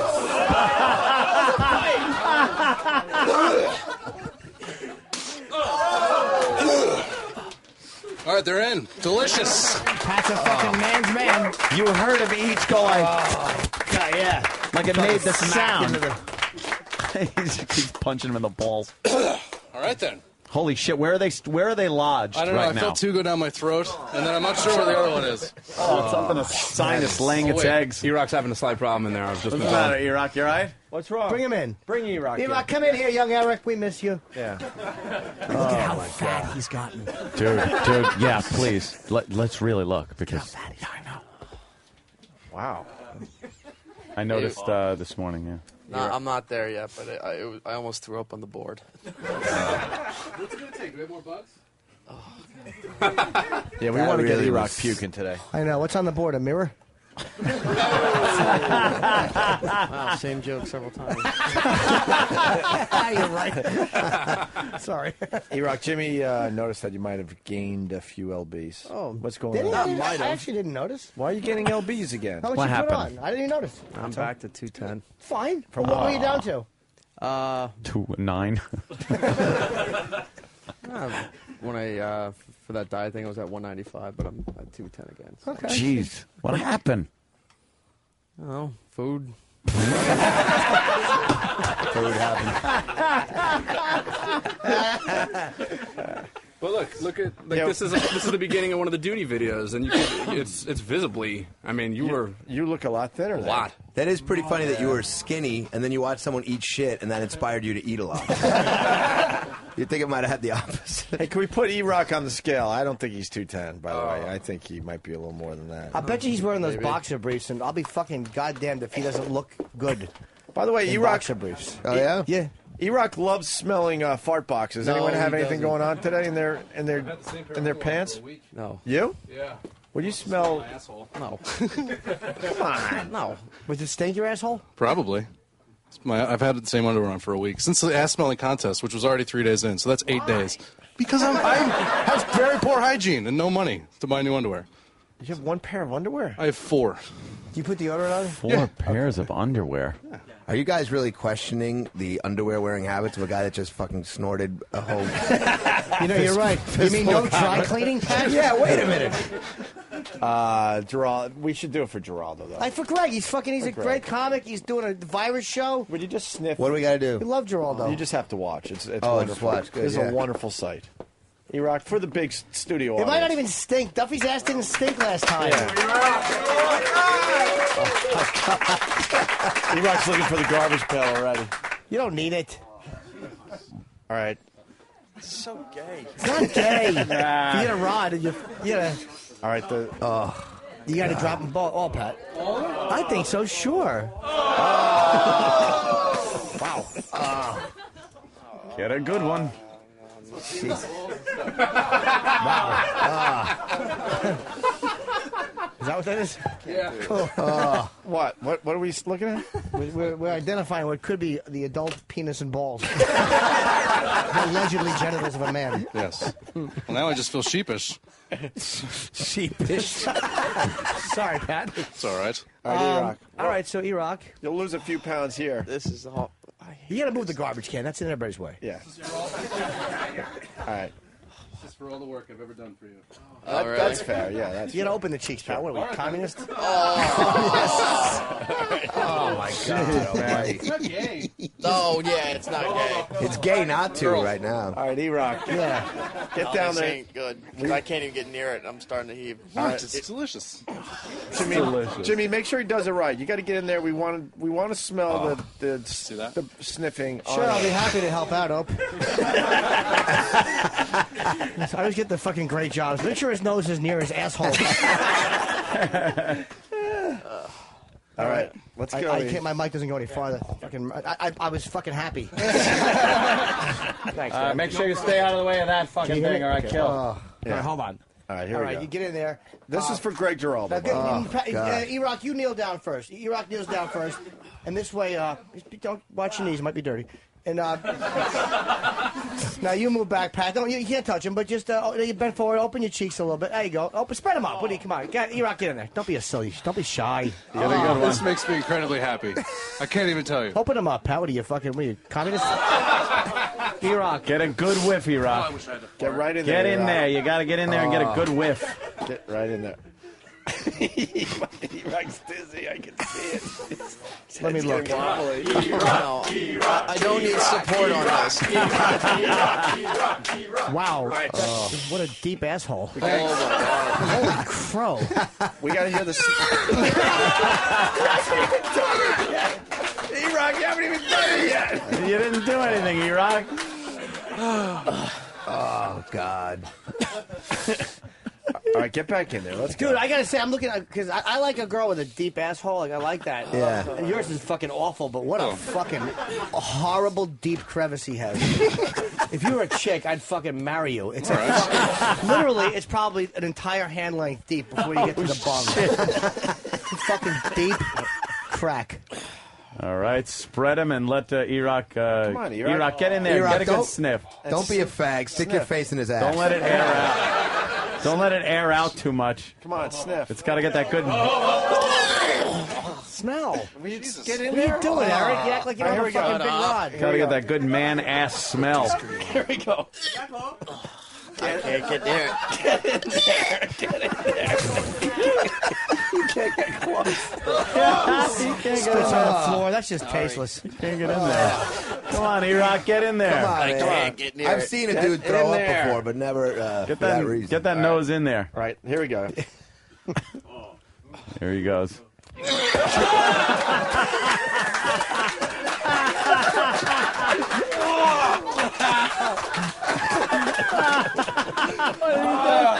Oh, shit. Holy fuck. Oh, my God. He pushed his ass into his face. Oh, my God. He's got like a brown nose. What else is new? E-Rock, you all right? How was it? Oh, delightful. Wow, that is horrifying. That's horrifying. Smelled like jizz. Oh, God. That puke sound is fantastic. Not this time, no. This was... the other time it was puckering and, like, moving. This just smells horrible. I can probably make his pucker if you want. No. All right. That's E-Rock, everyone. Good old E-Rock. Thanks, Eric. Now, the worst of Opie and Anthony. This show sucks. It's awful. Well, Jim Jeffries admitted that he likes snowballing. That is a fucking gay thing, I man. don't like snowball. I just don't have a problem with it. If You've done it. When you I've say done you've it. snowballed, I've done it many times.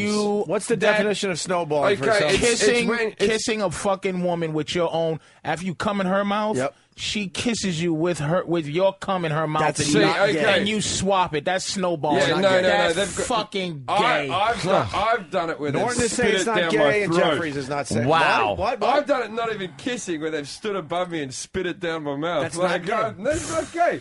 That's my gay. own It's spit. gay. Sometimes I like to humiliate. Because that's sometimes I like you to be cum humiliated. in your own mouth. Would you do it with someone else's cum? No, I wouldn't do it with someone All else's right, cum. that to me would be gay. Someone else's cum would be gay. I wouldn't do it with someone else's Norton, cum. it's Have different. you ever gone down with a girl where you've come inside her and then gone down on her. No, You've that's snowballed fucking the cunt. despicable. You ever eat your own boogers, but you wouldn't eat somebody else's? First of all, you just tried to trick me by saying I did something that you didn't ask me No, about. I said, did you ever eat your I own didn't boogers? answer yet. No. But it's a speculative question. You know I that, don't eh? eat my own. I never ate my own anything. No. You've never If eaten your own there's anything. spit in my mouth, or if I gotta spit it out. Really? I have to spit it out. Oh, I don't. No, I just swallow it back. There you go. But that comes from two snowballers. We got a lot of I reports never coming in. snowball. Fast Freddy from Jamaica Station. Snowballing is 100% gay. No, it's not. It is not Absolutely. gay. It's like, I remember being It's like a fucking gay, 14-year-old Jim. boy No, and coming to my Both hand of and you licking gay it. Jims. Ew. More importantly, No, I think it's Because gross. I wanted to Hold know on. what it tastes like. Hold on, we're on to something here. More importantly, I want to ask Jim, how does it feel to meet your clone?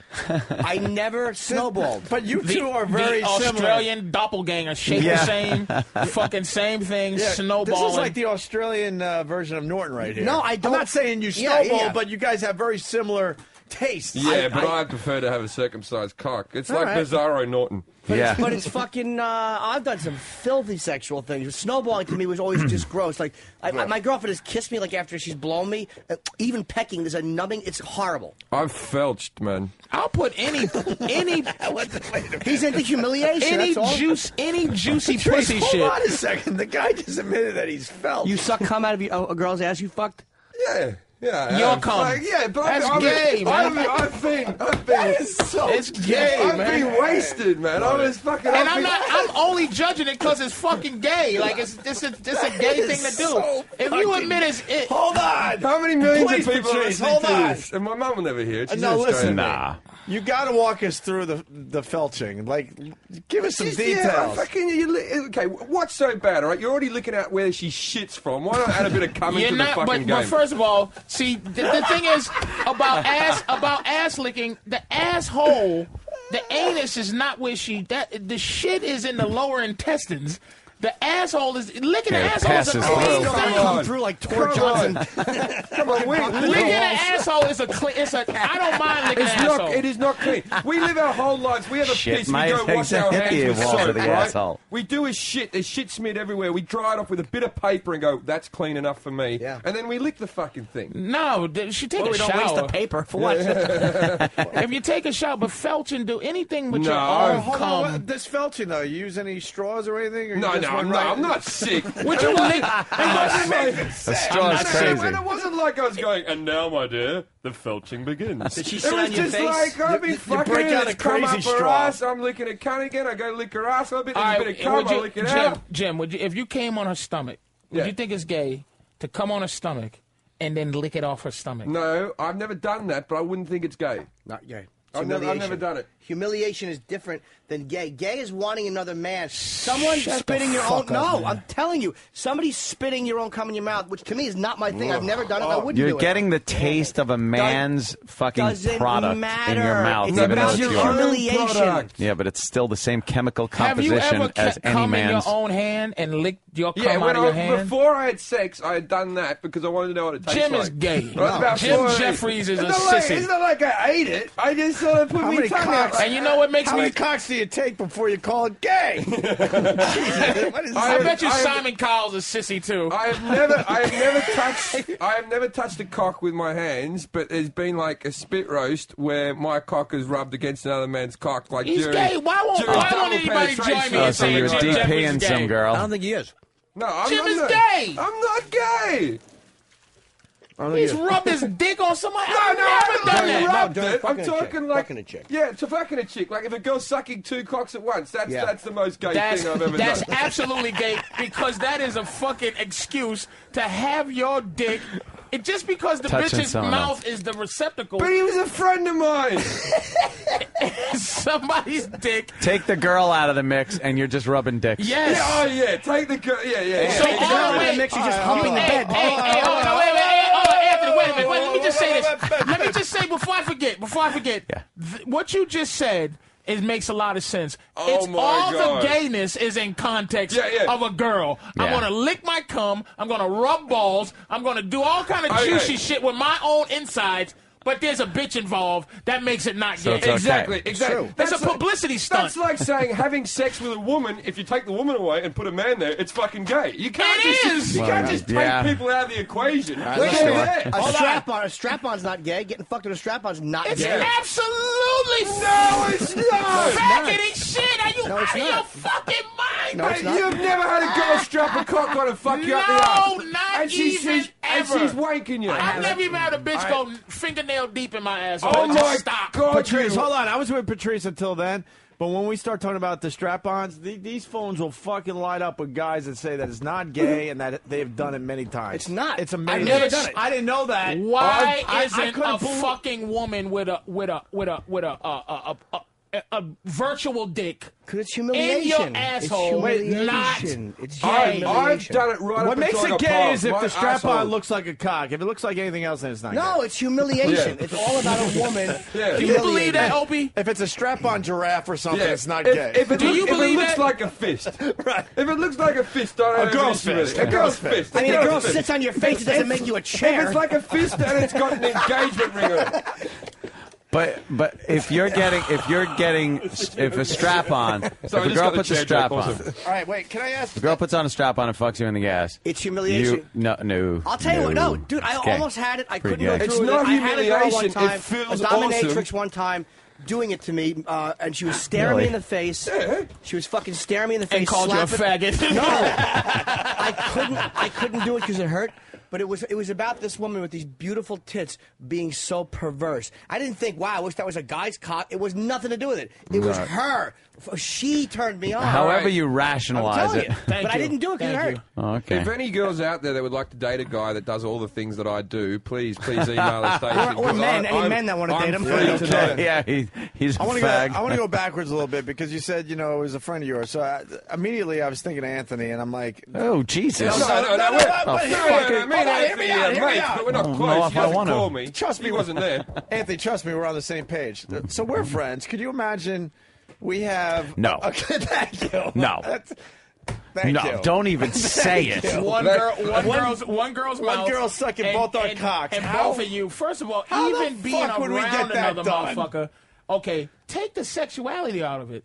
Your dick is just in the vicinity of my dick. Yeah. That's the problem I have with swinging. The one thing is just if we swing and swap, it's the dick.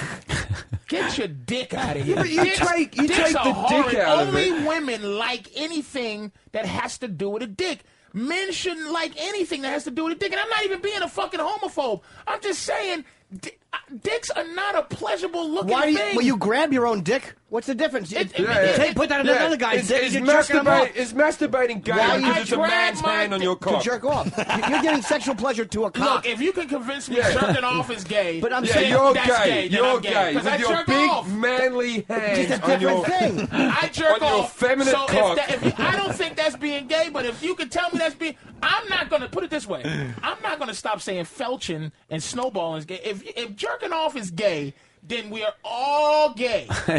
But you're also gayer. No. you You felch can't be and gayer. snowball. You're either gay or you can't be gayer. That's Well, you could be gayer. Jerking off is gay. You sloppy Felching party is- bottom. No, it's super gay. jerking off is not all right, gay. all right. Do you ever had a girl put a finger up your ass? Who hasn't? No, I'm just saying. She gave it a try, didn't like it. Okay. Oh, okay, Not a fan of that. You're the most heterosexual man in the world, or you don't have a prostate gland. No, nah. When you know what it is? It's just the penetration. It just feels funny. Like, you know what? This should not be happening in my ass. All right, what about if It's you a fuck a girl violation. in the ass? It's a strange thing. If you fuck a girl in the ass, that would be gay by your definition, because there's no, an ass involved. I enjoy woman ass fucking. I enjoy woman's No, asses. men and women both have asses. So you're fucking a woman's ass. It's not like she's got a cock too. And she's used to being the fucky. Women, everything about a woman is going inside her mouth, her Yeah. asshole, her ears. Yeah, so the second something's going inside you, Yeah. you are taking on the feminine No, but role. I'm just saying you can argue that everything's If a something guy- goes inside you. You're How about taking on guys the that get then tied you're up? taking the Guys that feminine. get tied up and trampled, and stepped on. It's all about humiliation. That's humiliation. I'll give you that. All of May it I is. say normally my sex is pretty standard. They're humiliating This gay is just- men. these are isolated incidences. These are isolated. He's saying his sex is pretty standard. These are isolated incidents. It's like this isn't like Tuesday Every day, right? You're fucking sucking cum out of some chick's asshole. Sometimes the sex is relatively normal. A punch here, a slap here, a cut. Is this a bunch and of then you people go home. on here, Opie, who fucking enjoy felching? No, not well. Those phones are lit, though. I'll tell you that. We'll go through those in a second. There's a song by King Missile that'll solve the argument. Someone is saying, have you ever heard it? Gay. Where is it? God damn it! A King Missile song called "Gay, Not Gay." Someone is saying if you play this song, it'll solve the argument. I'm sure that's a fucking band member writing it. Yeah, because rock bands, they have all the answers. Exactly.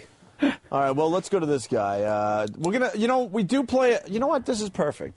We do play a game on this show called Gay or Funny or Gay. We could change it to Gay or Not Gay. Yeah, fine. All right, Okay. because people now have things that they're calling up about. Fucking trannies isn't gay. All right, let's go to. No, fucking Chinese is gay. Let's go to. No, it's not. No, if you used to be a man, if there's a cock involved. That's amazing that you would say right that. now. No. Because he's like, listen, I suck my own cum out of a bitch's ass, but this whole tranny thing That bothers tranny me. thing. And I happen to agree with you that fucking a fucking man Oh, I agree completely. who thinks he's a woman, but he has a dick, but you've qualified him as a woman. Oh, stop with all your double talk. Yeah, you can. No. Oh, It's just because you put tits on a thing, you can push a pig Oh, onto the go river. It on doesn't make it a with fucking yourself. swan. You know? Oh, cut it out. All right, let's go. Oh, come on, leave it to Beaver.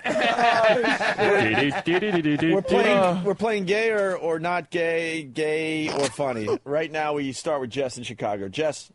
What's up, guys? Hey. Even my fucking girl thinks taking cum in the mouth is fucking gay. I fucking came in her mouth on accident. She fucking swipes it out of her mouth and slaps me in the face with it. Sounds like an That shit's enchanting fucking gay, relationship. Jimmy. Good luck. Shame on you. Sucks. You pay for her. Shame on you for tolerating that Yeah, shit. right? Swallow it, slob, or walk home. Slap her back. What a fucking- These girls aren't slapping me with my cum. So gay. They're spitting it on me. There's a vastly different situation. That's not gay because you didn't see the handful of cum hit. You know. How do you accidentally No, come I'm in a gonna girl's mouth? go. I'm gonna go. And then she go, woo, woo, woo, woo, woo. Yeah. Jess was gay. Your name's Girly. You're fucking gay. Next. All right, Glenn the trucker. Glenn. Hey, everybody jacks off, right? Yes, sir. But if you could suck your own dick, wouldn't you swallow your load? No. No, I would suck my own dick, but I wouldn't swallow my load. I wouldn't suck my own So what, dick. you'd stop sucking and beat it off then? But No, here's what's I'd hilarious. beat off the end, come on my face and This- a little bit, the like guy- I do with girls. I don't want to come in their mouths. The I guy on the just jack on my phone- face and the then guy look in on the the mirror and phone say, "You're a just- nasty girl." The guy on the phone says it sounds like he didn't even assume for 5 seconds that some of us won't suck our own dick if we could. No, I'd suck my own dick, man. Like, of course it's like I he would. goes, you suck your own dick, right? No, If I you say wouldn't you wouldn't suck suck your my own dick if you could, you're a liar. Okay, I'm a liar, you fucking dickhead. I'm not lying. I wouldn't suck my own You wouldn't dick. suck. You would not suck your own dick if you could. No. But you'll beat it off. That's You'll gay. beat it off. Why is that gay, Jim Because Jeffries? you're repressing A yourself. dick is in your mouth. Just because it's your dick doesn't make it not a dick. No. It's a dick in your mouth. No, it's your dick. Your Then dick. you're Which saying- is a then dick. That's the same as saying if you put your hand on it, you wouldn't put a man's What's the hand on difference? it. What's the the difference? It's your hand. Do you like your it's nipples a man's licked? hand. Do you like your nipples licked? No, I'm Yes. too busy swallowing cum for that. Now, I like my nipples licked, but I've never See, lifted up to lick my own nipple. Oh, That's no, gay. Ah, there you go. You think that's gay? You lick your own nipple? No, because it wouldn't turn me on to do so. But I don't think not out of I being can't do gay. it. I can't do it. So sucking your own dick I don't is... get. I play with my I don't nipples. get nipple play, man. Like Jimmy loves that. Ah, twinkle yeah, nips. yeah, I yeah. don't- Do I you don't rub get your it, nipples man. when you jerk them off? Dude, My I nipples are can't pretty bog jerk off unless standard. there's a woman licking my nipple. If there's See, not I a don't bitch get around that licking my one. nips, it's not even the feeling. But It's Patrice, watching a that one girl I don't with get. her tongue out licking my nipple. If I don't I'm get to that. pinch your nipples right now, is that gay? Yes. Yeah, a little bit. Oh no! Well, the context. If it's just fucking him, you Will playing. you keep your homosexuality to yourself, Jim Jeffries? I just like Jim, this life, man. Jim, if he's being honest, Now Jim, you've gone too Jim far. is No, I gay. really don't Now want you're to do trying that. to I touch really don't us. want to do that. I just want to upset him. This is something about the show that makes everybody open. No. Jim is a sissy. I don't think he's gay. No, Maybe I'm not a not- I'm sissy, not but he's gay. definitely a poofter. He's got fucking. He's got shame. He's filled with shame and fucking. That's a shame He should thing. be because he eats cum out of woman's ass. He should be filled with shame. I don't eat other men's cum. There might be some residue from the night before, but mostly standard. It's my cum. It's mostly yours. During the spit roast, there wasn't 2 loads of cum. I didn't felch during the It's spit not roast. gay if you don't know you're eating another man's cum. I don't know. I don't know about that. If you don't know. In God's eyes, it's Yeah, gay. yeah. You know when Let's say hi he's to going out for a Donahue piss. in Don't Philly. touch your own cock, you Yo, queer. I just want to know one thing. Yes. What about felching is normal, but adding a straw to it makes it weird? No. I just don't like because once I had because it's just in the moment. If you just go down there and look at girls' asses in the moment, if I have a straw ready, that makes it a little silly. It makes What's it wrong a with being little silly? bit. A spoon. I would give you a spoon, a teaspoon. Yeah. Let's say hi to And Eric in heat it up Brooklyn. like heroin and shoot it into my veins. Brooklyn, what's up, Eric? What's doing, guys? Hey. Listen, for the past hour, I've been hearing nothing but cum and dick. You guys are all fucking fairies. I guess we're all gay. Yeah, hey, I'm fucking I fairy. think you gotta cover different. All right. I wish that would turn me on because I'm such a Wait, fucking what? pervert. A girl spit my own cum in my mouth. I would love to have a new avenue to go down. Really? It just doesn't do anything for. I don't want to lick her pussy after I fuck. It's not a major thing for me. I'm just saying I've done it a couple of times. It's not one of my things. You do know you guys need to hang out, right? I don't want to. Not for the sex, not to have sex with each other, but you guys No, have a lot in probably common. not. I sex with do. each I other. do know that my agent was considering me being a support for you too. I think this could be a marriage made in heaven. I have got into very disgusting areas sexually. All right, Very. how far are you going? What's the worst? Well, what's the worst that you can think of? I've just swallowed cum All right, out hold of girls' on. ass. Look.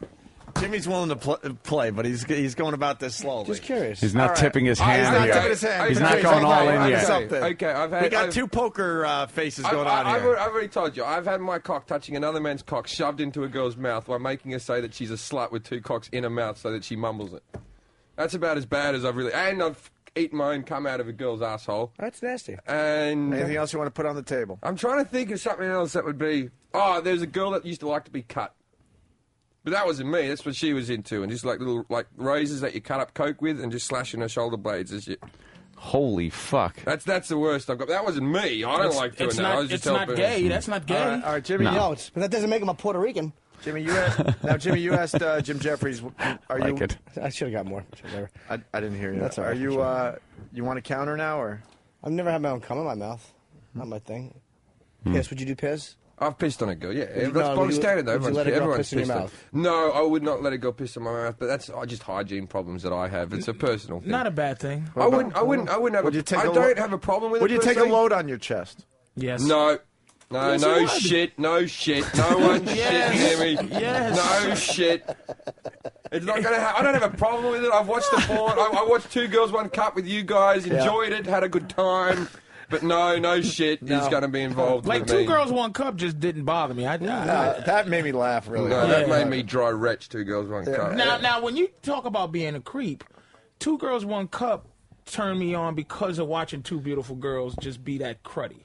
I don't need them being cruddy with me.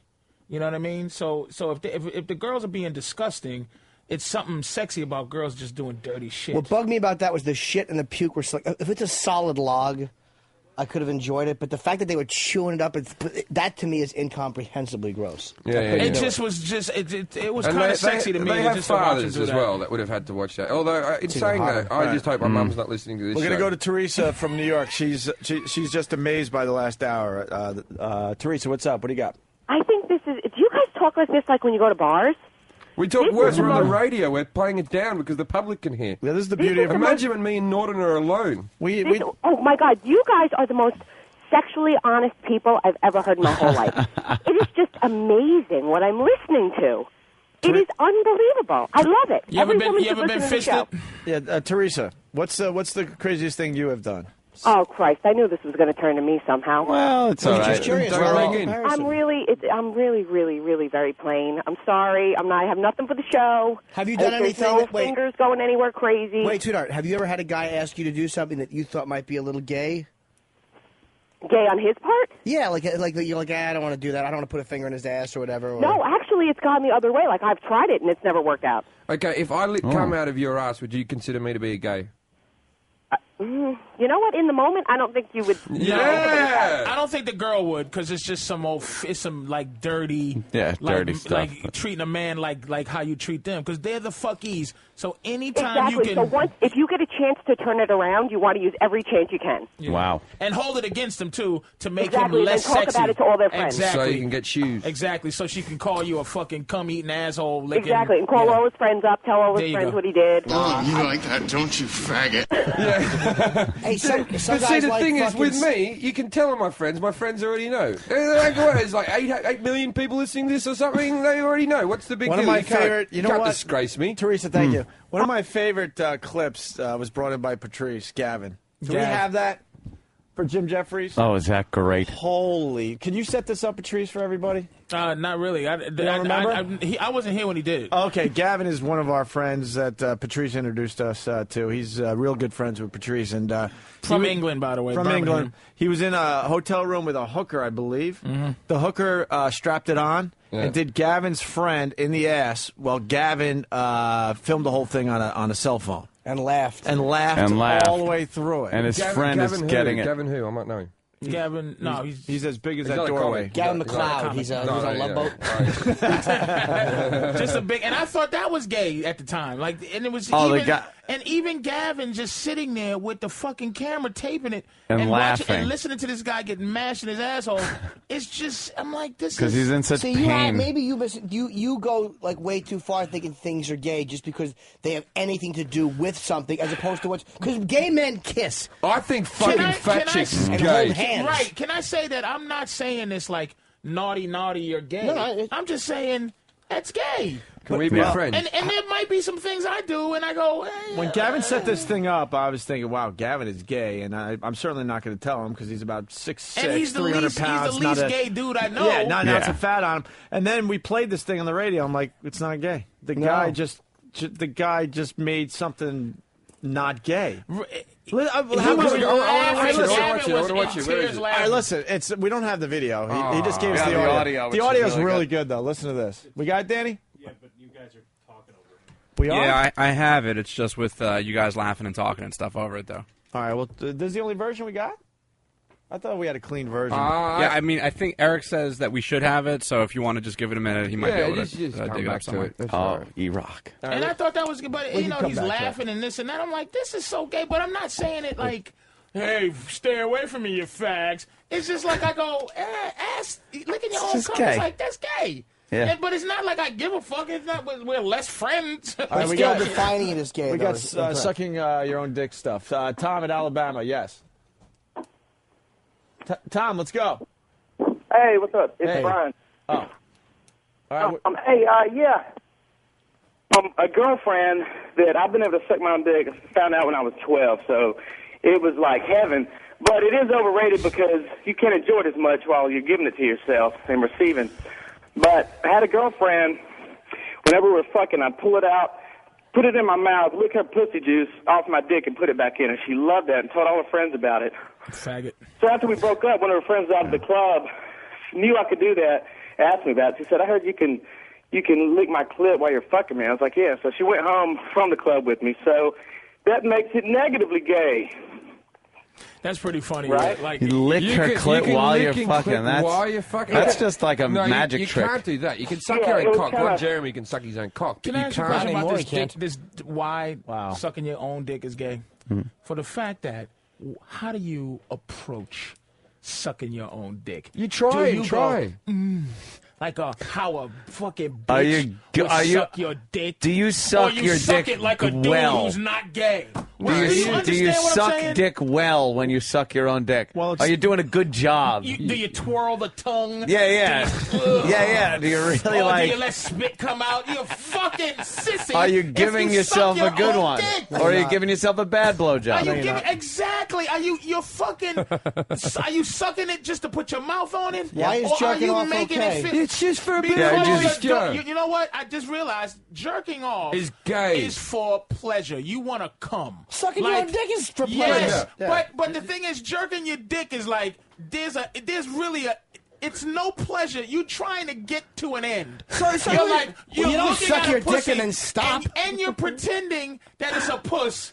and you're looking and you're just jerking your fucking dick. But Patrice makes a good point No, he here. doesn't. if you suck your own dick, You're thinking of a do girl's you, mouth. Wait a minute. Do you suck it like you're jerking it off? Like, hey, I'm just gonna suck it. Just to make sure my cum You got to comes keep out. your eyes closed and maybe No, cry no, a no, little. you And you make sounds like a bitch.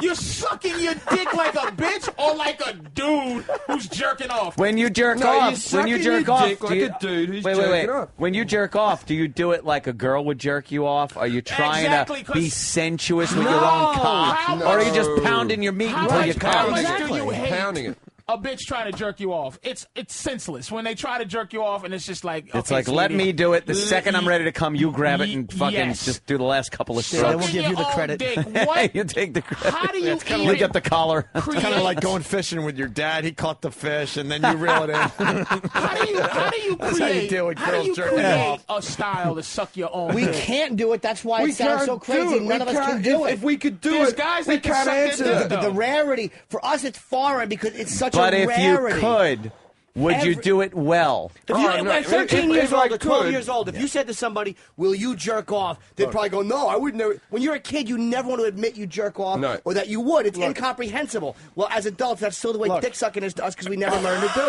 it. Patrice, very famous story on the show. My brother sucked his own dick as a kid, and he's not gay. He's not a gay dude. He just and he explained it this way. He okay. goes, "I wanted to get one. I didn't want to give one." Yeah, that's a good point. You're doing it for pleasure. When you jerk off, are you thinking, "Wow, I got a big dick in my"? No, you're going, "Oh, this feels good." Boy, this one's a lovely The feeling one. of the cock in your hand, the feeling of the cock in your hand is overridden by the feeling of being jerked. So I'm imagining Let being me tell you sucked. something. When I jerk my dick, I don't even pay attention to my dick. Right. My hand and my dick are inconsequential to Sure. the fact that I'm looking at something or thinking about something and jerking Right. off. But the act of sucking your own dick, Because there's no we- thought. You are sucking your own dick. But we can't you have do to it. Pay attention to that shit. Sometimes I That's put why we love can't do beads it. up my ass while I wank. Is that gay? And then No. yank them off just as I'm coming. You establish you're gay, Jim. Yeah, don't think Jim's you're gay. already out of the picture, man. David in Tennessee, what's up? Hey, fellas, what's going on? The great Ron Jeremy says sucking your own dick feels incredibly good, right up to the point you realize you have a dick in your mouth. Well, Ron does a lot of funny things. Yeah. Hey, if I can make an observation here, What's that? I have no idea. listening on No hold one wants to listen. Sound like is Sal. like is so much different than on the radio. Fly on the Wall is amazing just to hear it on hold. Why? What's the difference? What's the difference about? I don't know. You feel like you're listening in on something you're not supposed to listen into. It's a weird. Oh, you Because get it's a down the phone. You get a little tee-hee. Yeah, it's cool. All right, Dan, David. I was. By the way, I wanted to make an announcement. We're starting to get the lineups together for the O&H Halving Virus Comedy Show, and of course, you know. I would love to. We're gonna see. We're gonna see if we could get you guys. We'll call it. Your name came up a lot yesterday, Jim Jeffries, Oh, thank you. and of course Patrice. I mean, that doesn't have Of to be course. said. But we're We starting could to get do the lineups together. We can do a double act, me and you, called Gay Not Gay. Yeah, we could just perform on the same mic. Right. All right. Oh, we got Gavin's audio. Clean. So listen to this. So once again, this is Gavin, our friend, filming his buddy getting a strap-on up his ass from a hooker in a hotel room. They're all together.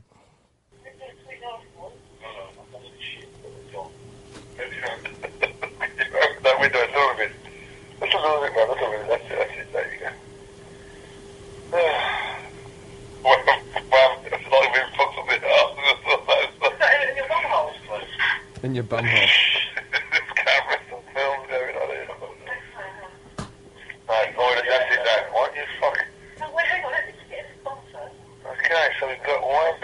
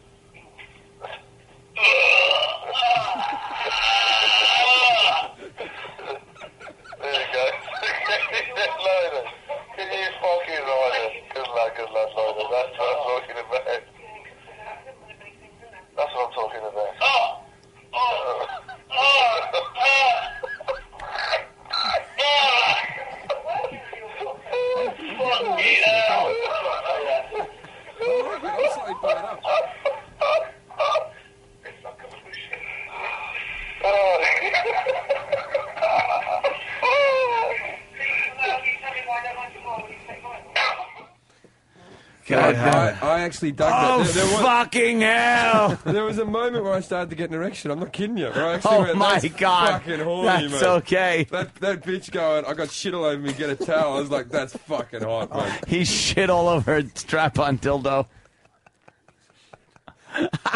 Patrice under his breath. What's wrong, Patrice? He's calling Jimmy a piece of shit. Why? Because it smells, but that's the way the fucking room price smelled. This is like a new thing in the future. Oh, smell a radio. It's like scratch and sniff. Fucking Gavin laughing to the whole thing just kills Like, me. That's what I'm talking about. He was Is that just McCain's taking it. wife in the red? Yeah. Huh? Fucking hot broad. Yeah, McCain's wife's alright. She's like eh? Amy Poehler. Old broad. Fuck that. She's Look at this little Halle Berry fucking... fucking hell. Oh. What is she... You want to do? Well, Hey, let's. that's great. Listen to this orgasm.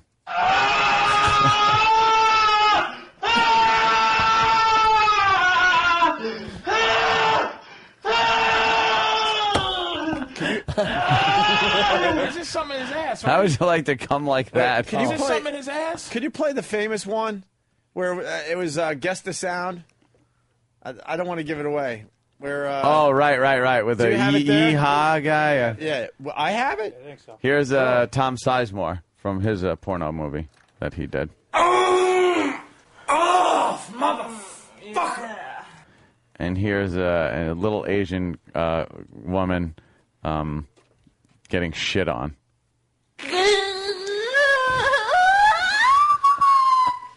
That should be their national anthem. They fucking great. love it. The unhappier the girl is, the fucking happier they the are. Japanese are mental when it comes worst. to that. Oh, yeah. They're sick. I'm telling you, I watch it. They pixelate the cock, but they don't pixelate the shit. No, the or pubic hair. Only the pubic hair. Yeah, and the dog's cock is fine to have in there. You know, it's horrible stuff. it's all rape and it's all tying up and Pedophilia, yeah. It's all, Germany dressed too. like school kids and stuff. It's a fucking horrible. It's a World War losing thing. I'm telling you, because Germany is the same way. Yeah. It's got something to do when your country concedes a world war. The whole fucking psyche of the nation goes down the toilet. That makes No, the porn in perfect Japan sense. is fucking. Even I go, it's fucking sick, man. There's just shit coming out on her. You hear it crackling. Yeah, you hear the crackling of the pudding. Do you guys want Of to? the sausage. That fucking you wanna end chocolate this- mousse crackle. Hey, you're listening to Opie and Anthony, and if you're not listening to him, you might be deaf or retarded and just have the radio on and just be looking at it, staring, and nothing's really computing in. But you wouldn't be offended by this. You can't hear me either. All right, let me unzip. I'm kind of suspicious because your relationship ended just in time for prom season. What's that about? Well, I like getting in a limo. I like a nice limo ride. Dude, please go to a prom this year. You want me to go to a prom? Please go to a prom. There's got to be one 17-year-old girl out there that What needs girl a prom wants to go to a date. prom? I'll take her to the prom. That'd be the start. It's a hacky radio bit. Just go to the prom. But Oh, please. it wouldn't be a radio bit. That's what I'm saying. That's why we would actually think Would be about doing hor- it. How horrible would that be? The father beats me up because I'm fucking pounding his Dude, girl in the backseat. On tomorrow's That's awful. tomorrow's show, we're gonna have potential dates call you. Only a prom date though. We're not looking for any other. That's prom day. Hi, Anthony.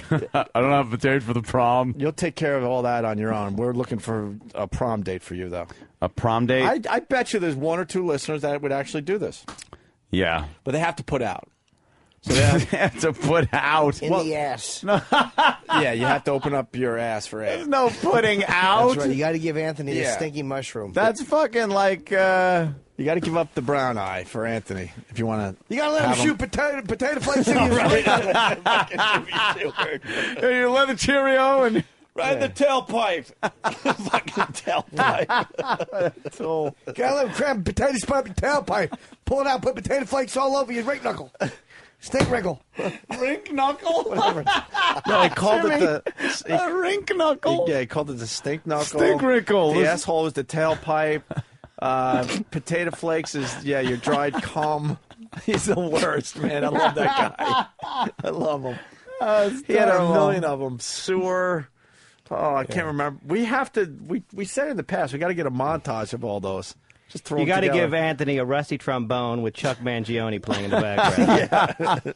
And accurately play it. Dude, I think there would actually be a Lip girl sync.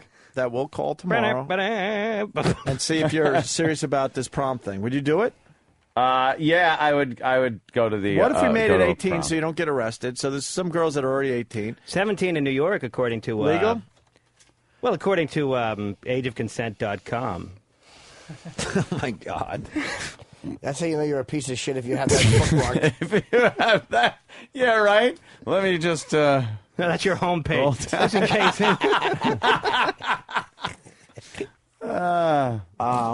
So we got That's our funny. animation contest, and now we got the Open Up Your Ass for Anthony contest, which will start tomorrow. Open up. 16 in New Jersey for anybody who has a Jersey prom.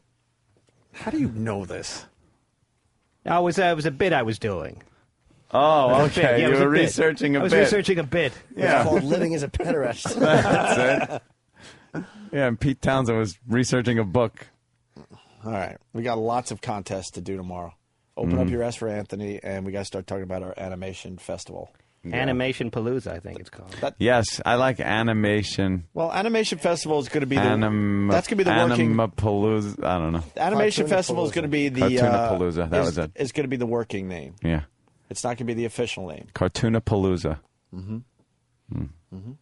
You have to go to a prom. You have to. Oh my God. That would be And, really and this is what it is. Girls got to be legal, depending on what state that you go to the prom, and she has to put out a little. No, what is Just little? a little. What Like- is that? Like you get to like squeeze her little boobie. I'm not going to be squeezing any movie. You have to squeeze her little boobie. How horrible is it for a... And you don't even have to go under her dress or anything. Just from on the outside. Like, let's negotiate with these But girls. I have to come over, though, and as the parents are taking pictures, I got to pin a corsage on her. Yes. But she has to agree that later on the night when mommy and daddy are gone, you get to squeeze her boobie a little bit. Yeah. And maybe touch the top of Patch. I can't touch the top of Patch. Well, we got to negotiate. It doesn't work like that. I guarantee we'll find a girl That's that is called dead serious date about taking rape. you to their prom. There's something called date rape. If not, if she agrees. Yeah, even if she agrees, if she doesn't want to, it's date rape. You don't want to get into there, do Hey, you? what are you, a mind reader? I guess we found a subject that Dan's ready to talk about. Jesus Christ. We've been throwing lobs at you all day. You finally hit one back. All right, Dan, let's get into this a little bit. Lord Shire Horse says, isn't it Horst? We forgot that guy's name already, Jimmy. Lord Shire Horse. Shire Horst says there's a girl available for the daddy-daughter dance if anyone is interested. Daddy-daughter dance. How about she has? Creep. How about she has to touch your giant hog through your tuxedo? No, that's no. Why? Oh God. Just helping a brother out here. Very embarrassing. Tim W. from Rochester, the home of Brother Weeze, always will be. He writes, Anthony prom equals pink sock hop. All right, we got so much to talk about and think of. Yeah. Think about for tomorrow's show. Open up your Ask for Anthony contest starts tomorrow officially. I don't think. Let me. I'm just gonna What? go off on a limb here and say I don't think we're really gonna get many contestants if that's the name of the contest. Huh? I don't think we're gonna get a lot of takers because if it's a prom thing, then you're talking, girl that. With the parents, and if it's open up your ass for Anthony. Jimmy, do you have a problem with the name of the contest? Yeah, I think it should be open up your asshole. I think open up your ass is too vague. Ah, Jesus Christ. Yeah. Hey, too much. Too fucking much. You really have a problem with the name? That's weird. Well, and Voss must have a daughter that's doing the prom this year. Yes, I spent some time talking with the Voss daughters at one of the... That was the most uncomfortable thing I've ever experienced. Was Rich just infuriated? Oh. He was so pissed. I got her phone number, and Rich just was... He wanted to punch me. He wanted to punch me in the head. Like I wasn't ever going to use it. But it was just funny because I knew it annoyed the shit out of Rich. Mm-hmm. I was offering her drinks. There's offering her booze. There's a bit of realism there. I was standing right there. I was like, just talking. Hey, by the way, yes, I'm sorry, Shay, and to everybody else that have been with us a long time. Shay from Connecticut writes, "Come on, Aunt. Remember how much better everything is when you put teen in front of it. So it really should be open up your teen ass hole." Thank you, Aunt. Jimmy's rule. Wait, all right, so now we're up to open up your teen ass pause hole for Anthony contest. Can't possibly work. Jimmy, we can't get contestants for the change thing. So we're up to open up your teen ass hole. Open up your teen asshole for No. Make sure you got the pause in there, Jimmy. Or how about if it's too long to put that on a flyer, how about this? Prom cunt. How about prom cunt? You're the winner of the prom cunt contest, which means you get to get me, Anthony Cumia, a big celebrity with an even bigger cock and huger bank account, to take you, the pig, to your prom. The first prize is you drink a load out of my balls. That's also second and third prize. Fourth prize is you get your ass and pussy fucked in that order. All right, we're on to some, man. And bear with us. We're on to something here. I drop you off at the end of the evening with a load stuck to your back, and your stupid needing money father comes out and cleans my cock off with your mother's wedding gown. At least the strapless dress will stay on after all that cum on your back.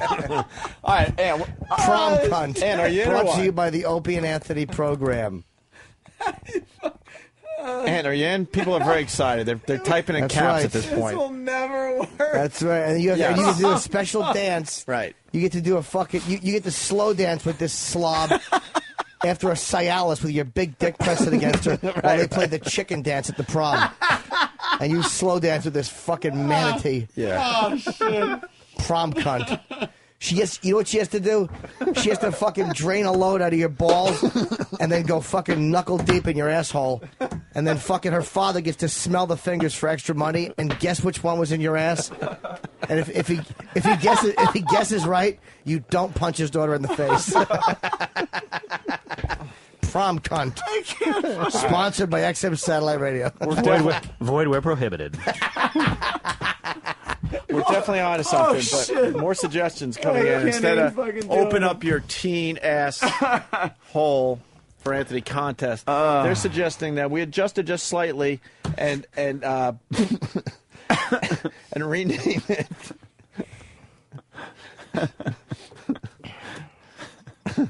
Where the fuck did it go? All right. Get to pin her corsage on right into her fat torso. But you just stick it right into her. What you do is you fucking put a safety pin through a plastic flower. Yeah. And you just fucking palm it right Yeah. into her fat tit. Yeah. There you go, slobbo. You might have. Come on, slobbo. Time to head to the dance. Fucking, maybe you could roll a marble on the dance floor and then hit her on the back and she'll eat it like Hungry, Hungry Hippo. That's the fucking prom song you dance to. Hungry, Hungry Hippo. Then you stick your dick right in her shitter in the parking lot. And dad picks her up. She has to fucking sit on her side. She can't even sit properly. On the fucking side bone. How was it? Let's Google bomb the name of this contest so we get a little so it has some legs. The only thing, and you might have to come up with like first semester tuition for a college, but that's easy. You fucking wear a white tuxedo, That's easy. a white tuxedo to show the fucking damage on the front. You want her father just by the colors on the front of it to know how many holes you got in. Well, I see a clear crustacean mixed with red but no brown. Thank God my girl, she kept her honor. She saved her asshole. Douglas from Austin writes, Jimmy. my You're fucking killing me. My daughter was demolished by Anthony Tuesday. Well, here's Don the Trucker. He writes, open up your teen ass hole. Very good with the ... Thank you, Don. And give Mel Karmazin a heart attack contest. Fucking like that, man. Yeah. What do you say? Are you in? Oh, you gotta be in. You want to sleep on it? You know, Where are we at? run it past Logan. Yeah, see what he thinks about that. See how that goes past That's Elo. right. And as a special bonus, when the fucking millionaire comes to pick up your fucking white trash daughter, your wife can suck his balls and then wipe her fucking brow with his pubes. What do you think of that, you fucking cuckold? And the millionaire will throw a few bucks at you, and you and your wife can both fish around on the linoleum for them. The way Sonny threw the money down at the camera, Anthony could throw a few fucking tens down. Oh. Here you go, fetch. Oh, shit. I think it's his legs. I found the line, by the way. We just in the first word of the contest to pull open your teen ass hole for Anthony contest. It's a subtle change, but I think it gets the point across. Well, pull open implies that she's putting her hands in her ass cheeks and like using her middle fingers from each one and just grabbing the cheek and physically opening it harshly. Right. You know, the way one would fucking, what would you open? You know when you try to open a new piece of electronics, it comes in that fucking hard plastic shell. Yes. You finally get a knife in there and you have to position your fingers in there and pull. Like that's how you're going to open your fucking... Yes. Your frightened prom asshole. It's supposed to be the biggest night of your life, and you're going home with a millionaire's load in your fucking pubes.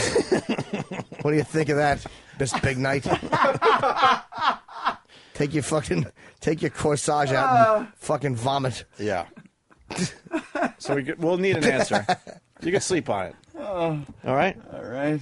It's either that or Black Panther hunting. No, there's no Black Panther hunting. All right, so you're open to this idea, right? Oh yeah, this will go over. And she's fat, great. so we have to put a little thing around her, and we'll call it a cummerbund. Open your hole for Anthony's pole contest, Stig. Yes, Ream Your Teen contest, 3-line Jim C. Well, Dry Blood is suggesting we go with the contest. We name it The Cock of Love. It has to be a prom theme. Yeah, of course. Yeah, it certainly does, Jimmy. Mm-hmm. Mm-hmm. All right, good. I think we're onto something. Yeah, I like that. We're Prom onto rapist. something. I like prom rapist. Where you have to be 18 or older to enter, but you can enter for a chance to win a brutal assault on your prom night by fucking Anthony in the limo in your driveway. And then he fucking speeds off in his Shelby. Well, you show up at your own prom with a black eye. Yeah, because he really has better things to do than hang out with you all night.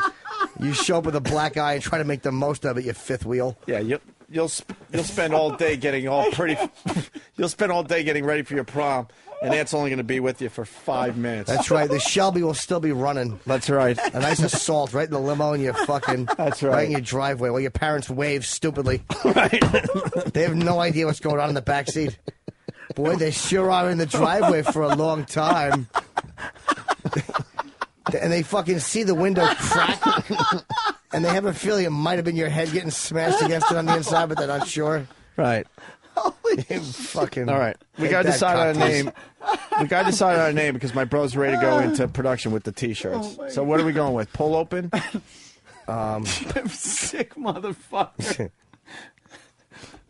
What is going to be on the T-shirt? Pull open? We haven't figured Brother out. Elmo, we need a T-shirt for this. It's brilliant. It's brilliant in how simple it is. The Milk Anthony's pole contest? Milk Anthony like a cow? Yeah. It just isn't going to fucking work. Why? What seems to be the problem? Everything. We could adjust the name a little bit. A little? Yeah, but you know. Oh, God. Right. We'll give him a little bit on the Jimmy. name, but the rest of it we got to be tough about. I'm going to be And fucking bring your laughing, appetite. Jimmy. Bring your appetite. You're going to be sucking a lot of load. That's right.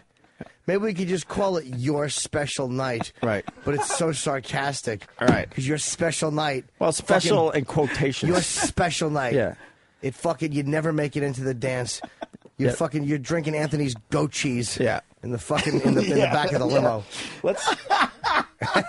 Let's get a rider together and make her the only girl that sucks cock on the dance floor while everyone else is slow dancing around her. Yeah, you have to service Anthony on the dance floor. On the dance floor while everyone else is, Oh, my God. thinking that they're in love. While they're all dancing and falling in love. Right. You have to hold fucking cocktail Franks in one hand Right. and blow the millionaire. That's right. Cocktail Franks in your hand. And it's a giant hog, so you're not going to be able to hide what you're doing from anyone. Why cocktail Franks? Because we said so. That's right. Yeah, pigs in a blanket. Cocktail weenies, fatty.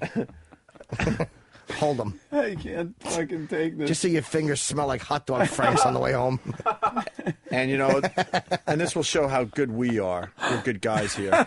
We will supply the diaper after Anthony ruins your ass, so you can enjoy the rest of the prom. Right. Without fucking butterscotching your new dress. No one wants to butterscotch while your prom song is playing. Your date can meet you there. After Kumia wrecks you in the fucking limo, you can get out and see your stupid senior date. Right. He stands there with a fucking corsage, a flower to hand you. Yeah. And a goofy emo look. Exactly. But he should be handing you his fucking Oxycontin and anal stitches.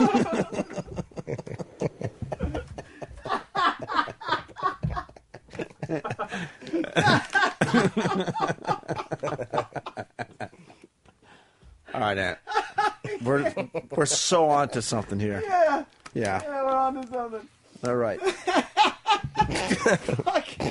Did you write all that down, Jimmy. Dan? Oh, yeah. Dan wrote it all down. God. We're gonna run it by Washington. We got no room for fucking no vague language in Yeah, this please. contest. We insist. This has to be. We insist on this one. We want the lawyers to We're not approve willing this to one. budge. That's willing right. to budge on this one. We're not willing to budge on this one. We've pledged enough over the years. This is one they need to give to us. Or how about chocolate prom?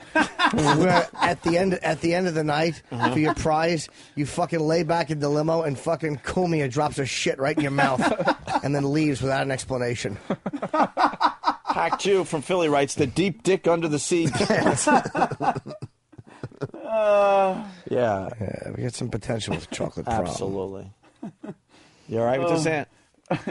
Oh, yeah, just run it past Washington. All right, we'll run it up It'll the go off flagpole. really well. We're gonna hope that they blue sky this by Wednesday. Oh, yeah, I'm sure it will be. I'm sure we'll have to let it bake for a day or two, but after that, we should be good to go.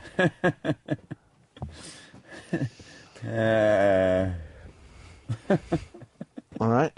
I'm going to be laughing all fucking day because of Jimmy. I'm Anthony Cumia, and I approve this message. Hey, it's Opie from the Opie and Anthony Show. By now, you probably know that Anthony is single.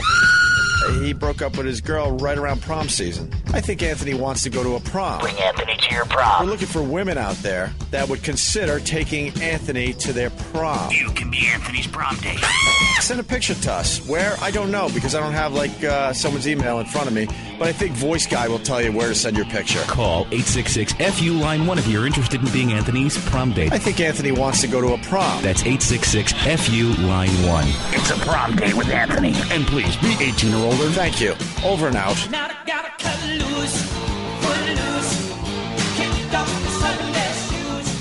Hey, we got something that's been making its way around one of the fan sites. I don't know which one I would give you credit, but the Quincy clip. Oh. See, Jimmy does Jim C, obviously. Jim C. Which is based on Quincy, obviously. Loosely based on the Quincy characters, yeah, Jim C, which is exactly like Quincy. There have been similarities. People have pointed out. Yeah. No fingerprint expert. He has certain weird clipped words. Expert. Yeah. Clips. And now, clip. I guess the next stage of this bit, people are finding Quincy clips that they think are ridiculous or funny or whatever. And it's not supposed to be funny because it was a drama. It was a drama. No one really realizes that this show it's freezing it here, by had the way. credibility. It was a serious show.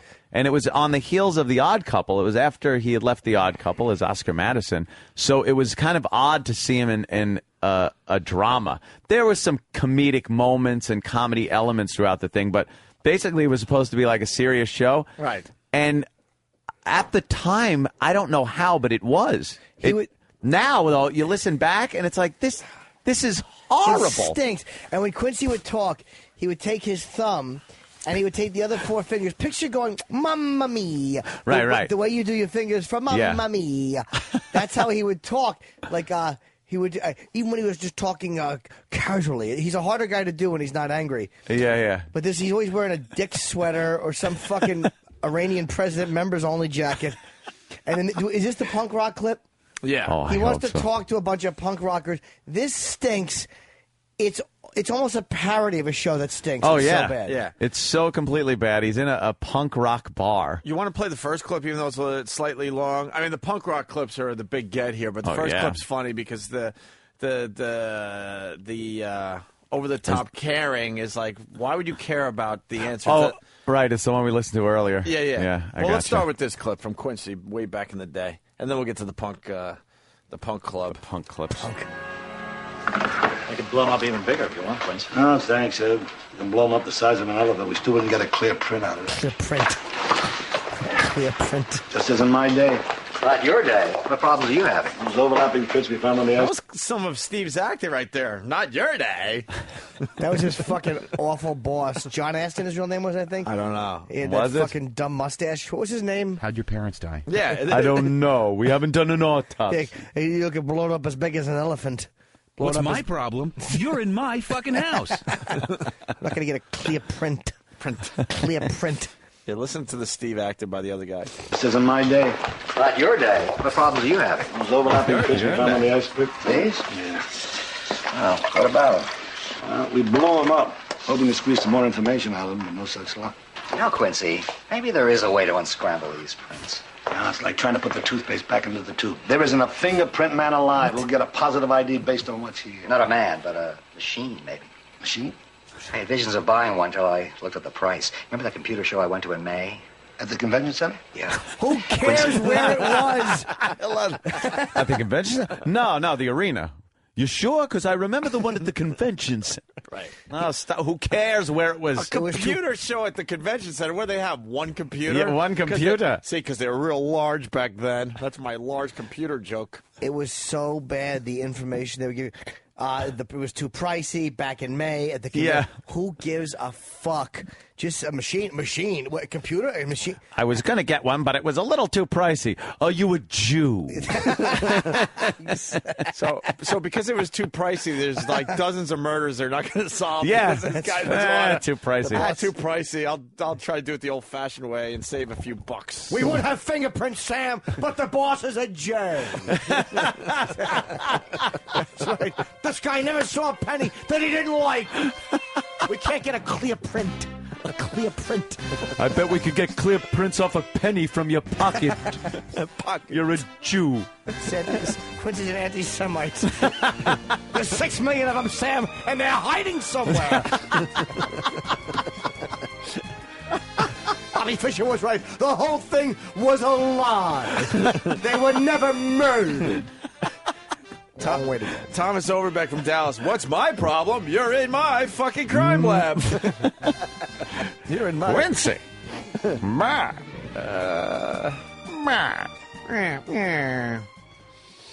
This plot was murdered. Here, let's go back to this clip. Went to in May. At the convention center? Yeah.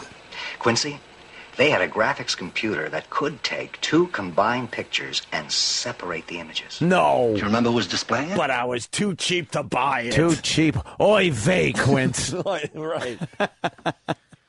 Do you remember who was displaying it? Comtal. Maybe I'll just give them a call. Pick up some modern computer equipment there, huh? Help Quincy out. Right. Oh. It could actually separate 2 sets of fingerprints and play Pong at the same time. Yeah.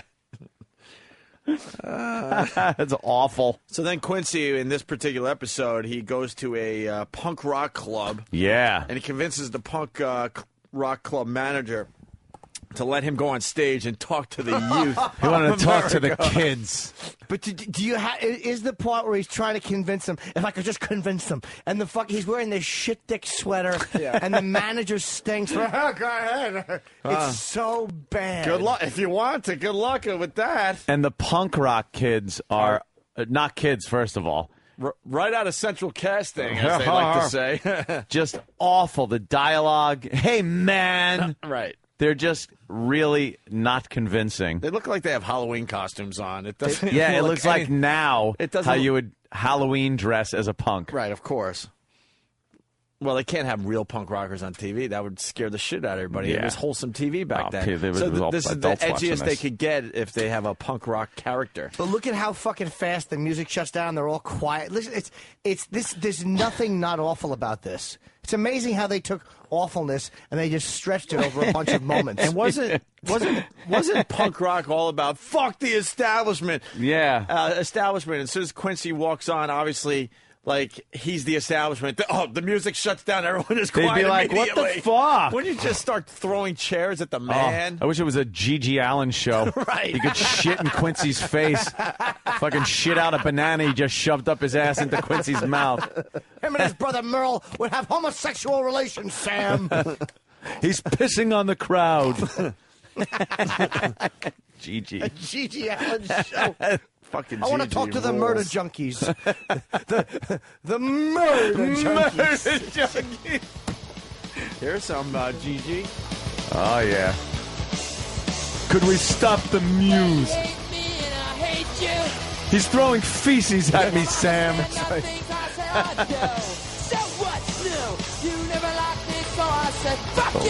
Yeah.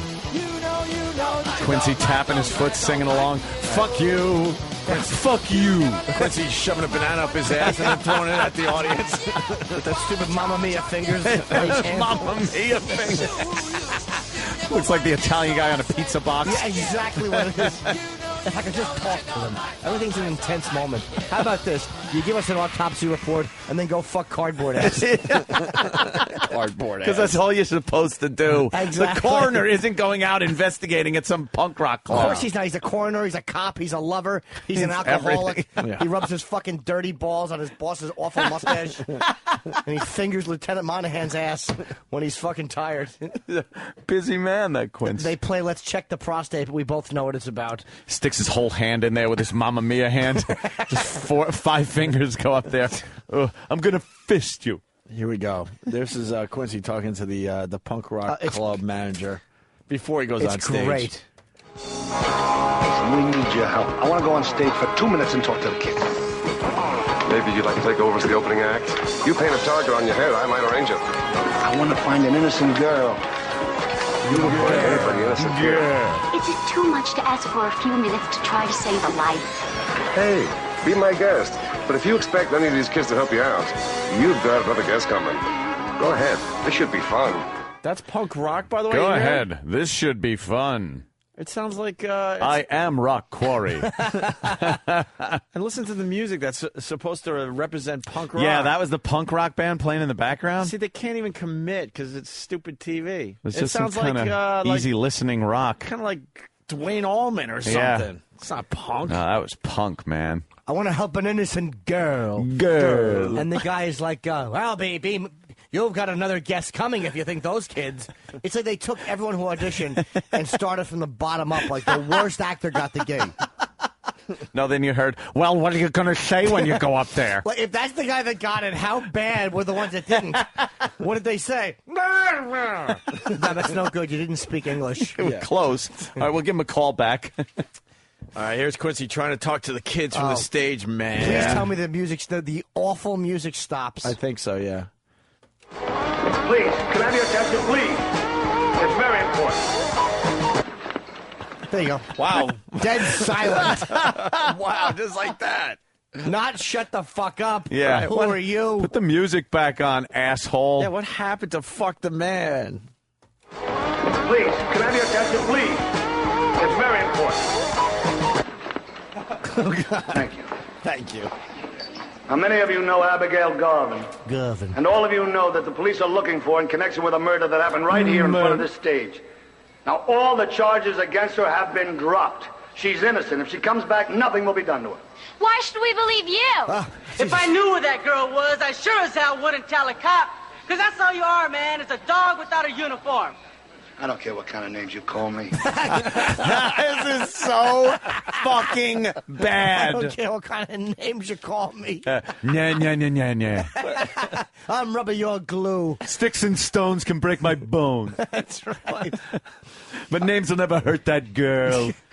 I don't care what kind of names you call me. You can call me a coroner. You can call me a sloppy sports reporter. Just over the top Call me a acting. flat ass fucker. Right. Comes back, nothing will be done to her. Why should we believe you? If I knew who that girl was, I sure as hell wouldn't tell a cop. Because that's all you are, man. It's a dog without a uniform. I don't care what kind of names you call me. I'm only interested in helping Abby. This is right out of a John Wayne movie. Guy's got him There's laughing. like 4 people in the club. Guy's killing. Oh, yeah, there's like 20 people. Big crazy club. Yeah. You're just a dog without a uniform. I don't care what kind of names you call me. Names you call me. An asshole. It is just the worst. I'm rubbing your glue. Sam has tiny genitals. Look, we have reason to believe that she's with Zach's real murderer, Molly Howard, and Molly is trying to push her into a codeine overdose. So please, if you have any information. That's a crock, mister. You think we're all zombie killers. You're the killers. Your whole sick society. That's who's guilty, man. We're just your lousy scapegoat. Besides, man, The scapegoat. who the hell cares?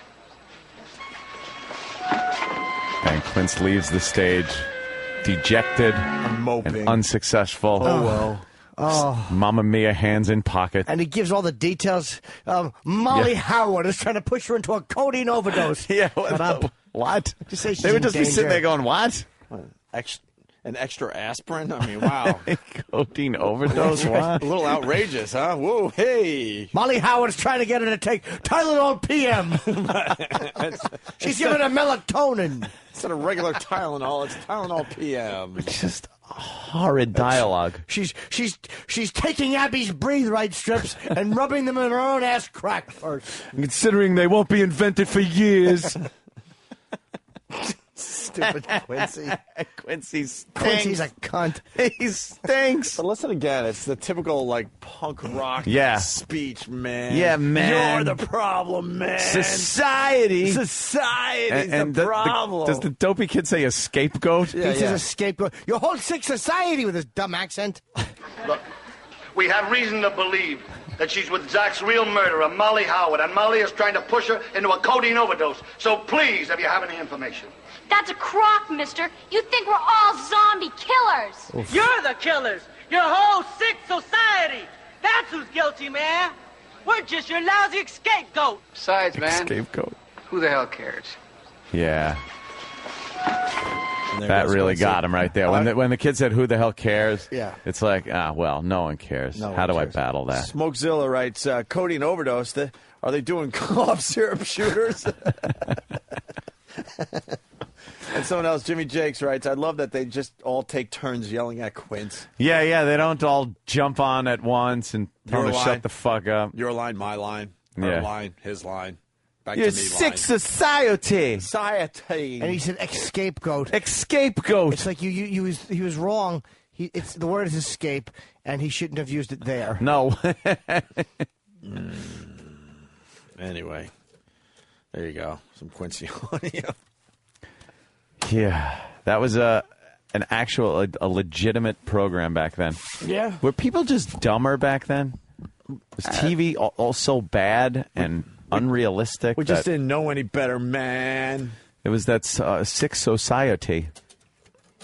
Listen, it just seems like something like we should have looked and gone, I don't think Coroner does this. Mm-hmm. Hey, this is Brian O'Halloran. And this is Jeff Anderson from Clerks and Clerks 2. And you're listening to the worst of Opie and Anthony. Shouldn't we just say this is Dante and Randall? Nobody knows who the heck Brian O'Halloran and Jeff Anderson are. Yeah, that is true. Right there. No, right there.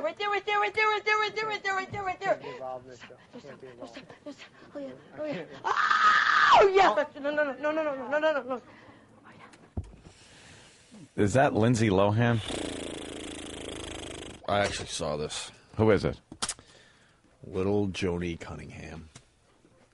Ew, no. Erin Moran. Wait, is there a porno with her? No, it's fake. It's from Celebrity Fit Club. Well, then what the All-Star. fuck was she doing? Fucking. They were having a dumb little party, and she decided to do a fake orgasm for everybody. That is so unsexy. Absolutely. Don't yell out fucking directions like that. I know. Right there. All right. No. Right there. No. Jesus. I'll just punch you in it. After Happy Days, when her and Scott Baio branched off and did Joni Gives Chachi a Brown Shower. Where he called her because she shit in mid sentence. He goes, "Give it to me, short curve." Short curve. Oh God! Call her chocolate cake. It's awful. And then they would use a Glad baggie. Tom Bosley would kill her a Glad baggie and clean off Scott Baio's face. It only lasted 4 episodes because it was the same thing every week. She eats for the first half and then shits on his face for the second half. Joni gives Chachi a brown shower. and Fonzie's other little nephew, Spike, would come in and give Chachi's balls a tickle. Remember Mullet Leather Tuscadero? I'm a dyke. Oh, fucking funny. Damn, Jimmy. Stupid Ron Howard. He's fucking bald by season 3. Had enough of him. We get it. You're a director now. Fuck yourself. Marion Ross actually had a clit ring. Did you know that? She had a big meaty clit with a ring on it. It looked like Ed Bradley's ear. Except not black with cancer.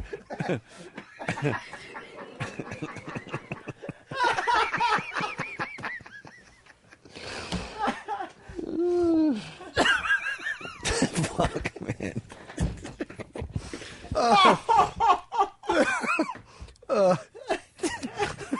Holy shit. Fonzie was fucking twins as usual. They're both 4. Fucking dogs. Imitate. Hey. Yeah, the twins are coming up and they were just fucking. Yeah, crawl around. Jenny Piccolo farted a cum bubble. right into Chuck's mouth. That's why he had to leave after season 1. Because he took a cum bubble in the mouth and no one respected him. They were like, "You're a cuckold, Chuck." He's like, "No, I'm a basketball player." I beat it, cuckold. He moved to Milwaukee to act out rape fantasies with Laverne DeFazio. She wanted to be raped with a Schlitz bottle.